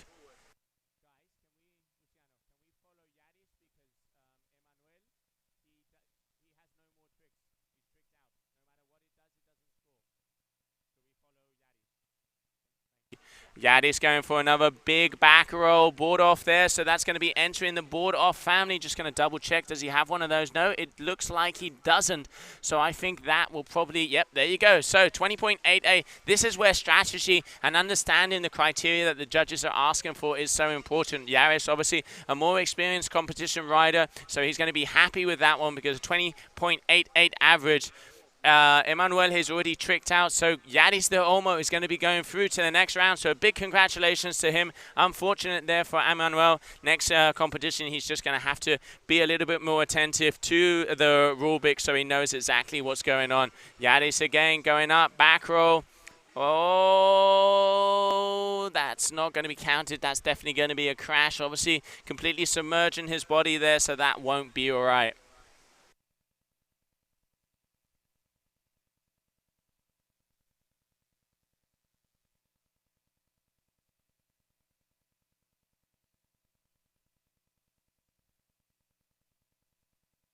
Yaris having a lot of support here on the stream. I can see Sandro Pisa saying relax. I can see Luis Berisso also going die. A lot of the support. Big move there for Yaris. Come and pull that kite forward. Can he come out of it? No, that's going to be a crash. Still, he's done enough to go through to the next round, so he is going to be going up against Pedro Afonso in round number 3 of the double elimination. Congratulations there to Yaris, and a big shout out to Emmanuel Sousa there. Also great riding from the Brazilian. Coming up next, we will have Jean Marcos Rivera versus Goyito Estredo.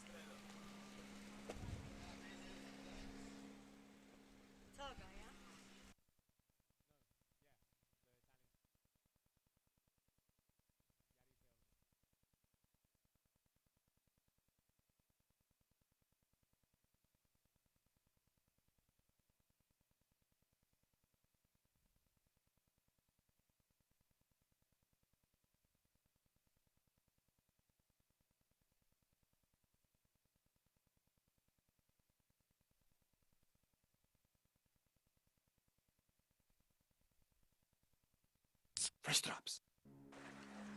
Time de vendas, feche os olhos, respire fundo e nunca se esqueça. Sprite mole em meta dura, tanto bate até que fura. Liga o flash.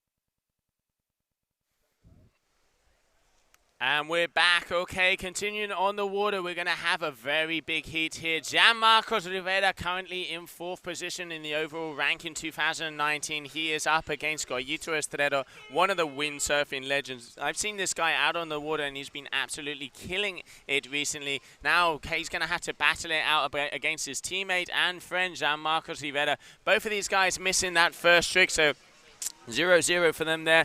But early days in the heat, 7 minutes and a half left. Let's not forget the top 10 moves, trick attempts, and then the top 5 tricks will be able to go on those scorecards. Big front roll there from Gianmarcos Rivera to start to put some numbers up. And Goyito Estrero, here we have the Venezuelan, so many times freestyle world champion, one of the most talented watermen on the planet. Red Bull rider, what has he got here for us? Okay, going along. Rodeo, good, comes down. Oh, unfortunately, just doesn't quite get the landing on that one. But we're going to be going down to the beach, getting some info from the young Italian. Congratulations, Yaris, for the win. Very much, Joe. So I'm down here with Yaris on the beach, just won that heat. Yaris, tell me, how was it for you out on the water? Was good. The wind is not so strong. It's a difficult heat, but I passed and super happy.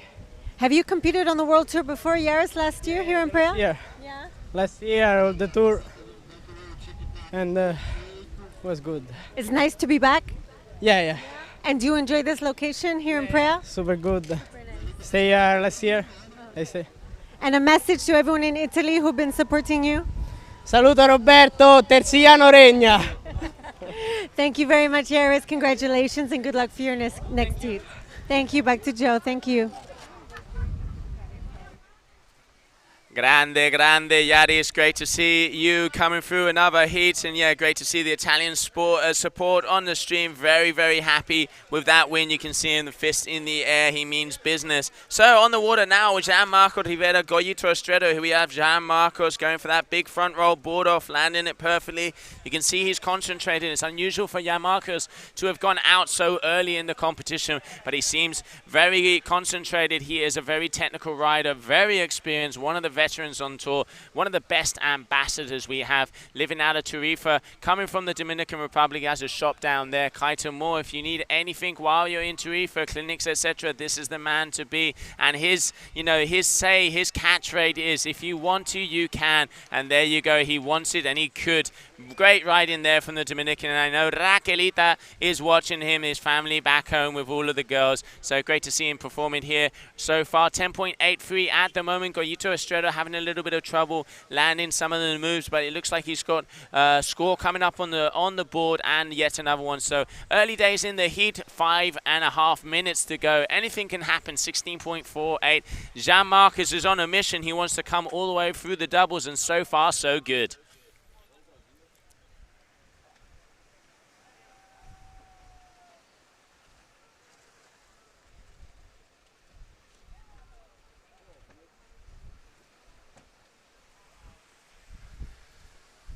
Okay, Chamaquito inside. Okay, tic-tac. Oh, looks like he was going for that tic-tac kite loop, but decided against it and completely landing a perfect kite loop board off there. So hitting that kite loop category, intelligent riding there from the Dominican, that's going to increase his score even more.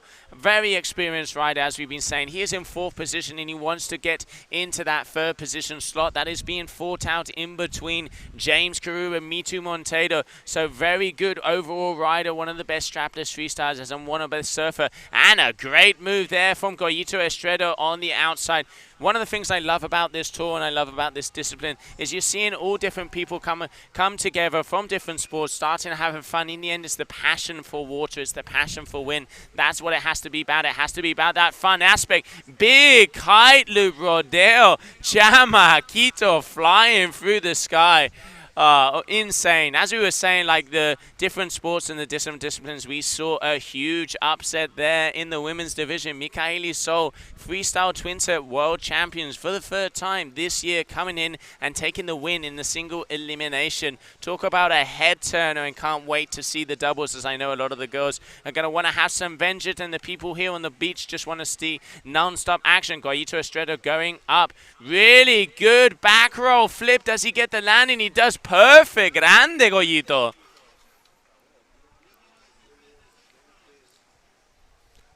He's going to get a very good score for that one, probably around the mid-6 range. Okay, Gianmarco's going huge. Back row rodeo perfecto. Vamos, el tigrazo.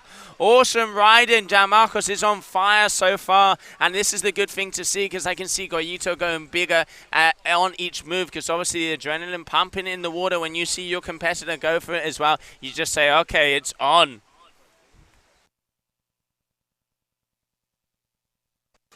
I can see Paolo Campiai from Switzerland saying, getting his friend Gianmarcos Rivera amped up. Paolo, good to see you on the stream. Hope to see you soon in Tarifa. Gianmarcos Rivera, great ambassador for the sport, has a lot of support here. There's the smile, there's the teeth, and don't get me wrong, those are the teeth of the Tigrazo.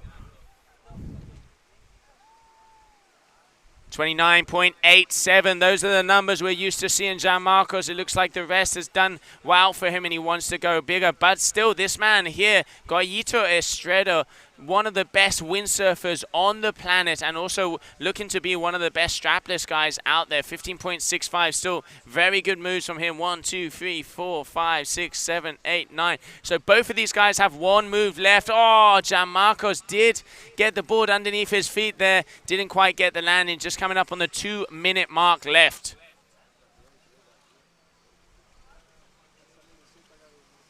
So that will mean Gianmarco Rivera, those are his 10 trick attempts, so he will not be able to perform anymore. Goyito Estredo, back row, tic-tac, trying to get the little rodeo in there as well. Well, some of the harder moves out there. I mean, incredible, this guy, multi-discipline. So that would be his 10th trick attempt. He's not going to be able to get past the Dominican, but solid riding here from Gianmarco Rivera. Big congratulations to him as he is going to take the win in this heat, and a big round of applause for Goyito Estredo. Can't wait to see him getting even better at kiting, and obviously, you know, already the best in windsurfing, multi-discipline rider, big waterman, and just giving some action and show for the crowd here in Prea.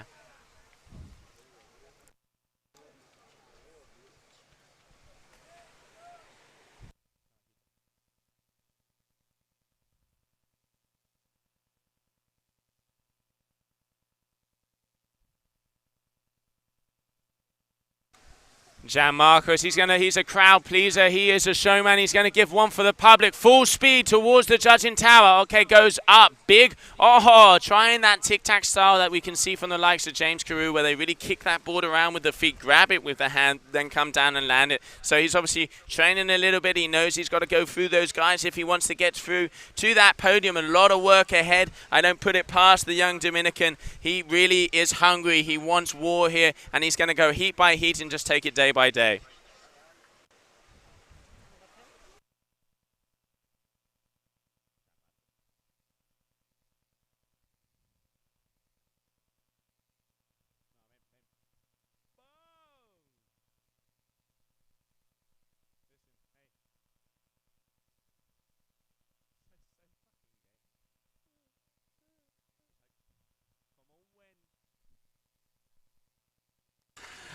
Big round of applause to these guys. There you can see the smile of Gianmarco Rivera, the crowd pleaser. Awesome riding from him. He's going to be going through to the next round, and he's going to be going up against the winner between Alan Trancard and Mohamed Mansour from Morocco. There's one of those. That's his signature front roll. He goes up again. Big back roll. Tic-tac, grabbing it in the middle of the board, coming down, making sure he has his body above, landing it perfectly, and then here on the inside as well.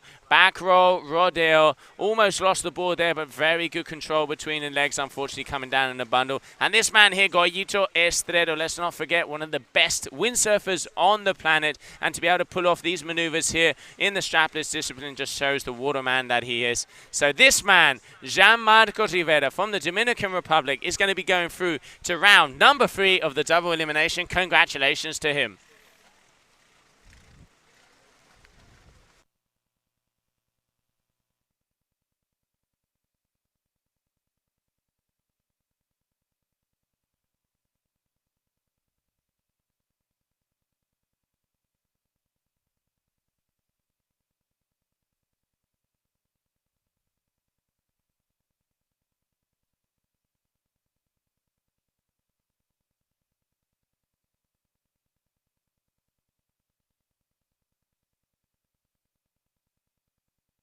First drops.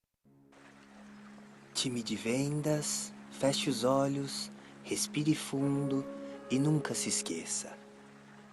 Sprite mole em meta dura, tanto bate até que fura. Liga o fresh.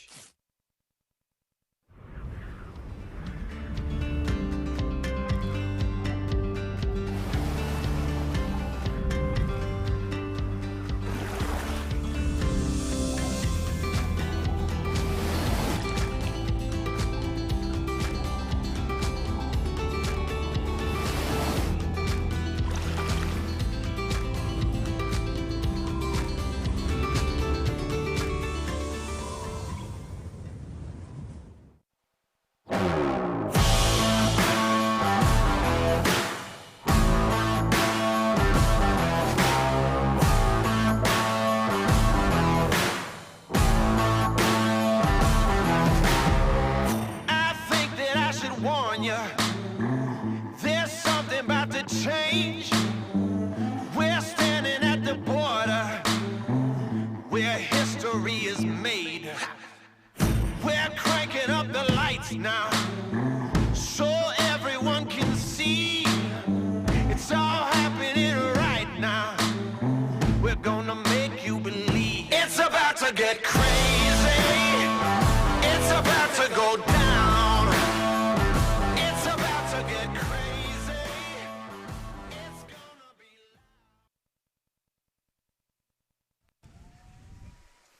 And we're back here at the GKA Kite Pro 2019. We're still continuing on with the double elimination of the men. Coming up next, Alan Trancard and Mohamed Mansour. But we're going to go down to the beach with Chamaquito, the winner of that heat. Chamaquito, congratulations. Congratulations, Gianmarco. Pretty cool heat for you right there. It's a tough one as well against Goyito. And did you have fun? I had a lot of fun, especially sharing with my teammate Goyito. He coming from the background of windsurfing, and seeing this legend here sharing with us is insane. So I'm really happy. He did an insane hit also, but at the end I managed to pass over to him. So really happy about it. Feeling motivated and concentrated now for the rest of the double elimination?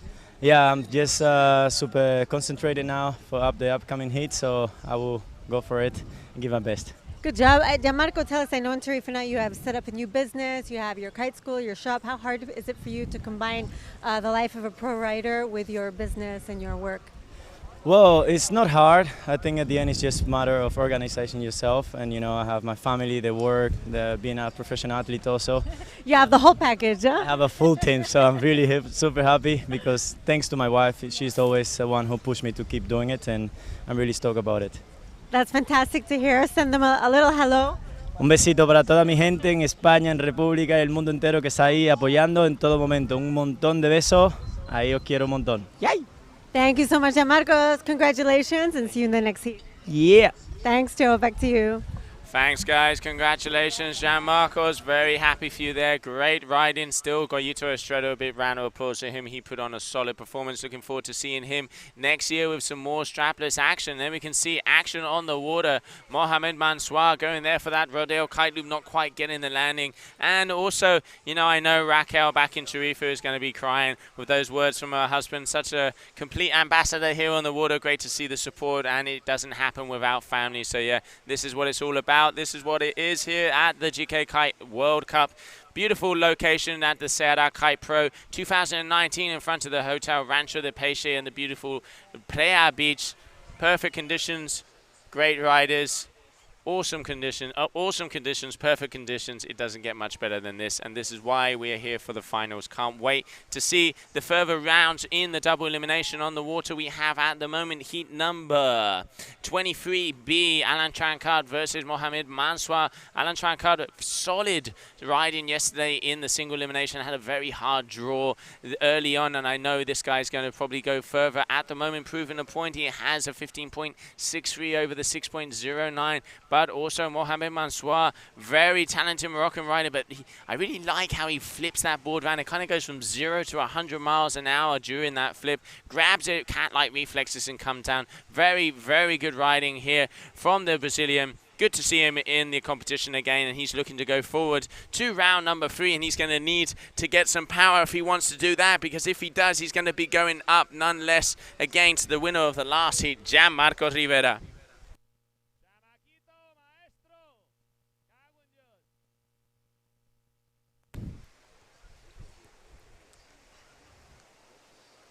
So 20.23 versus a 6.09 pro, and be able to try and give Ayrton a run for his money here on the single elimination winner, and try and take the crown from him here at the GKA Kite Pro.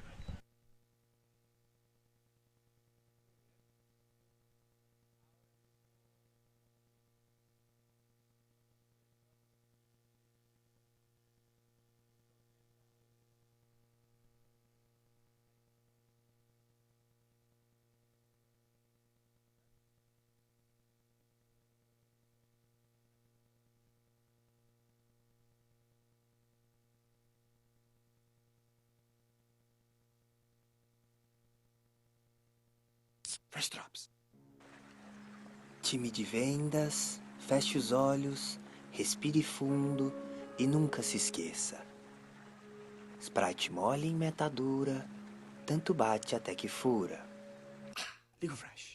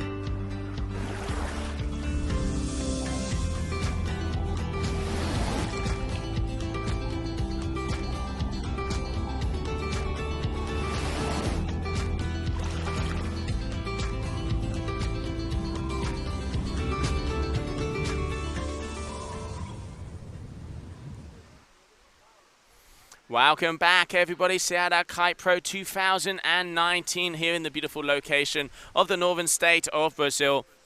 What an event so far, and on the water now, we will have Arsenio Diaz from Cape Verde. He is going up against Luke Millard from Australia. Already we can see Arsenio with a 4.17, adding some scores there early in the day. He didn't have the best of luck in the single elimination. Unfortunately, tricked himself out a little bit too early. So now I know he's read the format a little bit better, got the understanding of it. I'm sure he's going to put us on a solid performance. But he is up against Luke Millard, who was putting on some really nice moves yesterday. So both of these riders can go through to the next round. They want to get to the third round, as no matter what happens, whoever loses this will be kicked out. And there we saw a huge back loop rodeo there from Arsenio, just unfortunately getting a bit of chop on the inside section of that landing and not being able to go.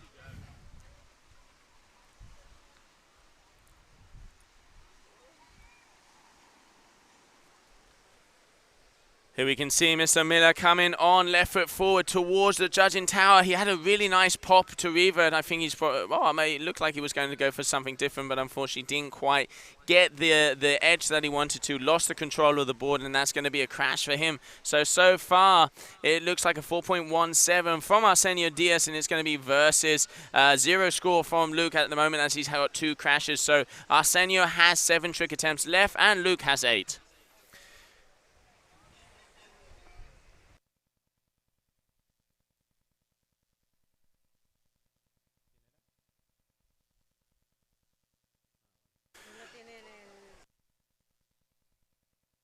Arsenio going for that big kite loop, board off. Seems like he just hits another bit of chop. You really have to navigate and make sure that you, even if you take off on the chop, you want there to be a nice flat section on the landings. Very hard, easier said than done. The tide is starting to push up, so that inside section is quite choppy, but going to have to pull it together if he wants to get through to the next round. Here we have Luke Miller going just with a board off and looping the kite around, hopefully to be able to get back on top of that board, but both of these boys missing that trick. So far, 4.17 for Arsenio Diaz versus no score at the moment for Luke. Just over 4.5 minutes left of this heat. Heat number 24A of the double elimination here in the beautiful location of Ceará.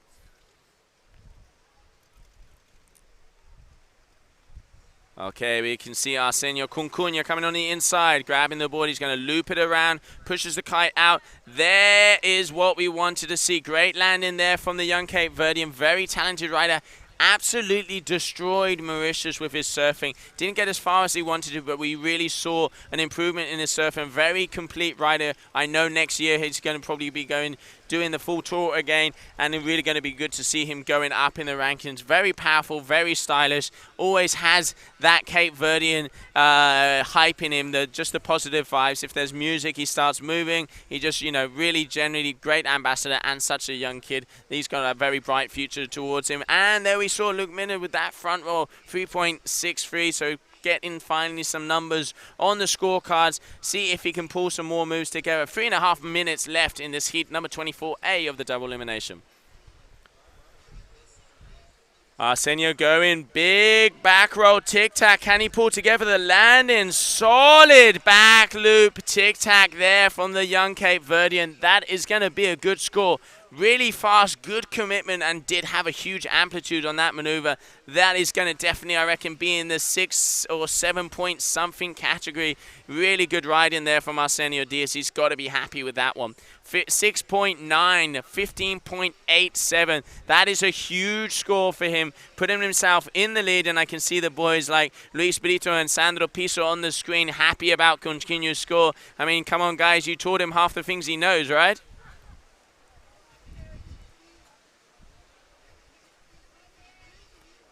Okay, Arsenio inside section here, coming in for yet another move. Goes big, back roll, tic-tac.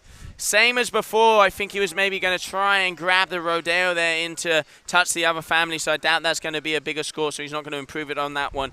Wanted to probably get a little bit more height. Let's not forget, if they have to touch all the different families, top 5 scores are the ones that go on the scorecards. You have 10 trick attempts. If they are able to touch all the different families, each number will be a whole different category. So instead of improving over a score, you're going to get the full score up on the numbers of your heats. So far, 15.87 versus a 3.63 from Luke Millard. Still early days. There's about 2 minutes left in the heat, but both of these guys have 3, 6, 8 tricks on the board, and I could see Luke trying a kite loop there before, not quite getting the landing. Still great riding here from the Aussie, but this man here himself, the youngster from Cape Verde, Arsenio Diaz, really bringing it to everybody. There you go. So that is that rodeo. So that is going to be added to the rodeo category, and he's going to get the full score of that trick added. So I'm going to presume he's going to go over the 20 points on that one. Just going to double check and see if he does have a rodeo. No, he doesn't. So yep, he's going to go over the 20 points probably with that one. Yeah, okay, 22.7. Arsenio Diaz putting in one hell of a heat here. Obviously means business. That means if he can, unless Luke Miller pulls it together in the last 2 tricks, which he can, but definitely has his work cut out for him. 7.36. Arsenio has put in the work at the beginning of the heat, maybe applying a little bit of pressure. And look at that face of concentration. Okay, up, back roll, board off, kite loop, landing it perfectly on the inside. I really like how he does that transition. The first person to do that was Jean Marcos Rivera back in the day in the Dominican. So you can see, really good to see how everybody is just comparing all the different disciplines and learning from each other. So 27.93 from Arsenio Diaz for that heat. Less than 30 seconds to go. So he is, yep, he's comboed Luke Millett out. Huge kite loop on the back. That's what we talk about, commitment. Unfortunately, not quite getting a landing, but outstanding performance here from the Aussie. Looking forward to seeing him for a couple more events and from coming for the full tour next year. So going through to the next round, the winner of heat number 24A of the double elimination, this man here, looping into contention, Arsenio Diaz.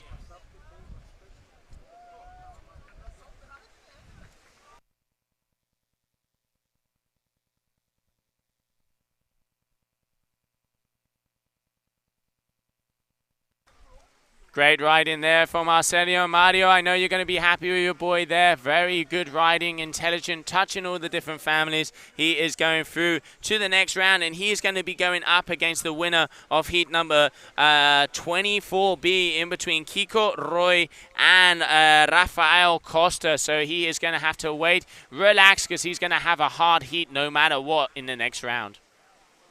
Here we can see some of those lovely slow-mo action here. Beautiful move there from Arsenio Diaz, that back roll tic-tac and his moves like that. That is taking him into the wind, and then we can see Luke really going for it, flying with a big kite loop there. But we're going to be right back here with a short commercial break.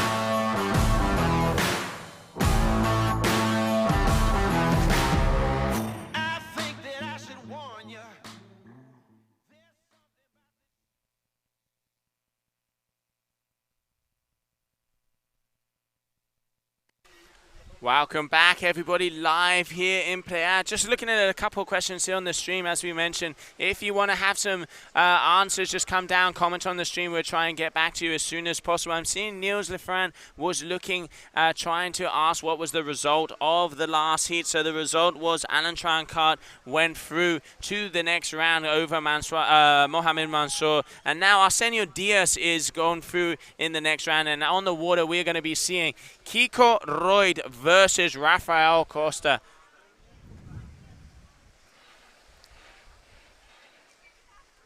Rafael Costa, the boy from Paracura, I remember seeing him a few years back, has a beautiful double front roll. And this kid here, Anguilita, my local boy from Tarifa, flying into contention. Talk about an opener there for the Anguila. Front roll tic-tac, but he's up against this man, Rafael Costa, Elevate rider coming from Brazil. A nice front roll revert there. So both of these boys mean business. Starting off, two landed tricks. Great moves from both of them.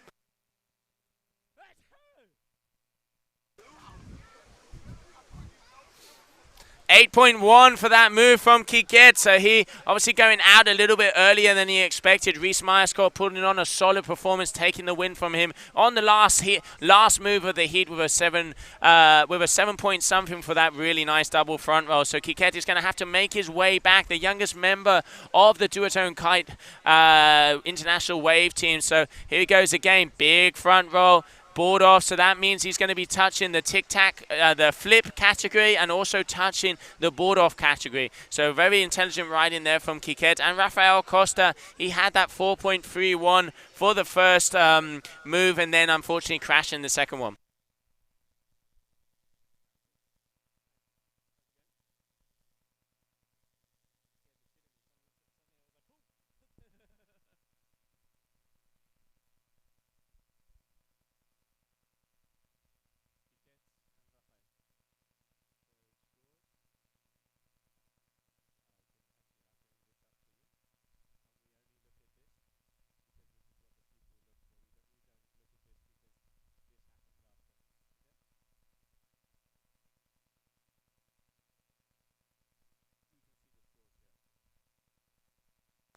Okay, Kite there, young rider from the duotone team, absolutely killing it. And joining me here in the booth, one of the best Brazilian and one of the best riders we have here on the GKA Kitesurf World Tour, Pedro Matos. Welcome. Yeah, thanks, Joe. It's great to be here.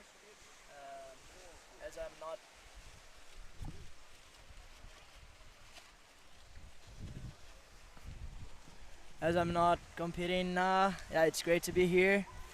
My heat will be tomorrow, and yeah, I'm super happy for tomorrow. I just kind of did a mistake the last heat against Camille. We jumped together and I got interference, but yeah, you learn from the mistakes, right? I mean, the important thing is to learn from the mistakes. It's all part of competition. You guys are going so hard, the pressure, the adrenaline. Sometimes, you know, you're so focused on what you're doing, these kind of mistakes. But like you say, if you learn from it, I'm sure you're going to come back strong in the double elimination. I think maybe this day of rest has been nice. I saw you free riding before there. You were getting those toe side front fives as if there was no tomorrow, and I saw a couple of the big tic tac. So I think you're okay. It looks like you got the power. And now talking about power, we have another youngster teammate of yours here. Kiko also going out a lot earlier than expected, but he seems like he's got it together in this heat. Yeah, Kiko has a good style and he loves to do the front row. That's like anyone is doing like him, and I think it's like one of his greatest move. And yeah, you know, talking about my heats, it's good to like the double elimination. Sometimes is good because I can see all the scores, you know. Like before my heats, I didn't know like exactly which score would be for a double tic-tac and a triple or whatever. So now I have all in my mind, and I don't need to like push too much harder, you know, and maybe miss a lot of tricks now that we just have like 10 attempts. Yeah, I mean, that is the beauty of the double elimination format, which means you have a second chance to be able to get those big numbers that you need. And I mean, oh, beautiful front shot it there from Kite. And yeah, like you're saying, sometimes, you know, it's you can just go back, collect yourself, and now you understand exactly what kind of numbers. And I saw one of the biggest triple tic-tac attempts. You did actually land it, but unfortunately you sunk. I think that would have probably made a difference if it did happen. So yeah, still very good moves from you, and I know you're going to come up hard in the double elimination. But I mean, there are some heavy hitters coming your way. You know, you got kicked out by Camille, who came third on the overall single elimination ladder here, and he came second on the overall last year. So you know that I think those top 5 or 6 spots, anything can happen. Yeah, you know, sometimes we got too much early in the competition. Oh, I told him to do this one. I said, hey, Kike, you need to do the front roll double shove.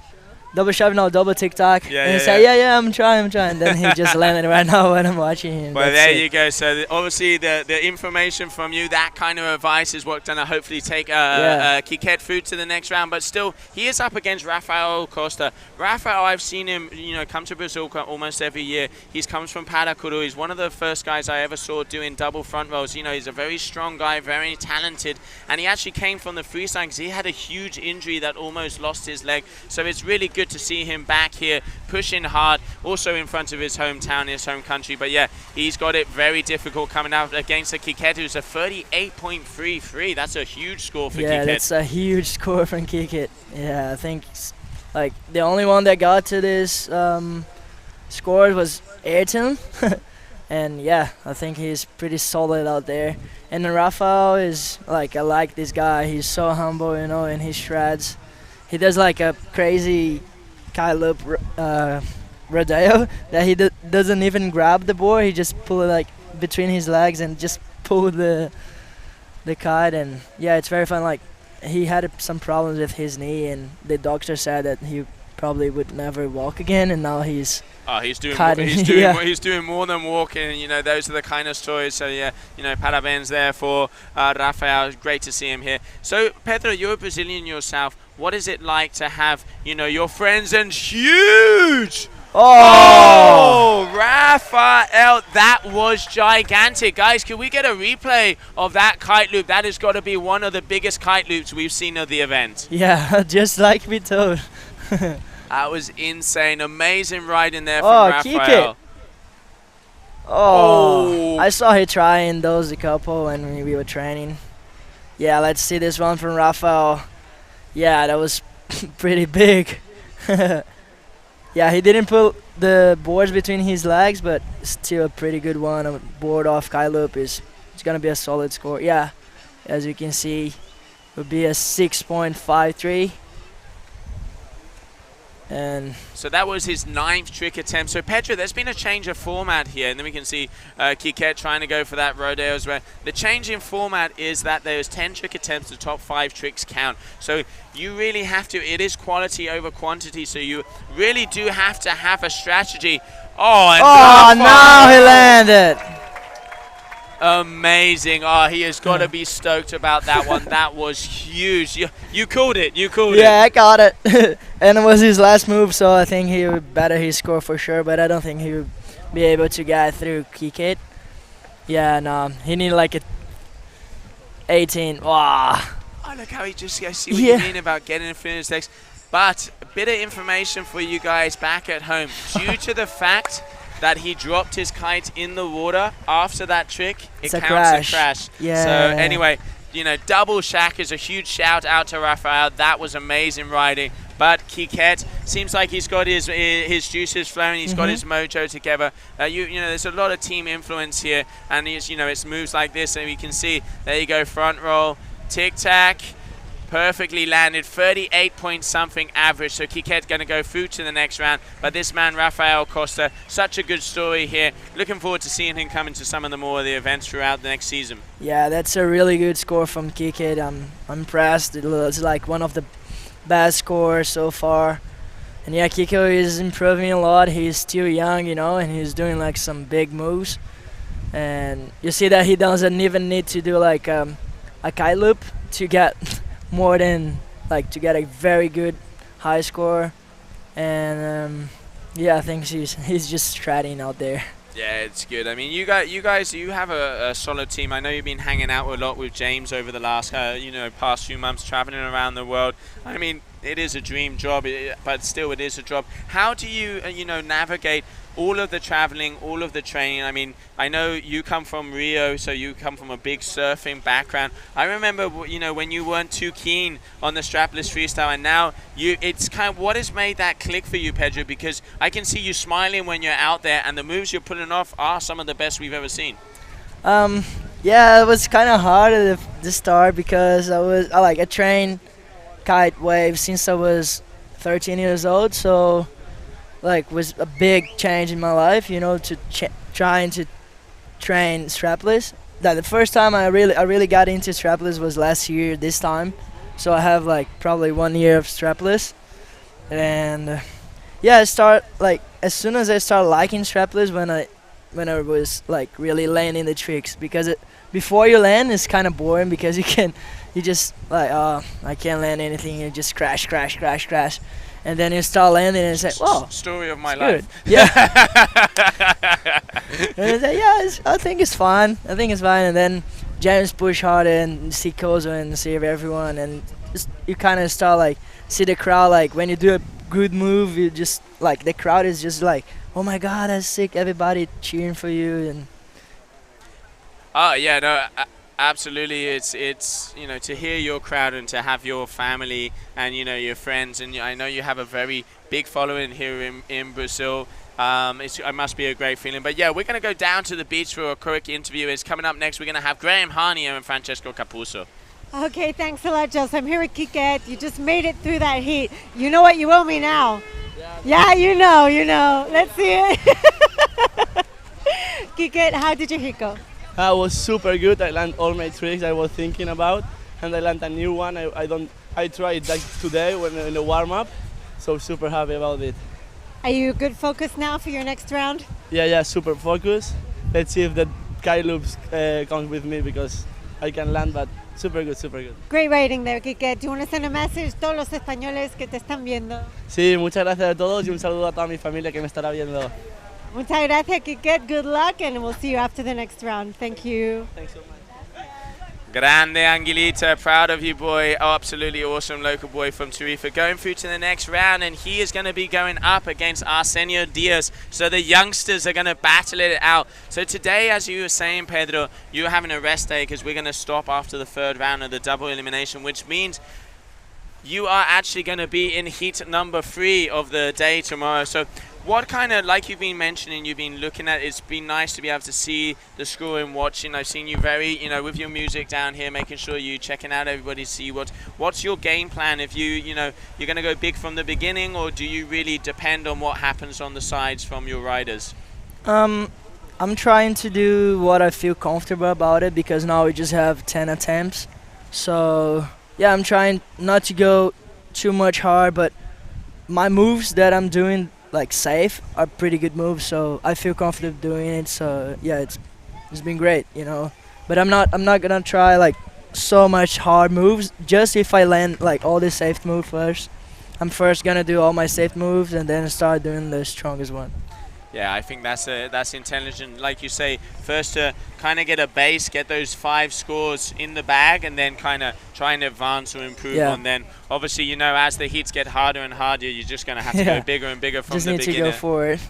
But it's great. I mean, also on the water now, we've been seeing, like with the likes of Goyito Estrella and Francesco Capuzzo, some of the windsurfers that do the windsurfing tour are coming into the kiting division. Francesco has been a regular on the tour. Nice front row tic-tac. He's thinks stoked. He's happy, huh? Oh man, I think he's stoked about that one. I can see the Italians on the stream here very happy for Francesco. They had a hard single elimination coming back in the double, so obviously he's going to be stoked. At the moment, very far in front of the lead, 20.2, but then also he is against one of the guys that has the most stoke and the most vibe of the tour, Graham Harmony. Tell me a little bit about him. Yeah, Graham's so funny and he's so humble. Every time he's in the water, he just laughing, and like even if he don't make the move, he's laughing, and he's always cheering for us. And you see, like he's already doing the chaka for I don't know. I think Francesco just landed a good trick, and he just did the chaka for him. Yeah, he's a great guy. He's doing some great moves. He's proving a lot. You see, he have a good style, and he's one of the best friends of Reese, and they both have like good styles. And Francesco had a bad single elimination. He just got out of the water a little bit pissed. He have a photo like, oh, what happened? That's part of competition. Yeah. Eh? And then I can see he's stoked now, and yeah, we are training together too, me, him, and James sometimes. Like I'm always of the time training a lot with James, and you can see that like he got second now in the windsurf competition, huh? No, he's been killing it. It's really good to see him, and just one of the things I really like about Francesco, he is so humble, and he's just a great waterman and has a really big center. I know James went to see him there in Italy, where he does come from that kind of water sports family, and you can tell going for the front shove. He lives in Italy, so yeah, I hope I go there sometimes, and I don't know, do some loops. I think James went there and did some like great loops. He told me. I asked James to come to Rio, but I think he kind of got a little bit if I go to Rio, I'm going to too many parties, and yeah, man, I bet you better stay to Sicily.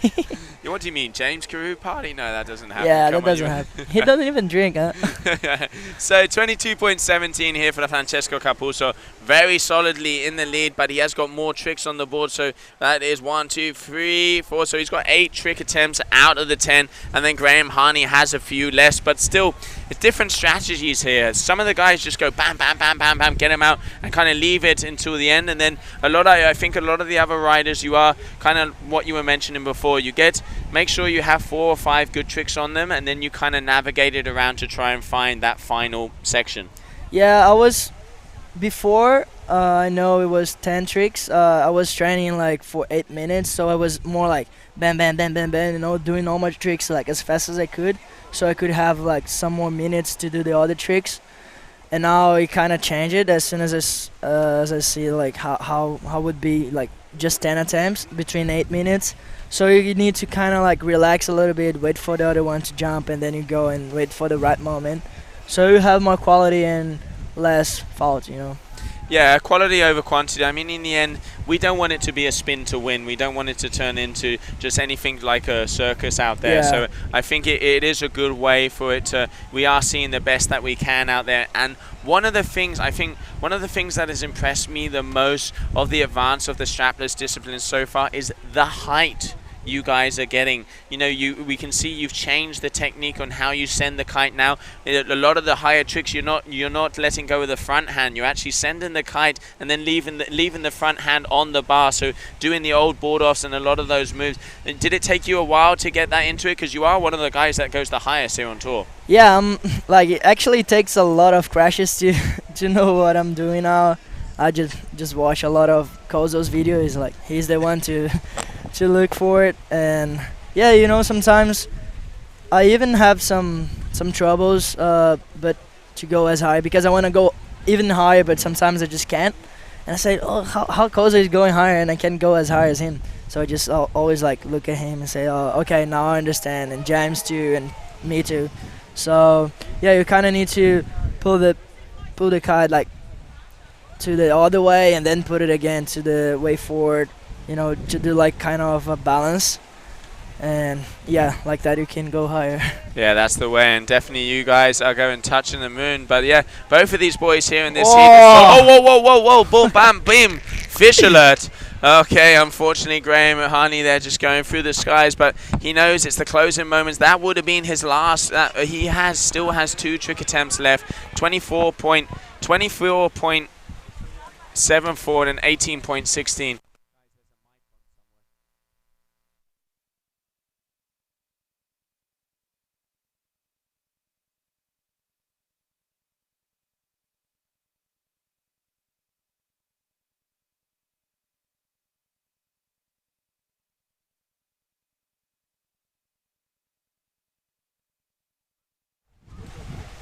So 24.74 and an 18.16 so far. Francesco Capuzzo in the lead. 20 seconds to go. I reckon Pedro, he's going to have this one in the bag. But still, Graham Harney has 1 trick left. 17 seconds left on this. So this will not count for Francesco because he's already tricked out. Graham Harney on the inside. Looks like he's going for something big as well. Oh my God! Oh, and he does land it. Graham Harney, a huge kite loop. And if I'm not mistaken, he does not have a kite loop. 1, 2, 3, 4. So that trick will count. And he is going to need around a 6.1. 6.1. Oh, he got... Oh, no. 22.63. So Francesco Capuzzo getting by the skin of his teeth there. Oh, my God. Amazing riding there from the Canadian. But, yeah, Francesco Capuzzo, congratulations to him. Yeah. Oh, that was really, really close. Oh, that was a fun one from Garen. Yeah, Garen just pushing hard. That was a good kite loop. Sometimes doing loops here is really hard. I think they could score a little bit more, but still he wouldn't get this score either. But yeah, I don't know. But kite loops sometimes I think for me it's the hardest one to do it because you can crash a lot. You need to have the perfect timing to do the kite loop, and sometimes it's really, really hard. And I just took it out kite loops from my trick list because I can get like bigger scores doing all the tricks, so I don't need to crash a lot to get bigger scores. So that's one of my tricks that I don't need to do anymore. Yeah, I can understand that. I mean, they are very hard tricks. It does take a lot of the gust. You have to, sheet the bar out middle of the loop, then pull it again so the kite goes behind you to get that perfect landing. So it is a risky move, but sometimes it does pull off. But yeah, we're going to talk a little bit more about that and coming up next, but we're just going to take a short commercial break. Stay tuned. Time de vendas, feche os olhos, respire fundo e nunca se esqueça. Sprite mole em meta dura, tanto bate até que fura. Liga o flash.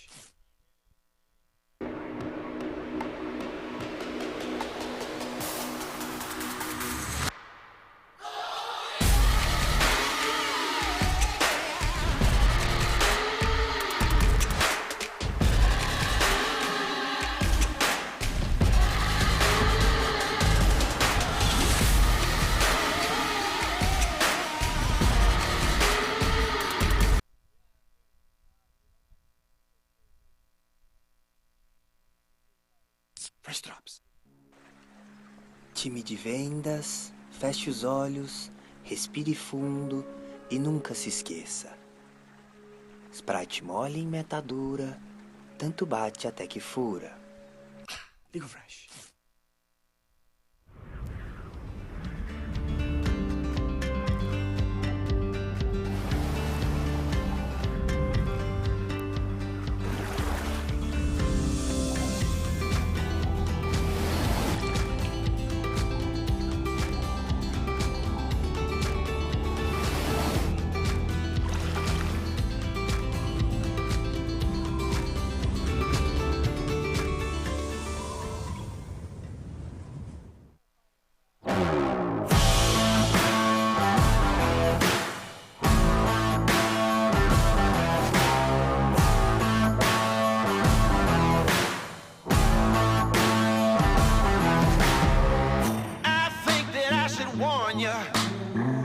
There's something about to change. We're standing at the border where history is made. We're cranking up the lights now so everyone can see. It's all happening right now. We're gonna make you believe. It's about to get crazy. It's about to go down. It's about to get crazy. And we're back at Kite Pro 2019. The wind is picking up. It's getting stronger and stronger. The boys are killing it out there, just having Francesco Capuzzo going through to the next round, and we got him down on the beach with Gemma. Oh, yeah, here he is, Capuzzo. Finally, we're in the place he's wanted to be the last 2 days. Today was your day, right? I told you that this morning. You had a good heat. You just managed to get your way through there. Tell me about your heat. Yeah, it was hard yesterday on the single elimination. We had some issue, and I was not so happy about my result. So I was waiting this moment since a long time. Finally, I put together some good moves and managed to pass, and super happy and can't wait to go to the next hit, actually. Tell me a little bit about the spot here in Prea. Are you enjoying your experience here? Yeah, actually I'm here since already 2-3 weeks and training a lot. I really like this place. Like, everything is perfect. The Rancho do Peixe is a really good location, and the wind is perfect for surplus freestyle. So if I have to recommend some place to train, come here, definitely. And I'm happy about the result. I mean, like, I've been training 2 weeks and finally the result that I wanted. Good job. Well, I'm very happy for you. It's well deserved. So good luck for the next round, and thank you so much. Thank you. See you soon. See you after. Thanks a lot, Capuzzo. Okay, back to Joe. Thank you. Bravo, Francesco. Grande, grande. Really good. Very happy for you, my friend. Congratulations getting through to the next round. And we got a good heat on our hands here. We have Kelton Lopez up against Nicola Abdabgiev. Tell me a little bit about Nicola, Pedro. Red Bull rider from Bulgaria under the flag of the RRD equipment. Very stylish, but he is probably one of the most relaxed and chilled guys I know. Yeah, he's so chill. Like, he probably don't speak a lot, but he's very friendly and very humble, and he have a great style. Like, it's pretty sick to see him shredding out there, and it's crazy how everybody is just getting all the tricks very quickly. You know, the level is going up so quick. You know, you can see last year anyone was like, the maneuver of the comp was a TikTok. You know, like, was a big move, and now everybody just doing TikTok and flipping and everything. So I think the judge will like more who does that more stylish tricks and more. Oh, he almost landed. He was training that for a long time, I saw. And yeah, you can see like how soft he can go for the tricks, and he's a very stylish rider. Yeah, he definitely is. And there's the smile Red Bull rider. I don't know if he's taking his Red Bull to get the wins, but he's up against one of the young Cape Verdeans, Kelton Lopez. Super stylish guy, and like all the Cape Verdeans, as soon as the music is on, you can just see them moving side to side. I saw him warming up before with headphones in the ear. You can see the smile out there, and he's doing very well so far. 12.37. Unfortunately, crashed the last couple of moves, but he's going to have to be careful to not trick himself out. Looping it. Oh, landing like a ton of bricks on that one. So that's going to be another crash for him still. But 1, 2, 3, 4. So that is going to be his trick number 9. So he's only going to have one more trick in there. Is 3.5 minutes. So he's pretty much left the door open for Nicola. And there's, as you mentioned, that back roll tic-tac. Oh man, I don't know if the judges will count that as a crash or not, because he landed, but then he got deep in the ocean. Yeah, that kind of happens. Yeah, that is going to be a crash, because even if you land, you still have to plane out and demonstrate control of the planing. That's where the judges will give you that trick attempt. It's okay if you go 5 or 6 meters and then you fall off because you've fallen off afterwards, but not because of the execution of the maneuver. So yeah, unfortunately, Kelton there has already tricked himself out with 3 minutes left on the clock. So the winner of this heat already early days is going to be Nicola Adagiev. Yeah, that was a fast one. I think Nicola just got through the fastest way ever. Yeah. How many times? It's 2 minutes to go. Just about 3.5 minutes in, but this is why it's so important to know the format, know the judging criteria, because sometimes mistakes like this can cost you a heat, like it has cost Kelton here. Very stylish rider. Still great to have him here in an event. Look forward to seeing him in February in Cape Verde for that event. Really looking forward to that one. These boys absolutely rips, and he has a nice Jesus walk kite loop there, just unfortunately not quite getting the landing. Man, that looks like it hurts. Yeah, I think he needs to put a little bit of more strength in his legs, huh? Go to the gym a little bit. But yeah, sometimes you just need to relax a little bit more. Don't think a lot about like you are in a heat, because if you start thinking a lot. My first heat I got a bit nervous because it was the last event of the year, and like put together all my tricks that I was training. Like I came here on the 29th, so I'm here for like 2 weeks already, training every day, and it was a big change when they said it would be just 10 attempts, and like my first heat was already 4 minutes of the heat. I already had done all my tricks. Luckily that I did great, but imagine if I crash. Yeah. But that's, I think, in the end, it's pushing you professional riders for the quality over the quantity. Instead of that, a kind of spin to win. But yeah, it is hard. You do have to navigate around. Change sometimes isn't easy, but I think it is taking the sport in the right direction. But hey, this man flowing through the sky, back row tic-tac with a flip. That would be probably a butt check, or I guess it's going to be interesting saying that's borderline. I think I can hear Danny Jimenez, our head judge, deciding if that one is a crash or not. But Nicola Adagiev from Bulgaria, RRD, Red Bull rider, going through to round number 3. He's going to be up next. So coming into round number 3 now, after this heat, we're going to be able to see Pedro Afonso versus Yanis de Olmo. Two also very young riders, Pedro. They've improved a lot over the last thing. So Pedro Afonso from Portugal, duotone rider, and Yanis de Olmo, the Italian on the Caribbean. Oh, okay, that would be a good hit, huh? I think Pedro is ready. I saw his last hit. He was doing great. He's much better than last year. You see, like everybody is just performing so much better than last year. They're training. You can see that they're training a lot. And I just want to talk about the last maneuver of Nicola. Just have the same thing with me against Camilo with the triple tic-tac, because sometimes you kind of take a while to pull the kite loop, and then you kind of do a butt check and then go.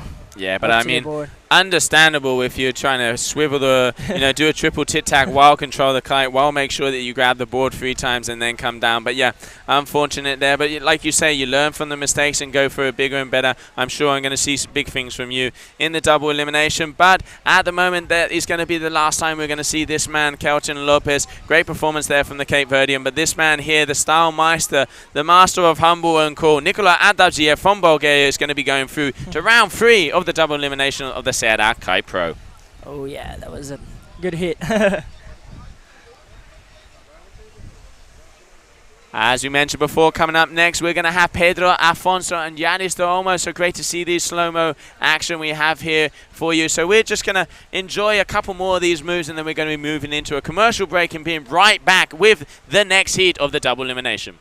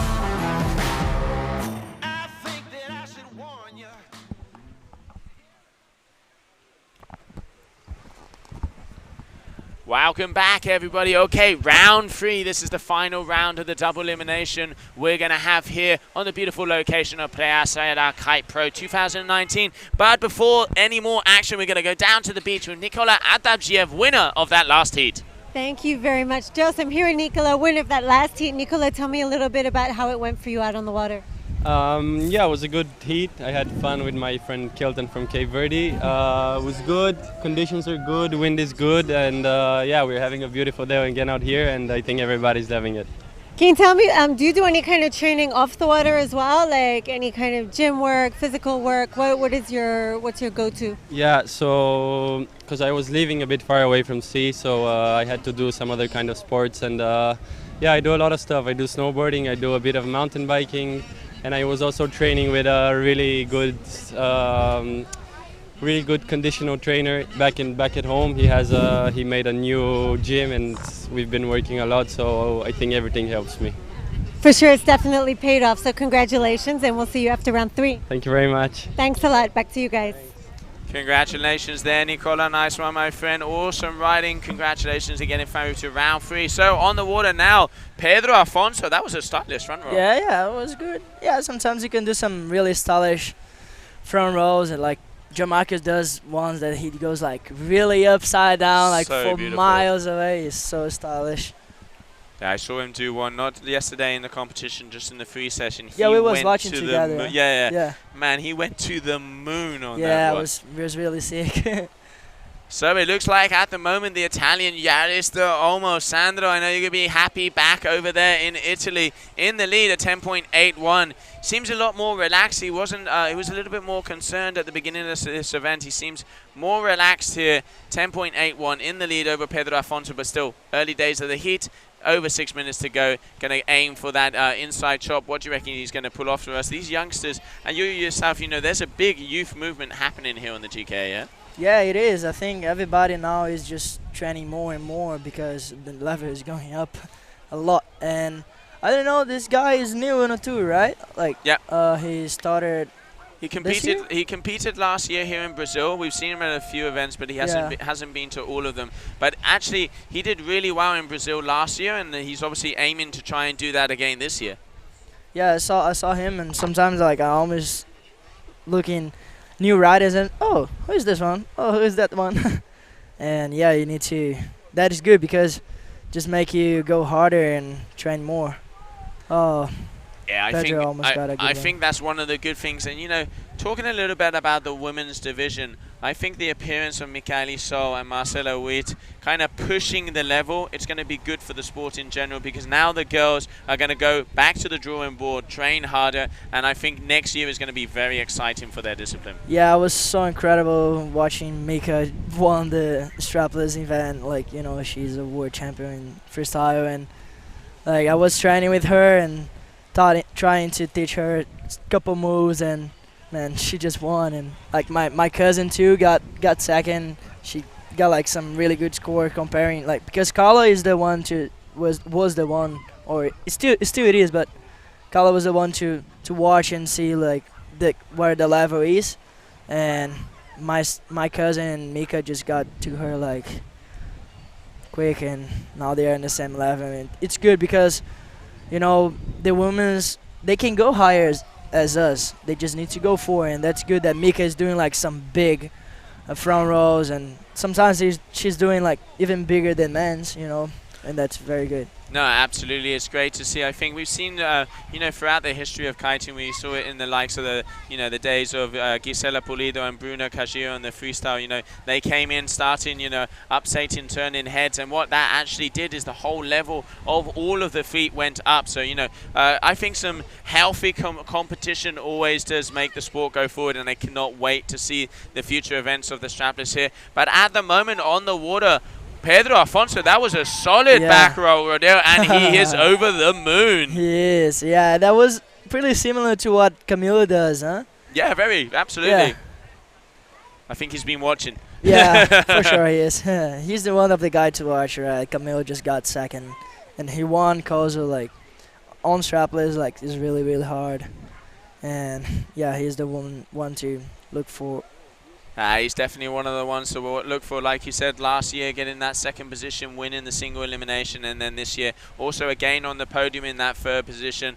Camille Delanoir from France here in Prea, so obviously knows the conditions here, and I can see it looks like Pedro is asking for something. Man, this heat is close. 18.37, 18.98.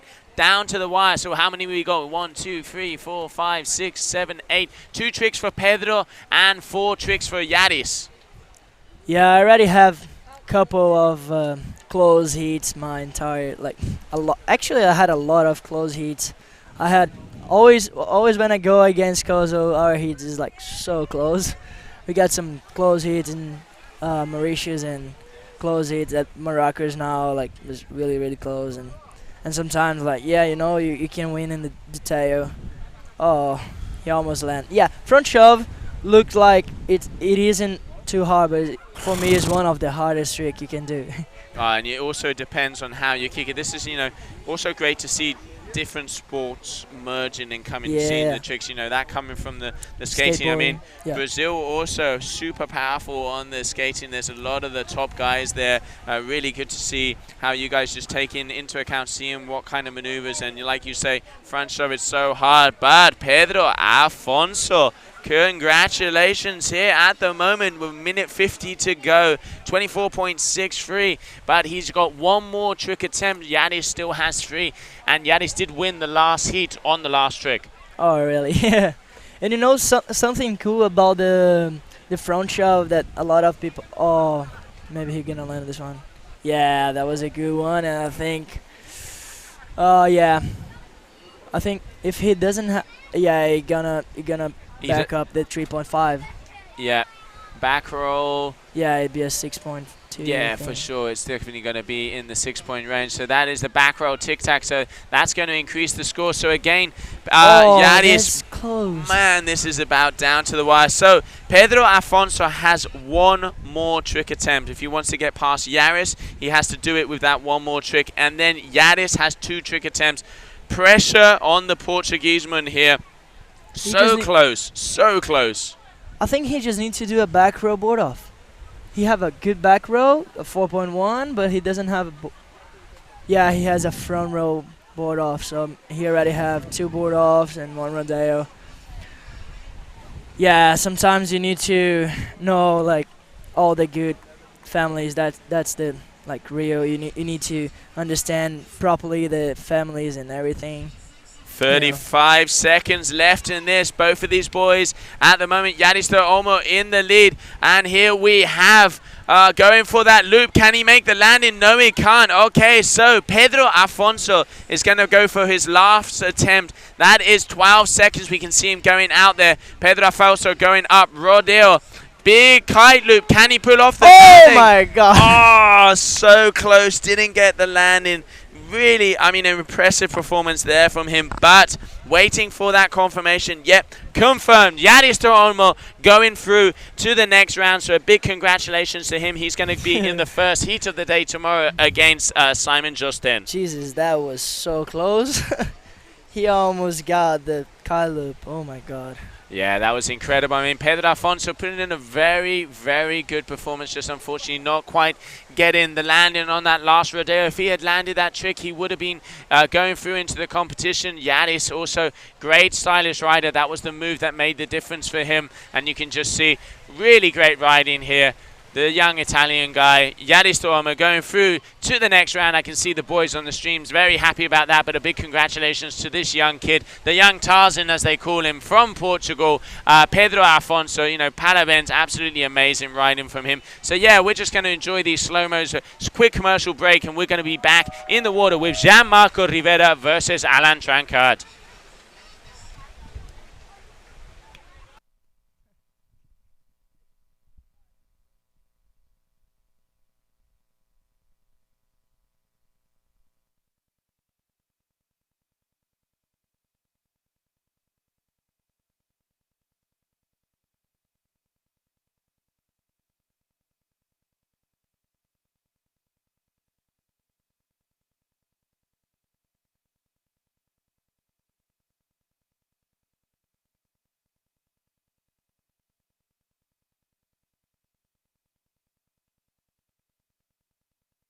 First drops. Time de vendas, feche os olhos, respire fundo e nunca se esqueça. Sprite mole em meta dura, tanto bate até que fura. Liga o flash.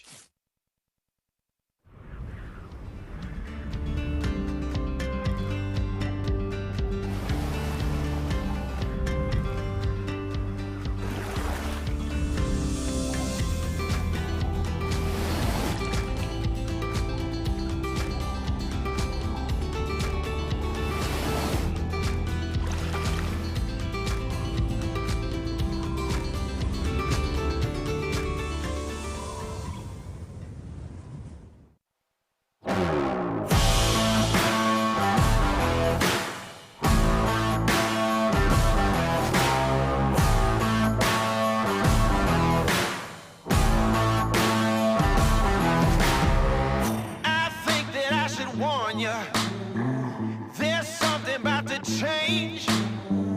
We're standing at the border where history is made. We're cranking up the lights now so everyone can see.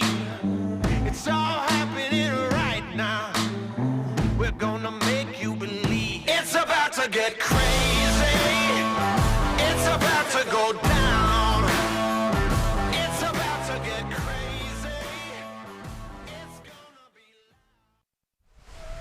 Welcome back, everybody, to the GKA Kite Pro 2019. I'm Josie Ashler in the booth here with Pedro Matos. We're just going to have a look out on the water. We have Alan Trancard versus Gianmarco Rivera Chamaquito. This is going to be a good heat.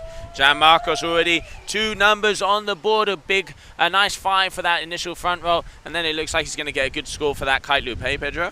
Yeah, I got against Alan in my second heat. I never seen him doing. I really thought he was Brazilian, but I didn't know. Okay, so yeah, he had some great moves, but I would give this heat nothing against him, but I would give this one to Gianmarco because I'm wishing for him to get through and maybe do a better one. Actually, Gianmarco's in 4th place now, and I'm 5th. So, but I don't want him to lose, but. Just wanna maybe I met him. That's what I like about this. This is the competitive nature coming out here. I mean, it is also about the overall ranking, like you say. Gianmarco's is 4th, you're 5th. Last event of the year, so those tables can be changed. Alan Trancard, yeah, living here in Brazil. I really like. He's got a nice style. Yeah, yeah. You see, like that he can float with the kite. I love doing that. Like just float. You know that Simon does that a lot. As soon as he's going for the landing, he just whoop, look like he got a gust or something. Yeah, definitely. You can see the boys flying around here. But before we get more action on the water, we're going to go down to the beach. Gemma, what's happening down there? He just managed to clear his way through that heat once again. Are you pretty happy right now? Yeah. You can answer in Italian if you want. It's no problem. Super happy. Una hit molto combattuta. Siamo stati vicini fino all'ultimo, ma alla fine ci sono riuscito, ho vinto. ¿Estás motivado ahora para la siguiente ronda? Molto motivato, super motivato per la prossima hit. Y unas palabras para todo el mundo desde Italia que te están viendo, están apoyando el live stream. Voglio salutare Ronaldo e forza su Castedu. Yaris, thank you very much and good luck for the next round. Thank you. Back to you guys. Bravo, Yaris, great getting through that another round again. So he's through to the 4th round, and he's going to be going up against Simon Justin, as we were just talking about him yesterday. And this guy, Alan Trancard, I told you. Really nice. So he's got that floaty, laid-back style, but he's putting some numbers on the board. 12.78, and he's going to get a good score for that last one. Gianmarco Rivera, at the moment, waiting to see what happens with that last score. We have to wait for that to come in.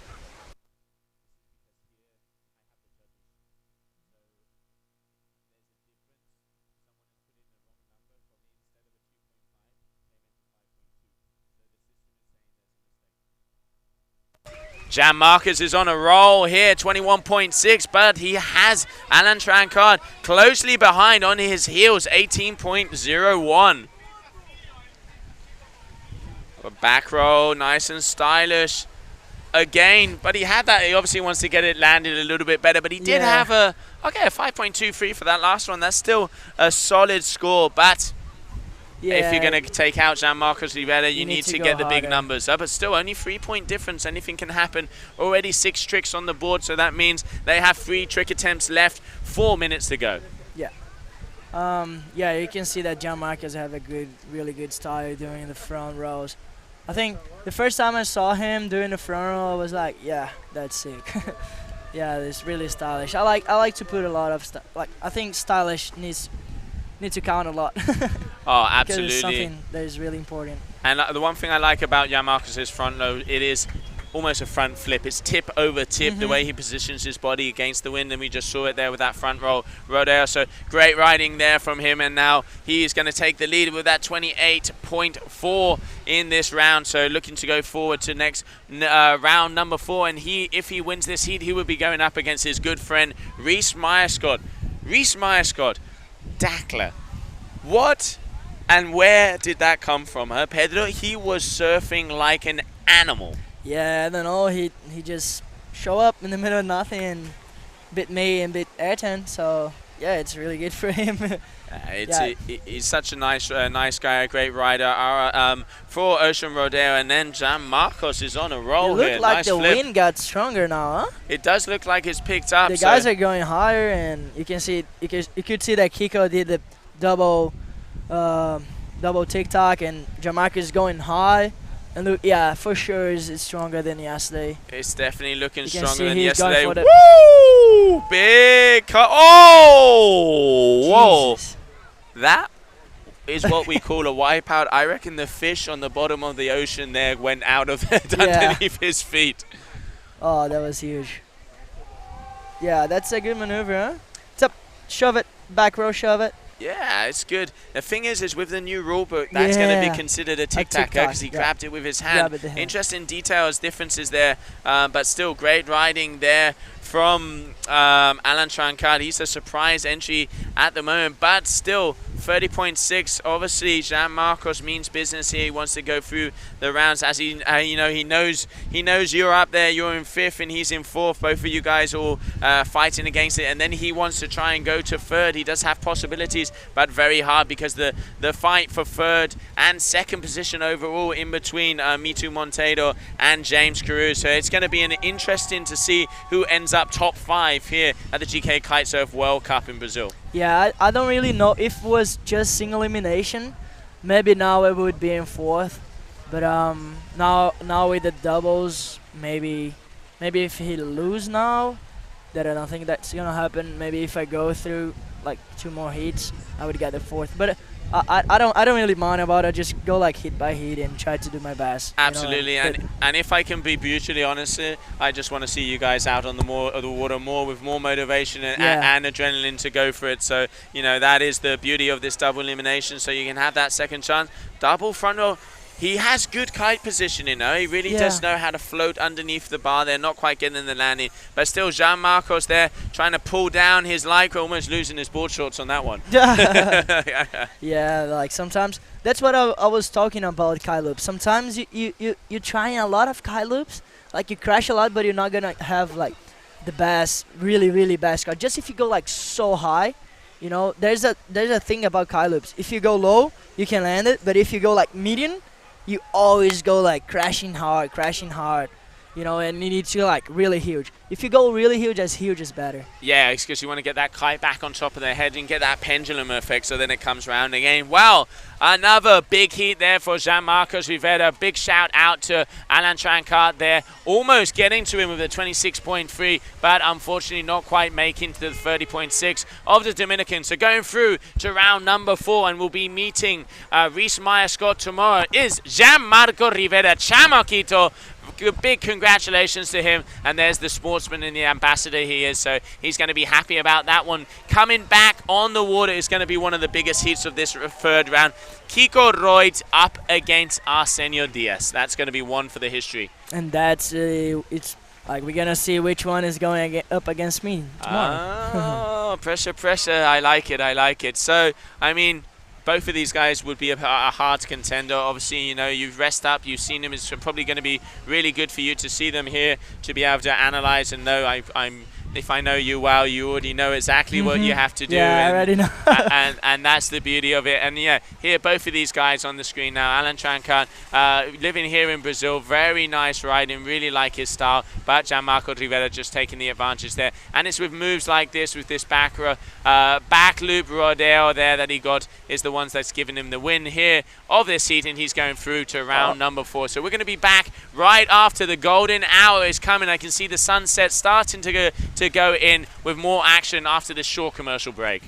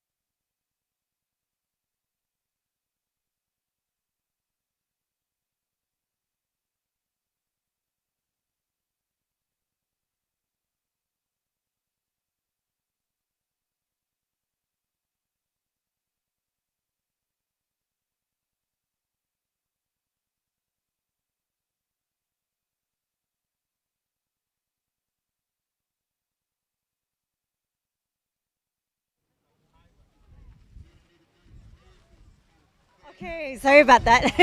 We were just having a little conversation there. Gianmarco, we meet again. This is awesome. Alan, he put up a good fight there with you. How was it for you? Well, now I get more in the role, you know, I feel much better with myself, which is very important, especially to get adapted to the new system that you cannot go more than 10 attempts. So I'm feeling really happy about it. And how do you feel about your competitor tomorrow? You're going to be up against Reese Meyersko from Canada, who had an amazing event at our last stop in Dakhla. You feel confident going against him? Yeah, I feel super comfortable to go with anybody. At the end, you know, I have to do my work, and of course, everybody at the end, the best will win. But I'm super happy also because he's been riding super good in this whole year. So I'm stoked to see this guy on the water again. Good stuff then. Get some rest, and we'll see you back on the water tomorrow for round 4. Thank you, and see you tomorrow, guys. Besito. Thank you. Bye. Congratulations there, Chamaquito. Awesome riding going through to round number 4. Okay, Pedro, important heat on the water. Arsenio Diaz, Kiko Roy, winner of this heat, is going to meet you tomorrow. What's your money on here? I think Kiko, because yeah, he's riding a lot. He's front rows. The judges are loving it. They give like good score for him. We already analyzed both riders, so you know, like I'm training for any of the riders passing through. So you know how to destroy each one of them. It's either either going to be the left or the right knee, eh? Yeah. No, I mean this is the great thing. You know, as we get through to those future rounds, every heat is a final. It doesn't matter who is in the water. The level, as you've been mentioning, just is getting higher and higher. And, it's impossible to call who can win because one thing is free riding, another thing is competition riding. You got to land it. You might be the best guy out there or the best girl out there. If you don't land it in the heat, it ain't counting. Yeah, that's what makes the difference between a man and a guy, you know. Yeah. Absolutely, yeah. Between the riders and the champions, it really does make the difference. And we can see here both of these very young riders, different styles. Quiquette's more in the front row, kind of gets that little bit more amplitude. But then I really do like the extension in the back rows that Arsenio has. Early days in the heat, still just under 6 minutes to go. We can see both of them very close, 13.37 and 13.44. So obviously both of these guys are hungry and they definitely want to take a bite at you in the next round. Yeah, of course, they can try. That's what I want to hear. That's the attitude. Yeah, go Pedro. Perfecto. Yeah, that's so great. So we can see Kiked, unfortunately, there didn't look like he got the landing on that one, and Arsenio had a very nice back loop. Rodeo, back loop, tic-tac. Oh, just losing the ball there. Looks like it slipped out of his fingers, eh? Yeah, that's why I put a little bit of a pad on my rails. So yeah, it's getting much better. That's a tip for everyone who is listening to it. Just put a pad on the rail that you're not gonna slip anymore. There you go. Tip of the day from Pedro Matos. A pad on the rail of your board and it won't slip out. For some reason, I have the pad and it still slips. I guess it's just got to be really? me. It must yeah, be me. sometimes it can, but like it's gonna be much harder, you know. Oh, front loop shove it there for Kiked. He's starting to get those consistently, yeah? Yeah. You know, he have in his mind what he needs to do, you know, like he had all the families and for sure he studied a lot after he lost, and for sure he watched all the heat and take a look of all his scores, and now he's doing like the best that he can do. He definitely is doing the best that he can do out there. 21.37 at the moment. So it looks like Kiked there had a 7.93 for that front shove it. Oh, that was a good score, huh? That's a really good score there for the shove it. I mean, as you can see here, different perspectives on the live stream from the judges. We are very close, but, you know, I'm a judge on the freestyle side myself, and it can, you know, make a difference sitting on the left or sitting on the right. You know, the way the judging works, you have the top 5 scores, the top score and the lowest score get eliminated, and then it's the average of the middle 3. So that gives the most justified scoring, which is the one you see up there. But obviously, it looked like he had quite a lot of speed throughout that one, so that's a top score for a front shove it. Yeah, good news really for you, because I saw you landing some sick ones here in the warm-up. Yeah. I'm doing, but I didn't. I think my best front shove last was a 7.3. Yeah, but yeah, Kiko, that was a good one from Kiko, and it's good that the judges are really like the front shove, you know. Rewarding the difficulty. I think it's a really difficult move to do it. Even here, there's really chop, you know. Yeah, it is choppy. I think, you know, you got to take into account the conditions. It does look a little bit choppier than yesterday, and he really did land that smoothly. But still, that's why we've got a panel of 5 judges out there to make sure that those scores are on point. And our head judge, Daniel Jimenez, making sure that everything is ready there. Kiko going huge, big front roller there. What's he got for us? He does, landing it perfect. That's what we want to see. Anguilita grande. That will be a big score for him, for sure. You see that, like, the judges told us that if we don't take, like, we put on a rodeo, and if you don't take the hands off the board, it doesn't count as a rodeo. So that's why everybody's just doing that. Sometimes the guys just like, it's like, hey. Yeah, look, I take it out. Hey, I'm not touching the board. I'm not touching the board. It's not me. Yeah, but you can see that Mika did the same. Like, she was putting and just doing like a high five. That was a front roll switch stance and then reverting, trying to do it. Like in the way Arsenio Diaz is mixing it up. They're very close at the moment, 26.04 versus a 23.95.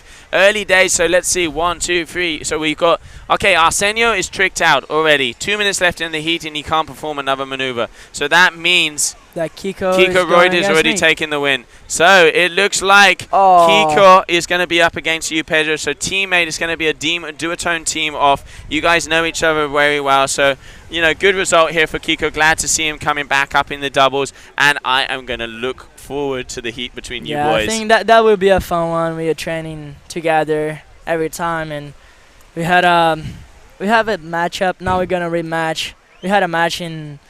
40. Now we're gonna rematch again, but now it's gonna be like real competition. So let's see.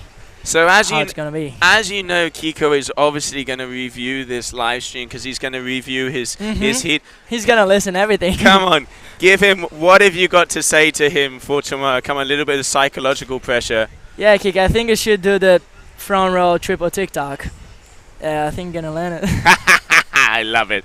And Arsenio Diaz here going for yet another move. Really great riding. He really impressed me in Mauritius as well. He's such a complete rider. Kiked, a very good freestyler, still on the surfing side, has a lot to learn. That's why, you know, Arsenio, I would say, is a more complete overall rider than Kiked, but still...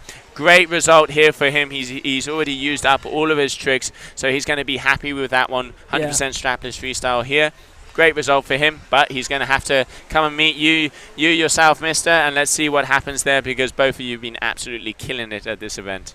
Yeah, that would be a sick hit. Yeah, I think like about the look, the double. He landed. Yeah, bro. Oh, yeah, man.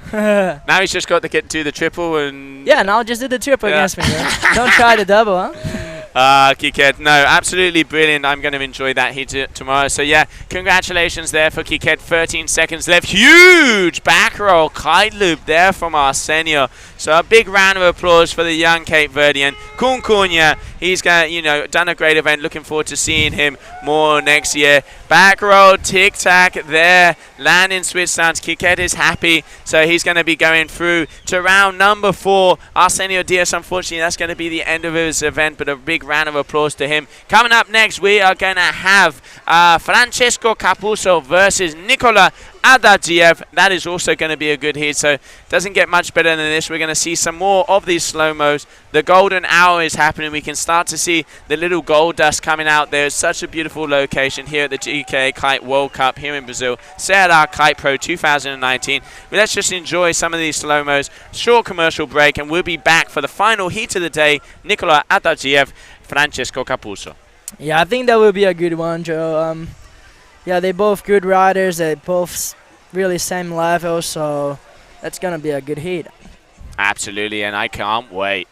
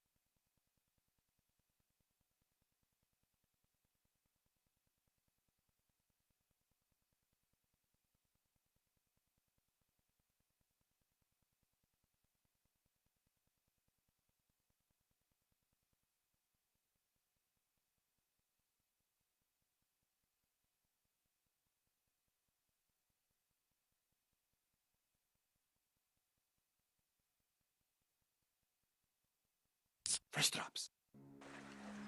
Time de vendas, feche os olhos, respire fundo e nunca se esqueça. Sprite mole em meta dura, tanto bate até que fura. Liga o fresh.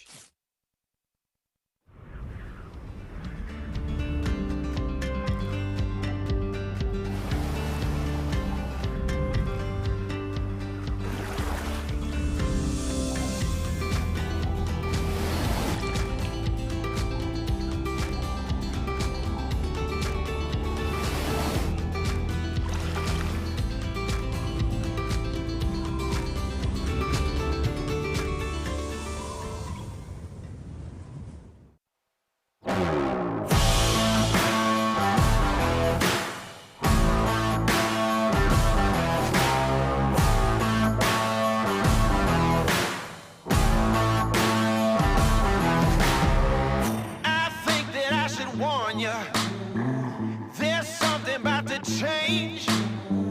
We're standing at the border where history is made. We're cranking up the lights now so everyone can see. It's all happening right now. We're gonna make you believe. It's about to get crazy. It's about to go down.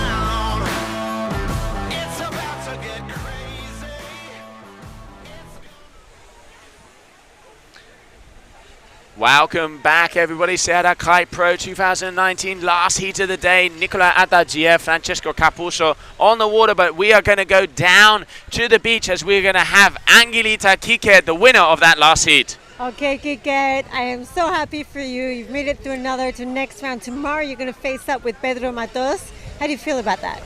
I feel so good because today I do a good hit with a big score. I land my first front roll double tic-tac, and I was trying in the warm-up, so super happy about that. It was a 9, so super happy. Such a great score, such a great performance today. What's your plan for tonight? You're going to chill, make sure you're on form for tomorrow? Now I'm going to go to the Posada, call to my dad, and then sleep to be power tomorrow. That's awesome. Say some words to everyone watching you from Spain, supporting Gemma, you. say to Make Kike sure they that I tune in said tomorrow. hi. Oh, and Pedro is up in the studio and he says hi. Hi, Pedro. I won't tell you what he said to me when you guys were listening. What he's gonna do to you tomorrow. Un saludo a todos de España que me estáis viendo y ahora la anguila por lo menos ha vuelto. Ahora sí, ahora sí. Ahora sí. Muchas gracias. Good luck. Get some rest, and we'll see you in that heat tomorrow with Pedro. Thank you. Thanks, guys. Back to you. Grande, Kike. Yeah, congratulations, mate. The Anguilla is back, and we're going to be seeing you batting it off with this man to my right, Pedro Matos, tomorrow. I am going to wait anxiously for that heat. That is going to be a killer. And talking about a killer heat, Francesco Capuzzo is on fire. 21.37 already. Oh, and he didn't miss a trick. That's perfect. Let's go, Francesco. Oh. Unfortunately, that was a big one. That's one of the biggest ones we've seen here. That was that front roll tic-tac that he had. And here Nicola Adagiev at the moment with a 12. He's got one miss, but Francesco has had consistency in the higher 5 range. So at the moment, in the lead, 4 tricks for Nicola, 5 trick attempts for Capuzzo. Here we have Nicola Adagiev from Bulgaria going up. Big back roll. Tic-tac to Rodeo. Yeah, landing it. That's a good one. A bit of a butt check, though, to just to fine-tune that one. I don't know if they're going to count on a butt check or a hand check. Yeah. I mean, obviously, he did come out with speed and the chop there. Yeah. Reckon maybe mid-6s? Yeah. Something like that? Yeah. That was a good one. There you go. 6.03. Good to see the judges being critical. Capuzzo equaling. Yeah, brother. And I reckon that's probably better. He's so happy. He's doing all the tricks and just cheering every trick. Yeah, sometimes when I get my fire inside me, I was just, I'm here, I'm just so fired up sometimes. Oh, but that's how it should be, You got to get the adrenaline pumping, and, that is going to be a bigger, very close. Obviously, the judges could, fine-tune and see the details on that one. So 5.8. Francesco Capuzzo there, 21.44 versus an 18.03. And Nicola, a very nice move. That's going to be a really close heat, for sure. They both have the same, for me, it's like the same level. But Capuzzo can do, the other stuff he can do, the front row tic-tac that I never seen Nicola doing. But Nicola has a really good style, too. He's got a really flowy style. And Nicola, there you go, 5.57 for that last maneuver. 23.6, and I can just see Francesco landing yet another one. Changing first and second place, left, right, and center, eh? Yeah, that's why I love competition, it's a lot of pressure, and sometimes it's so cool because sometimes you land tricks that you wouldn't land you wouldn't land training, and you just kind of need to land this, and then just go for it, and then crazy like James did yesterday. He almost killed Ayrton, Yeah, that was hilarious, and they were actually able to high-five after James's crash because he came so close. So, great to see. That was one impressive heat. But, I mean, both these boys on the water, 23.6 for Nicola and a 21.44 for Francesco Capuzzo. And Francesco, just one more. One score still to be dropped. And then also he will have one more trick attempt. So this is going to be the last trick attempt for Francesco. Big front roll, landing it perfectly. He's going to be happy with that one. So awaiting a score, so trick number 8, and he's going to have a trick number 10. So still, Nicola has 3 trick attempts, so he has a little bit of pressure on going back. Big back roll, tic-tac. He's looking for the flip on that one. Didn't quite get the grab that he needed. So he has 2 more trick attempts. Francesco is tricked out already. So if Francesco is kicked... Oh, but Francesco turned up. Yeah, Francesco's taken the lead because he's dropped that 3.52 for a back roll. And he still has 2 tricks to go. Not quite sure what family category that front is. Row. Yeah, the last one is the big front roll. Will be better than his first front row, so for sure he's going to improve his score. So Nicola's going to need something, either a decent 6 or something in a different category to go through. So Francesco putting in the work, 23.6 already for Nicola. 2 attempts to be able to do this. Looking to go for that front shove it, so that's going to be another crash for him. So last trick attempt for Nicola Adavgiev, waiting for the confirmation of the score of that last front row from Francesco Capuzzo. You called it up, Pedro. This was going to be a very close heat. Very close. I knew about it. and you can see that both riders are going for, and you can see that they are not calm. They're kind of nervous. But now I think Caputo is a bit, but yeah, that was good, but they didn't count. Yeah, that one didn't count, but Francesco Capuzzo already in the lead, 26.06. So the last trick attempt here, front and center, coming towards the judging tower. Nicola Adagiev goes up. Big back row. He's going to go for the flip, eh? He's didn't get the flip on that one. So unfortunately, that is going to mean that Nicola Adagiev is going to be kicked out of the competition here. Still, big congratulations to him. Great riding, and a big round of applause for this man here, Francesco Capuzzo, going through to round number 4. Yeah, that was good. You know, Nicola, when you're trying to do this TikTok flip, you need to throw the flip. You need to throw away from your body, because if you do the flip like close to your body, the board gets to your body and stick, and you kind of can't get the board anymore. You know. Yeah, there's the tips of the trade here from Pedro Matos. So 30 seconds left in this heat, even though the guys are tricked out. So, you know, nice to see both of the boys riding here. Francesco Capuzzo is going to take the win on that one. So, Pedro, I mean, thank you very much for joining us here in the booth. Great to have your insight. Really looking forward to your heat yesterday. What an event so far. We've seen pretty much everything, but I know you have a few tricks up your sleeve for the coming heats, and I want to see you battling it out in the double, my friend. Yeah, thank you very much. I will try to do some new tricks that I was training, but let's see. Yeah, absolutely. So you got a few words for the viewers here in Brazil. What your feelings are for the event. Let's close it off. What a day here, day 2 at the GKA Kite Surf World Cup in Brazil. Ceará 2019. Don't get much better than this, eh? Valeu, galera. Pô, espero que todo mundo esteja torcendo por mim aí. Vamos pras cabeças. Okay, well, thank you very much, everybody. I'm Josie Asher. That was Pedro Matos. He has been a pleasure being here. Awesome to be involved here in the Ceará event. What an event. It has been non-stop action. We've seen the ladies redefining the strapless freestyle. I can't wait to see you boys, Pedro, in the water one more time. So, double shackers from us, and we will look forward to seeing you tomorrow. Thanks a lot, and good night. Yeah, thanks, Joe. Thanks for having me here.